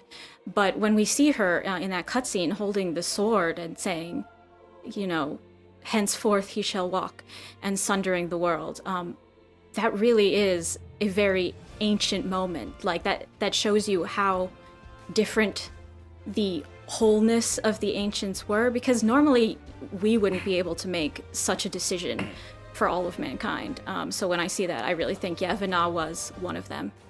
まあだからエメット・セルクね人気は高いけど、そもそも私が判じてやろうって、まあアルフィノに言わせればなぜお前にそんなもん判じられなきゃいけないんだっていう話だし、まあベーネスに至ってもそうよね。だから、その辺を意識してまた物語全体見るとちょっと違ったというか、もう一段その古代人っていうのがどういうこう人たちなのか、それがいろんなテキストにこうまぶされているので、今回サブクエストも含めてだけど、その辺見てもらえるとまたちょっと面白くなるかなとは思います。You know, Emmett Self is very popular, but I sort of agree with Alfina when Emmett's talking about judging people. What right does he have to do that? And that may actually be the case with Vina as well. Like, what right did she have to do that? We've shown various things about the ancients and how different they were from us as people and how they were sort of the same. So I think if you go back and look at all of the different parts, including the side quests with the ancients in them, you might find it interesting. そういうお前だって吸盤を判じて目手落としたやろって言われた。People are criticizing me as a hypocrite being the great decider here. 人間にはできない。どうしようもなかったんだよ。I mean, I had to, though, to make this. 古代人だったんだ。いや。He may be ancient? He insists he's not. はい、ありがとうございます。では、設定関連もう一問いきたいと思います。The Solstice Moon was made to imprison Zodiac after the sundering, but what about the first moon? Was Iseris the only thing divided among parallel dimensions, or did the sundering affect the surrounding part of outer space too? 現象世界から見えている月は世界が分かたれた後にゾディアークを封印するために生まれたと思うのですが、第一世界から見えている月は一体何なのでしょうか、アーティリスだけが多次元に割れていて惑星外宇宙には影響なかったのでしょうか。おもろ。まず共造世界にある月にも意味はあります。First of all, I want to tell you that the reflections moons have their own significance. ありますなんですが、今はお話できません。They do, but I can't tell you what it is. まあハイデリンキック光の一撃で、ゾディアークごと世界が分割されて、その後共造世界においても原初世界でそうしたのと同じように分断されたゾディアークの一部を封じるために月が作られてます。月がまあ生じてるって言った方がいいのかな。So after the sundering, after the star was sundered and Zodiac was imprisoned in the moon that we know, moons were created, or you could probably say appeared in all the other reflections with pieces of Zodiac in them as well. なのでこの辺りは破綻のないようにきちんと作ってはあるので、まあそれが何なのかはまだ話せないんですけど、意味はちゃんとあります。はい。We're going to show this properly later, so I can't give you spoilers now, but yes, there is some meaning to these. はい、ありがとうございます。Thank you very much. それではですね、ここからはですね、シナリオとか設定以外の、動画関連の質問に行きたいと思います。So from this point,the questions are not related to scenario or the lore stuff. So the question is, during the development process, what part of Endwalker were you a perfectionist about? は行月のフィナーレの制作の中で吉田さんが最もこだわった部分をお聞かせください。すごい海外インタビューみたい。いやもうね、ありとあらゆるところなんですけど、特にっていう意味だと、今回より特にですけど、各カットシーンにおける、キャラクターのこう目線それから会話と会話の間の間、あと喋ってる最初の仕草はかなりその1カットシーンずつ細かくその演出やってるそれぞれの担当者と話をしてこだわらせてもらいました。So if we're just saying the things, okay, that I am the very most particular about, this time I would say in every single cutscene, I was concerned with the direction the characters were looking, and also the time between dialogues and conversations, and also the motions, especially at the beginning of each character's speech. なんか目線と間って僕特に大事だと思っていて、やっぱり演出する上でその目線って顎を向けることが目線なのではなくて、やっぱり目から先に動く、で首を振らなくても目って感情が出るので、そこをねやっぱりこうとがきにその視線を送るってあったとしても、首が動いて顎ごと動くのか目線目だけが眼球だけが動くのかって全然違うんで、そこはかなりやりました。Personally, I think the direction of the gaze and how your gaze works is really important. Your eyes convey a lot of emotion. It's not just, okay, your whole chin moves and that's your gaze, right? So in the stage directions and such, I was really concerned with, okay, are your eyes going to move first? Is their whole head going to turn? What's the most natural way to convey this expression? あとは基本的に14の場合、プレイヤーの皆さんにテキストの進行度合いとかはちゃんと自分のペースで決めてほしいと思ってるから、まあボタン送りがあるんですけど、それを許さない、ここはもう演出マックスでいくから自動送りのみっていうシーンに関してはやっぱり喋った後に言葉を飲み込んで次の言葉を発するとか、受けた相手がそれを飲み込んで自分なりに咀嚼してから答えを返すっていう、その無言なんだけどその間ってとても大事、みんなにいろんなことを考えてもらうために大事なので、そこもかなり今回しつこいぐらいちょっと調整させてもらいました。Also, usually we like to have 14 as a game that you can play at whatever pace you want to, but this time we had a lot of scenes where they would go on autoplay through the text. And when a character talked in these scenes, I really wanted the other characters to take a little bit of time to process those words before responding, because that's important processing time for all of you as well. So I was kind of probably annoying about how particular I was about this. あとはやっぱこう伏線を回収していくときに解釈の誤解がとにかく生じないように、解釈の自由度があっていいっていうところはちゃんとそのつもりでディレクションしてるんだけど、ここは誤解されてはまずいっていうところを誤解されないように調整するっていうところはかなり徹底したところですね。I also was very particular about things not being misunderstood. And, obviously, like when you have something foreshadowed or, hinted at, that's fine to leave it up to people's interpretation. But, there are certain interpretations we don't really want to guide people towards. So I was particular about how we were portraying those. で、このあたりはやっぱり今回なっちゃんがやっぱりライティングを本当ギリギリのギリギリまでやってて、なかなかその演出までチェックしきれないっていうところもあったんで、もうここは完全に分担して、じゃあもうこっちで全部引き取るから。俺が一番石川夏子の中二に近いと思ってるからって言って。Part of this was also because Natsuko, Ishikawa-san, was very busy writing the script up till the very last minute for this expansion, so she couldn't perform her checks as closely as possible. And in the respect of who could stand in for her, I'm probably the closest person, so I ended up doing it a lot and being very particular.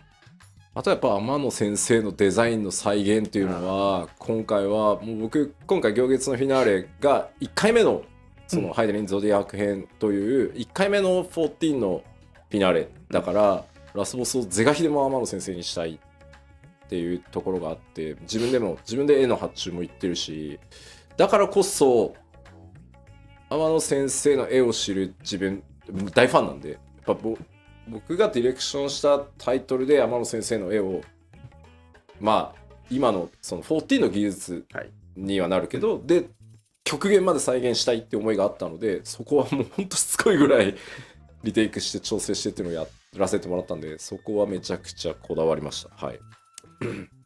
Also, because Endwalker was really, in a sense, like the first finale, the first not ending but ending that we had in 14 with the end of the Heidelin and Zodiac arc. I really wanted to have Yoshitaka Amano's art. I'm a big fan of his, and obviously he's associated with the arts in 14 and all of that.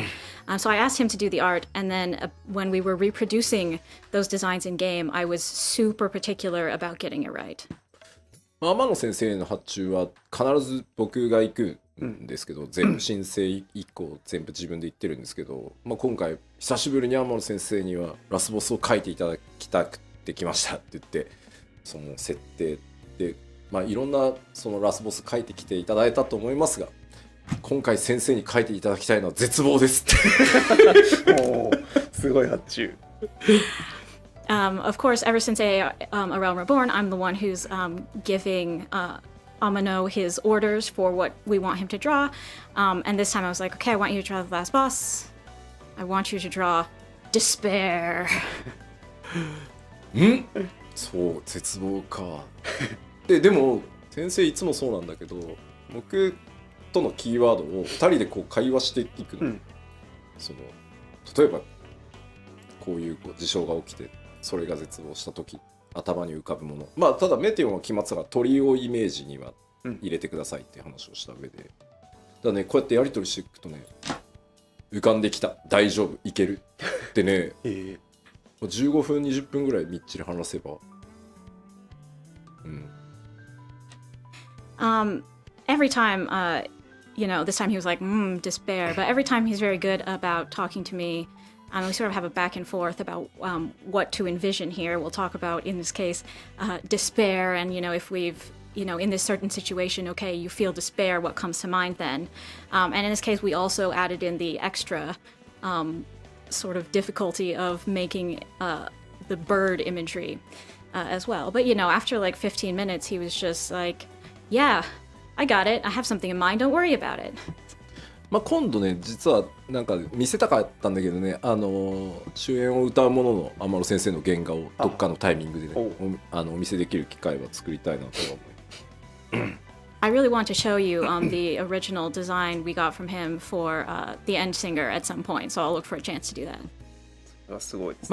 他にはもういっぱいあるんですけど、クエストインスタンスバトルの調整やってたりとか、あとサブクエストの開放タイミングが今回ね、申し訳なかった。そのなんか後ろ髪を引かれるようなそのサブクエストの出され方が多いなってちょっとコメントも見たんですけど。The other things, for instance, the instance battles you do in quests, I was quite focused on, as well as the sub-quest timing for how they unlock and all of that stuff. I mean, we've got some comments about that. 今回ってやっぱり地域攻略型シナリオなので、しかも時系列時間軸が前に進む物語だから、なんかやっぱ週末に襲われている状態か襲われる前か襲われた後かって全然話の展開が変わるので、当然住民が、週末来てる最中にさ、いやちょっとチョコボ連れてきてほしいとか無理でしょ。Yeah, so this time, obviously, because we had the final days going on, it's very important to sort of have the quests unlock at the appropriate time. Like, is this happening before the apocalypse comes or during the apocalypse? You don't really want, during the apocalypse, someone to just be like, can you feed my chocobo or whatever? It wouldn't fit very well. なので、やったの。で、かといって、よし、一旦落ち着いたから全部出せってやると、エクスクラメーションマーク出すぎると嫌になるの。もう見なかったことにしようみたいな。Also, if you just have them all unlock at the same time and suddenly your screen is filled with exclamation marks, like that's terrible. I hate that.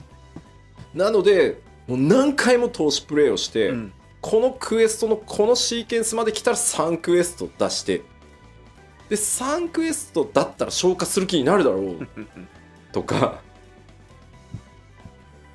So that's why this time I played through so many times, and I'd be like, okay, when you get to this sequence of this quest, then these 3 other quests unlock, and 3 is probably a decent number that people can get through, and that sort of thing.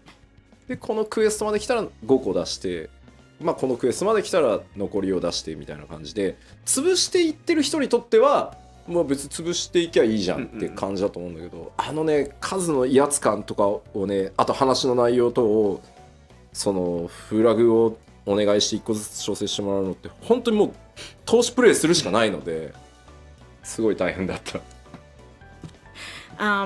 So yeah, I have it so like, okay, you go to this quest and then this quest unlocks, and you know, when you're progressing through it, I mean, it's nice. It's nice to have it correct, but at the same time, in order to create a good experience for those who wanted to go through all of the quests, I had to do them a whole bunch of times, which was really hard. まあだから正直もうちょっと減らしてもよかったかなって思わなくもないな。Also, sometimes I thought, couldn't we have less of these? まあそれ以外にもハイデリン透滅戦もめちゃくちゃこだわったし、フェイスの方ね。あと今回久しぶりにテキストたくさん書かせてもらったんで、ID のフェイスのダイアログ、セリフとかはかなりの数書かせてもらったんで、楽しかったです。はい。Also, I was quite concerned with your showdown with Heidelin, as well as the trust system dialogue. In this case, I actually got to write some dialogue for the first time in a while. So writing all of that, all those trust lines was really fun. はい、ありがとうございます。アリゼのズルイもヨシピなんかそうです。ハイデリン透滅戦はほぼフルスクラッチで、はい、やりましたんで。I was keeping a close eye on Heidelin from the very start, so. それでは次の質問です。Going to next question. Healers are currently putting out too much healing compared to damage taken, and have few damage dealing options and limited flexibility in battle. People are even clearing Pandemonium with tank-only parties. Are there plans to make healers more vital to parties? なるほど。ヒーラーについて、非ダメージに対して回復量が多すぎるほか、攻撃の手段も乏しく、バトルでの工夫の余地が少ないと感じています。実際パンデモニウムではタンクだけのパーティーでもクリア報告があるほどです。ヒーラーの必要度を高める予定はありますか？まずこれ毎拡張ごとにそうなんですけど、やっぱりこう毎拡張スタートして最初のレイドって正直難易度的にはかなり優しめに作ってます。それは受ける非全体ダメージ量もそうだし、必要とされる火力パーティー DPS っていうのも普段のレイドに比べれば下げてつけてます。これはね毎拡張一緒。Right, so I want to emphasize that we've done the same as we did in every previous expansion here, and that's at the start of the expansion we sort of hold back on the difficulty for the raid in terms of damage taken and damage dealt and that sort of stuff. We make it a little bit easier so as many people as possible can clear.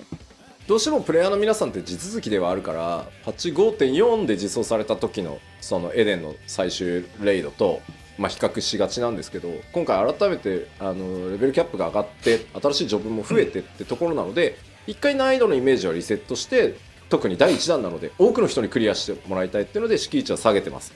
なので今後実装されていく第2弾第3弾っていうのはまただんだん難易度がプレイヤーの皆さんのジョブの使いこなしに合わせて上昇していくので、そういうサイクルを繰り返していると思ってください。You're probably comparing the raid as it is now to what you had in 5.4, but you have to remember that at 6.0 we added new jobs and we're still balancing things. We want to give people a chance to clear if they possibly can, and then from this point we will raise the challenge level in part 2 and part 3 of Pandemonium. それでも基本的にちょっともっとヒールワークきつくしてほしいな、ヒールしてる気分を味わいたいんだよっていう人は絶に行って絶望していただけるとありがたいです。I think even at that point, if you're still unsatisfied, thinking, okay, healing is too easy and I want to feel more like a proper healer, definitely try the ultimate content and suffer. はい、はい、ありがとうございます。では続いてもう一問ジョブ関連ですね。So the next question. Dark Knights, Living Dead, and Blood Weapon are more difficult to use effectively compared to other tank skills. Are there plans to adjust this? 他タンクに比べて暗黒騎士のリビングデッドやブラッドウェポンの使い勝手が、いまいちです。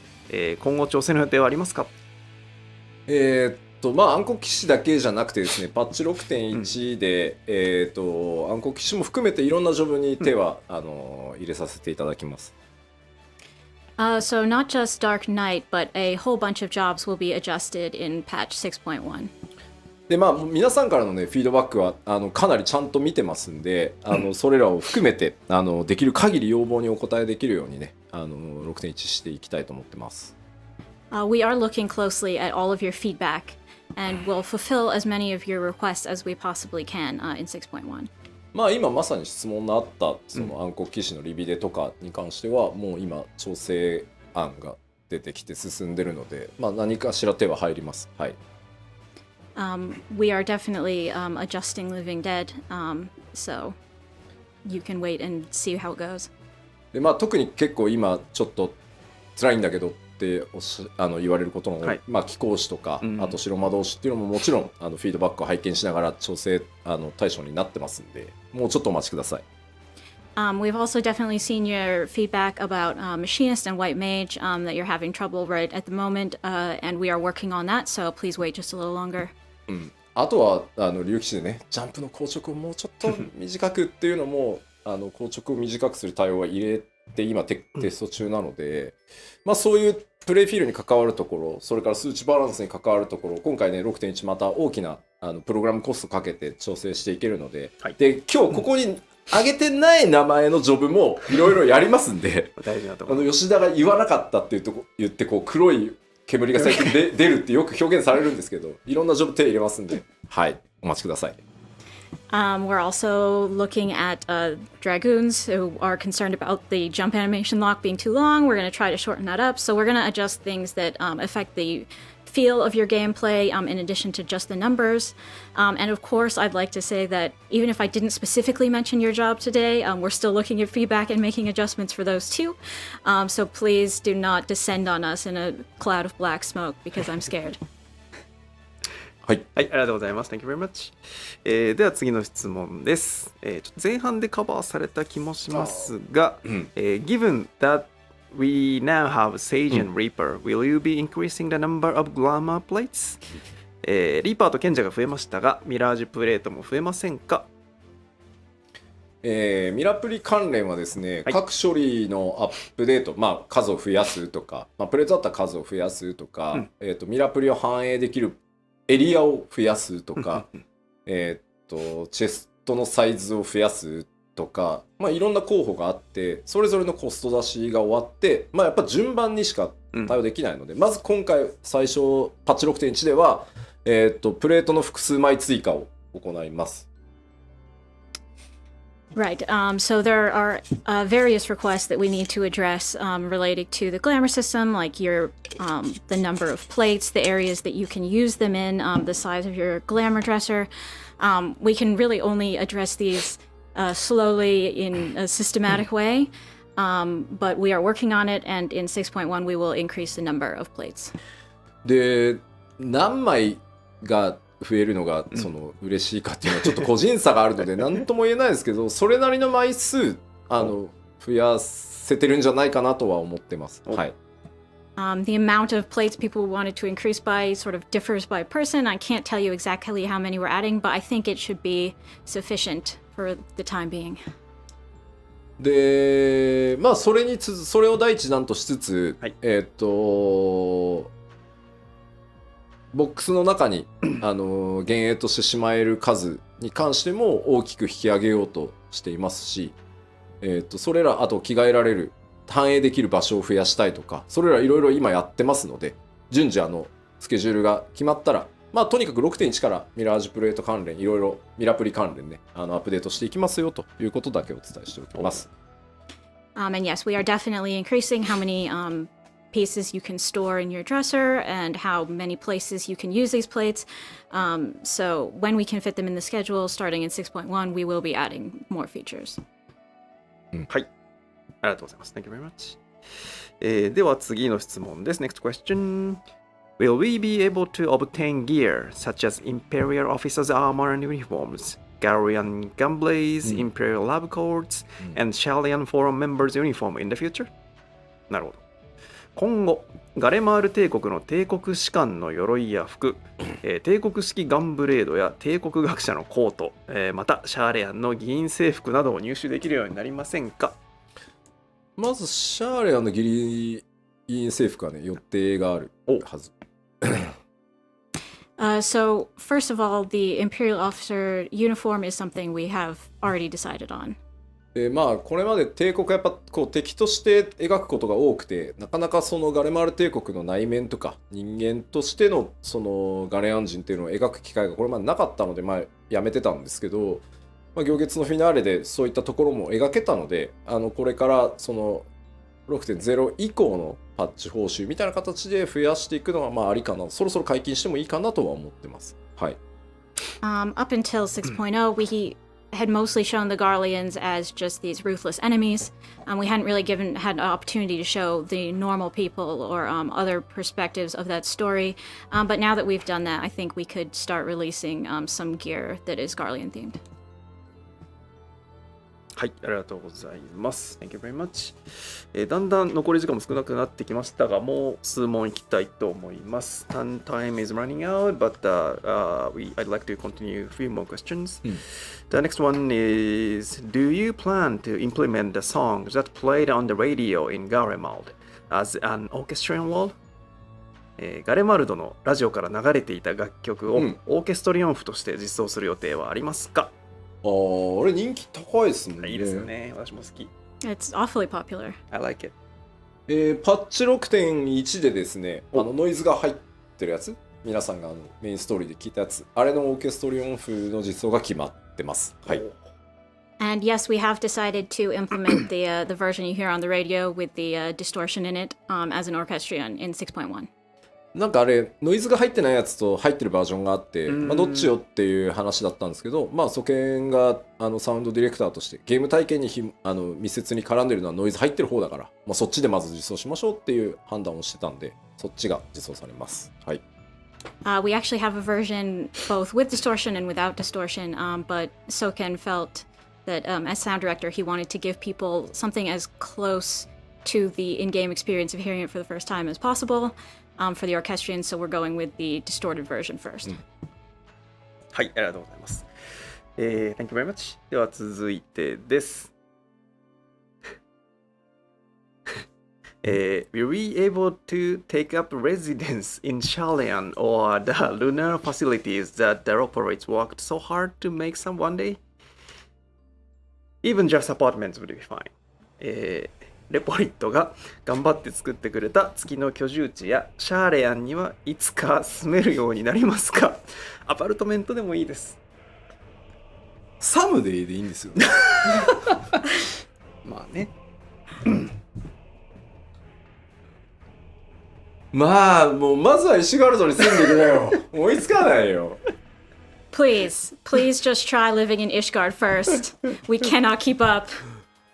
もうね、まあまあその今回ね 6.1 でハウジングの抽選システムもできるし、まあ全世界にさらにこうサーバーをね大幅増強していくっていうのもこの前発表させてもらったので、ハウジングに関してもやっぱりどんどんやっていきたいとは思ってるんだけど、マジで追いつかないんで。I mean, yes. So for 6.1, we've come up with the lottery system for housing. We've also announced we're increasing the overall amount of housing. So it's not like we won't do it or we don't want to do it, but maybe slow down a little bit. まあ、詰めたら良いですね。If we could, that would be nice, wouldn't it? That would be nice.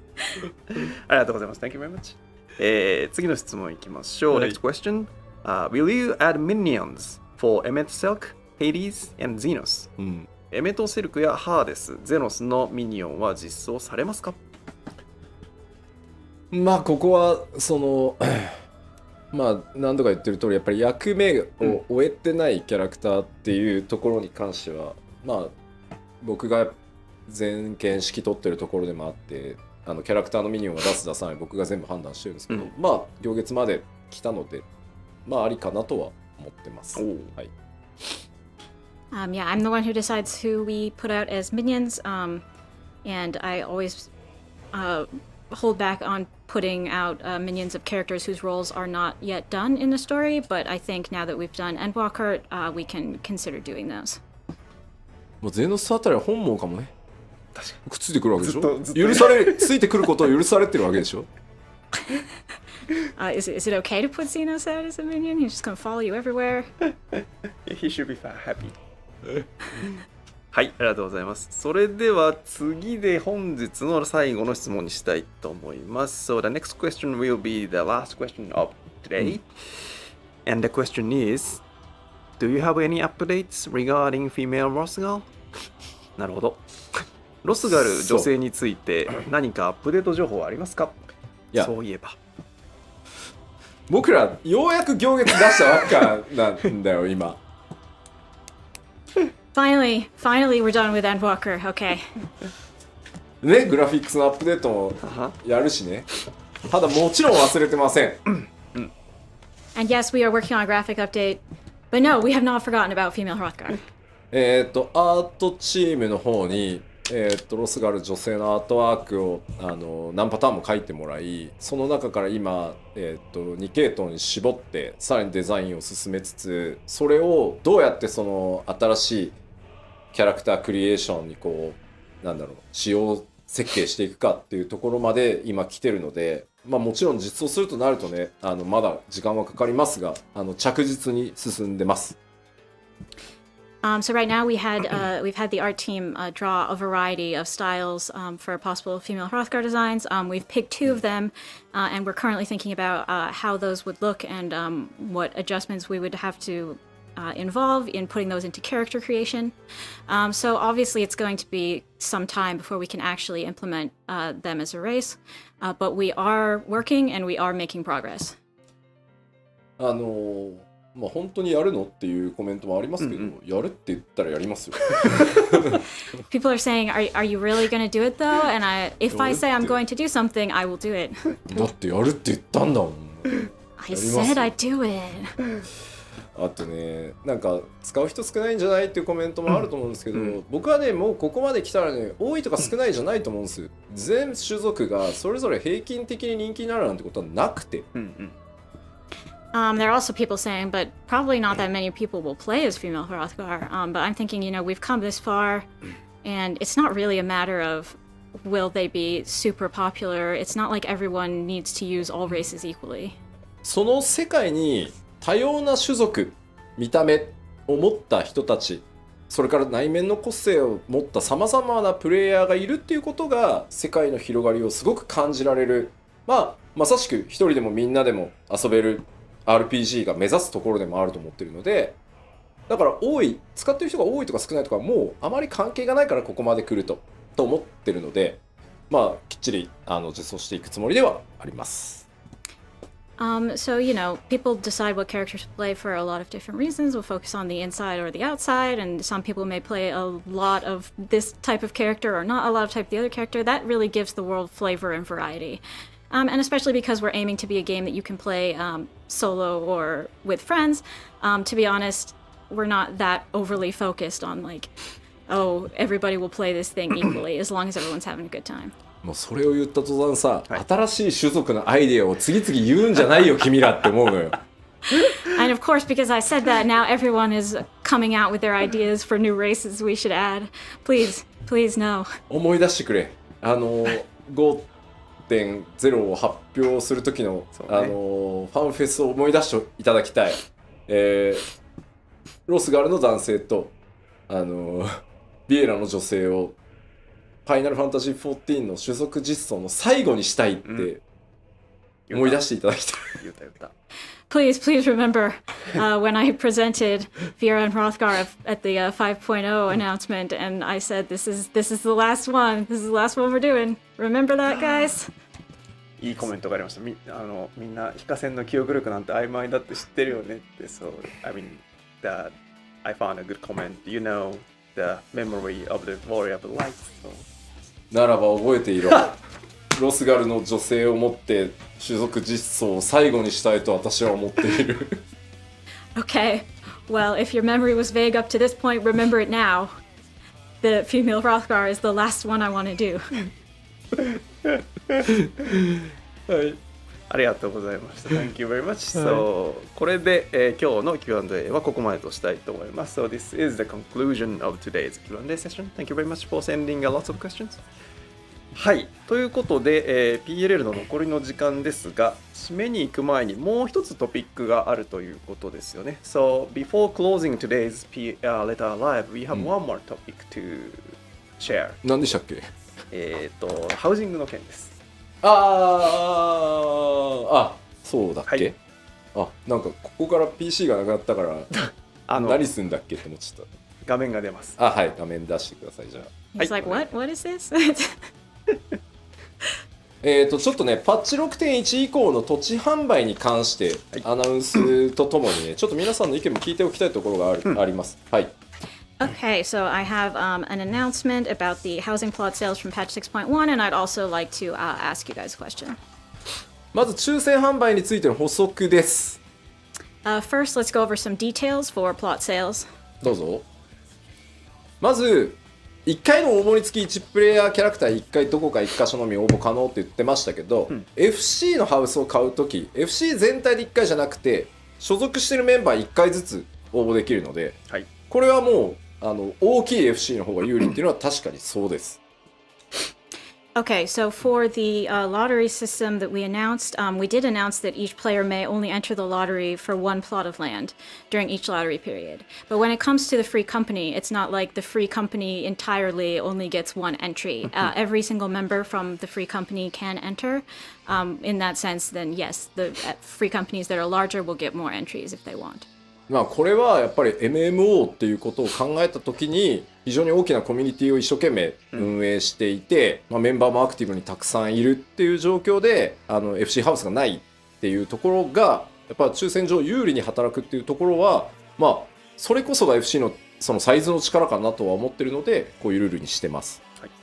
I mean, after all, 14 is a multiplayer game, and we want to support the community. So if you have a big, active, free company, we want you to be able to have a house. And so that's sort of the reason that large free companies are getting a little bit of an advantage here. で、ただですね、これ、まあなんか40人いるからめっちゃいろんな土地に応募しようぜってやったとしてもですよ、まあ1個を買うっていう時に全員でそこに抽選申し込むっていうのはもちろん有利かな、数の有利はあるかなと思いますけど、バラバラにやると仮にバラバラに当選するとそれギル没収ですからね。1個しか当然購入できないので。But again, I mean, you're only going to end up with one house for your free company. So yes, if you all enter for the same spot, you'll probably have an advantage. However, if you all distribute yourself among different plots, I mean, you may just end up losing money that way because in the end, you're only going to get one house. あとハウス購入権利を FC メンバーに渡すって結構でかい権限を渡すことになるので、なんかポットで人集めてくればいいじゃんみたいなの多分怖くてできないと思いますよ。あとその権限を渡せる仕様も今回 6.1 と同時にもう変わってるのでそんなに簡単じゃないと思います。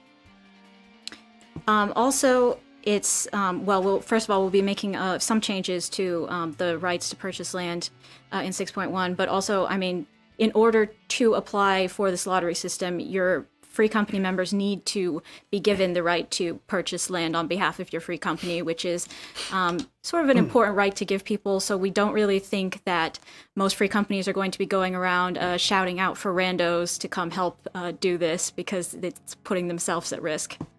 まあとはいえ抽選ではあるのでみんなでこう一気に応募したけど当たらなかったもまあありえるので。Though please remember that it's still possible that if you all enter, you still might not win. That's just how it is. で、続いてどうぞ。で、応募時に全額土地代を支払っていただきますよと。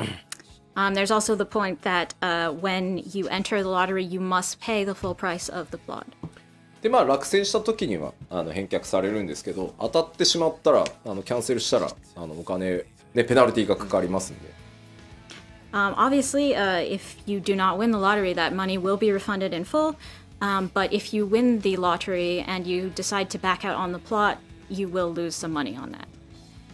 どうぞ次。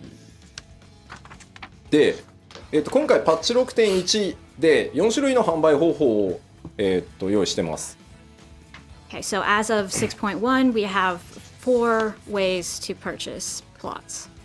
抽選販売の、FC 向け FC ハウスとしか購入できない場所、まあ、抽選販売の個人宅としてしか買えない場所で、先着早い者勝ちの FC でしか買えない場所、先着早い者勝ちで個人としてしか購入できない区みたいな感じで4種類処理としては用意されてます。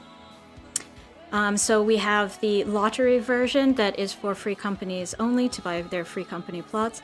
We also have a first come, first serve system that you're probably used to for free company plots only. And then we have the individual lottery and the first come, first serve for individuals. で、この次どんなページだっけ？はい。で、その販売方法のね、ちょっと分配に関してなんですけど、ハウジングエリアの区ごと、通常街第1区、拡張街第1区、この単位ごとに僕らが調整できるんですね。ここは、抽選の FC、はい、拡張区第1区も抽選の FC で、これを、個人にすることもできるし、しかもパッチメンテナンスを入れればいつでも変えられるように今回作ってます。Okay, so each of these purchase systems will be applied by ward. So, for instance, we can give a different system to each ward in regular neighborhoods or in subdivision neighborhoods. And so it'll be like, Imperium Ward 6 is for free company lotteries, things like that. And we are able to change these every patch. でこれはどの区がどの販売方法になっているかっていうのはゲーム内で確認できるようになってます。You will be able to confirm which wards are subject to which systems in game. でしかもこれ最初例えば FC 用の区画として売り出して意外となんか小さいハウス買われないねってなったら僕らがメンテナンス入れて残りは個人に開放しますみたいなこともできるようになってるので混合していく区画もいずれ運用していけばあるかなと思ってます。For example, if we have something set to free company system and then all that's left are small houses that people don't really want, we can always change that later. 次どうぞ。で、パッチ 6.1 では、全ての区画に対して FC 向けもしくは個人向けっていう抽選販売にだけする今のところ予定です。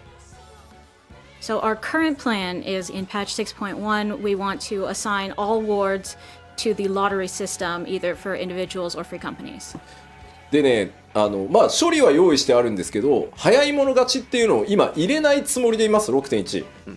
Right now, we are planning to not use the first come, first serve system at all in patch 6.1. で一応1区画だけ抽選その早い者勝ちを入れようかっていうのもある、なんか案としてはあったんですけど、どうです皆さん。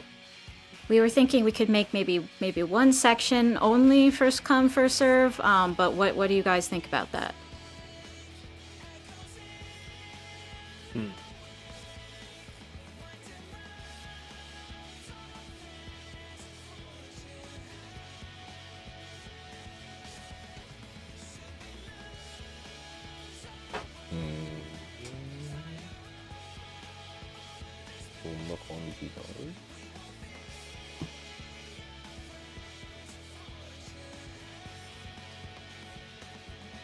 まあ全部抽選でいいの声が多いのは多いな。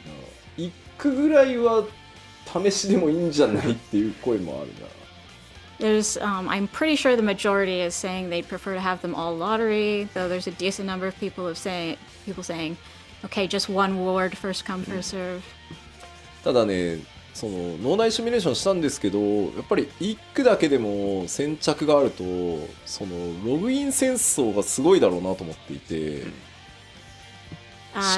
Yeah, we tried testing this, and even if we only have one ward set to first come, first serve, it does kind of affect the login situation. しかもそのシナリオやりたかったのにとかあるし、そのなんか結局スタートダッシュでその先着購入できなかった人は単に抽選に回るだけで、なんかその徒労感というか疲れた感を少数の人のためだけにやるのはどうなんだろうって考えたんですよ今回。なのでもっといろんなそのハウジングの区画を増やしていけた後にやっぱりその空いてきたらとか土地がもっともっと増えて潤沢になってきた時に空いたらすぐ買えるっていう風に先着を使った方がいいんじゃないかなっていうのが今の僕の考えです。Thinking about people who want to log in to do, main scenario or other things, we don't want to increase the login queue, and I'm sort of thinking that if you all try to go for the first come, first serve, you're going to be really tired by the time you get to going over to the lottery and trying to win that. So it might be better to just wait on first come, first serve until we have a lot more housing available for everybody.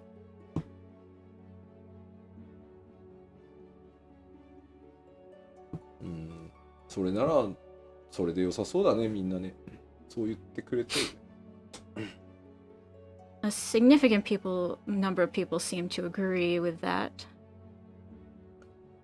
よし、じゃあ、今回は先着なしでいこうかなと思います。まあ、よりね、もし先着でっていう意図が強いとかいうのがこんなアイディアあるんだけどっていう場合はフォーラムなどにねまたちょっとお寄せいただけると助かります。So yeah, I'm thinking we'll just go with the lottery system for now, but if you feel strongly opposed or you have another idea of how we could do things, please feel free to comment on the forums. はい。はい。以上で、土地販売についてのお知らせでした。So that's it for housing plus sales. OK。はい、ありがとうございました。さて、ということで、第68回 PLL の内容はだいたいこれで全て完了いたしました。So this is all about today's Final Fantasy XIV letter from the producer live number 68. And then before closing, we have some announcements. So let's check it. このまま締めに向かう前に、いくつかお知らせ事項が例によってございますので、そちらの確認をさせていただきたいと思います。はい、画面お願いします。最初のお知らせです。The first topic is フリートライアルです。フリートライアルが2月22日から順次再開いたします。We will resume FF14 free trial on February 22nd and onwards. I mean, 再開は公式ストア何箇所かで配布しているところがあるんですけど、準備ができ次第順次という形になります。まあそろそろ大丈夫そうだという判断をしましたので、2022年2月22日から順次再開していく予定でございます。まあそのうちねフリートライアルの範囲もまたいつかねガッと上げたいななんて思ってたりはします。We're trying to start slow here, but yes, February 22nd, 2022, we will resume regular free trials and expand from there. はい、はい、ありがとうございます。では次です。The next one, the next letter from the producer live. As 冒頭でコメントしました通り、第69回 Final Fantasy XIV プロデューサーレターライブを3月4日、日本時間午後8時からお送りいたします。So as we mentioned earlier, the next letter from the producer live will be streamed on March 4th, Friday, and then starting 8 p.m. Japan time. ということで、内容はパッチ 6.1 コンテンツ特集パート1ということになります。So the content will be the patch 6.1 content part 1. So please look forward to it.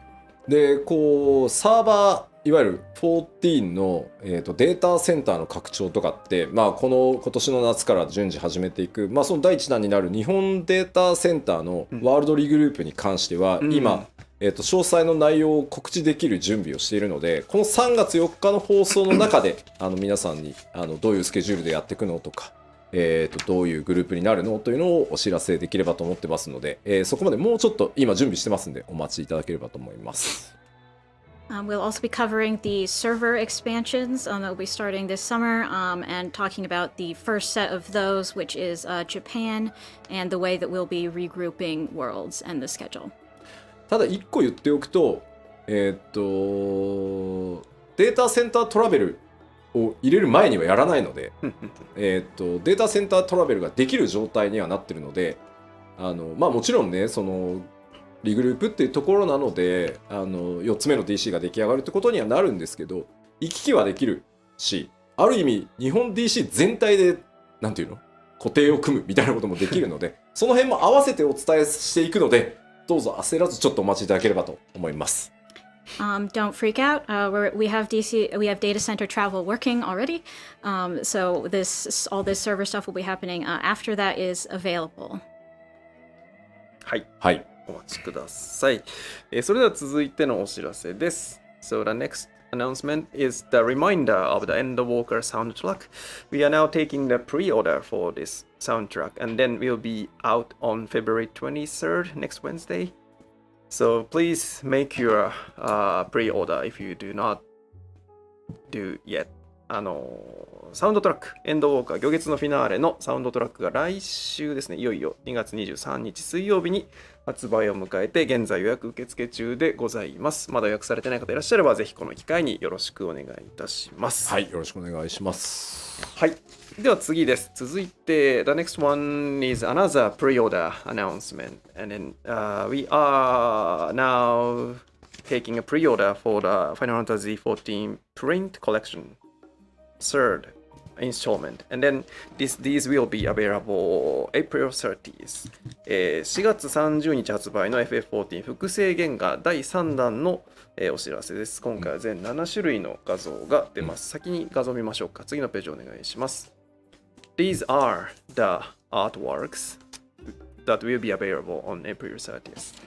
はい、この7種類になりまして、で現物がどんなのかというと、今日私の後ろにずっとありましたのがこちら実サンプルでございます。こんなようなサイズ感、良いセットね、こちらね。This is actually one of the examples of the よいしょアートワークね、こんなサイズです。はい、ということで、もんです。ぜひご検討ください。では続いてまいりましょう。The next announcement. So this is we are now running the collaboration with the Square Enix Cafe in Tokyo. 東京のスクエニカフェで FF14 コラボが現在実施されております。でこちら期間の通り3月25日まで行っておりまして、いろんな限定メニューとかコラボアイテムなんかがございますので、ぜひともご利用ください。So this collaboration will last until March 25th. So there are some special menu and then some dedicated merchandise. So please check it out. はい、ということでよろしくお願いいたします。はい。そして最後にもう一つお知らせがございます。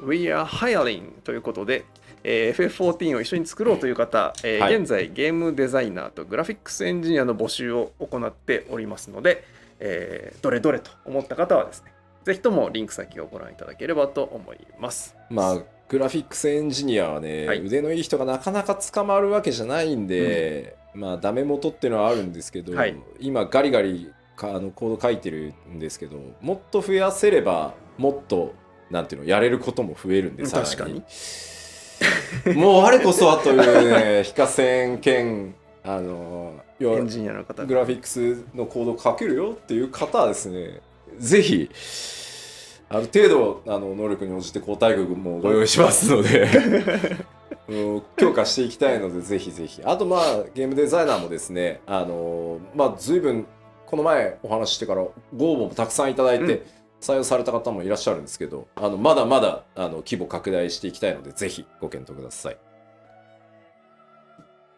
We are having a surprisingly hard time finding graphics engineers, so you know, and if we had more, we could really increase the number of things we could do. So you know, we thought we'd ask the Warriors of Light if you have graphics engineering skills, please join us, and game designers as well. Please feel free to apply. まあ今ちょっととはいえ全くの素人じゃダメでしょって書いてるんですけど、ゲームデザイナーに関しては前回放送のアーカイブが多分残ってるんで見てもらえればいいんですけど、そっから今リードやってるやつとかもいるぐらいなので、14はもう課題の応募はなんだろう、試験のように ID 1個考えてきてくださいとかなんで、そんなの別に Excel とか Word 使えばできると思うんで関係ないです、あんまりはい。People are saying, well, don't we need experience to be game designers, even if you say it's okay not to? And no, really, I mean, as long as you can use Word and Excel, you'll be okay. So even if you've not done this specific job before, consider joining us. そうか、条件が悪いんじゃないとか、こう、契約社員でしょ、どうせみたいな書かれてますけど、私ずっと契約社員ですよ。契約社員の方が給料上がりやすいんですよ。僕、正社員オファー蹴ってた人間ですからね。いらないっつって。A lot of people are saying, oh, well, it's probably because you're only offering contract positions or something. And I'm saying, I was a contractor. I've been a contractor for this whole time because it's easier to know how much I'm going to be paid. 正社員っていうなんていうのその働き方の部下が増えちゃって、契約社員が正社員の評価をするのはおかしいだろうって会社に言われてついにいやおかしいのはなんかその給与制度だろうって言ってじゃあ正社員でもいいけどいくらくれんのって言って僕正社員になってるんで。At some point, I was told I started supervising all these people who were permanent employees, and the company was like, yeah, it's kind of weird that we have a contract employee supervising all these permanent employees, so can you stop? And I was like, I think the labor system is the problem here, but okay, how much money will you give me? And that's how I became a permanent employee. 正直スクエアエニックスという会社の福利厚生は素晴らしくいいです。契約社員っていうその雇用形態が違ったとしても、本当にすごく良い福利厚生状態なので選択する人も増えてますよどっちっていうのを。ただこれもちろん人によって価値観の違いなので、どっちがいい悪いは言いません。ただどんどん上がっていくことができる会社だよっていうのは、正直変な話僕を見てもらえればこんな跳ねっ返りが取締役やれる会社なんで夢ある会社かなとは思います。We have a good working system, and you can get promoted here. Obviously, people's values are different. So if you're thinking, oh, I want to be a permanent employee versus a contract employee, that's also fine. But yeah, we do have a good working environment here. So just so you know. そうか、意外となんかみんなあれなんだね。サービス残業が怖いってサービス残業禁止ですかね、うちの会社。残業してもらいたいときは残業、このために残業、自分で申請してもらうときもあれば。お願いする追い込みでねお願いする場合、全部お金ちゃんとお支払いするっていうのが前提なので。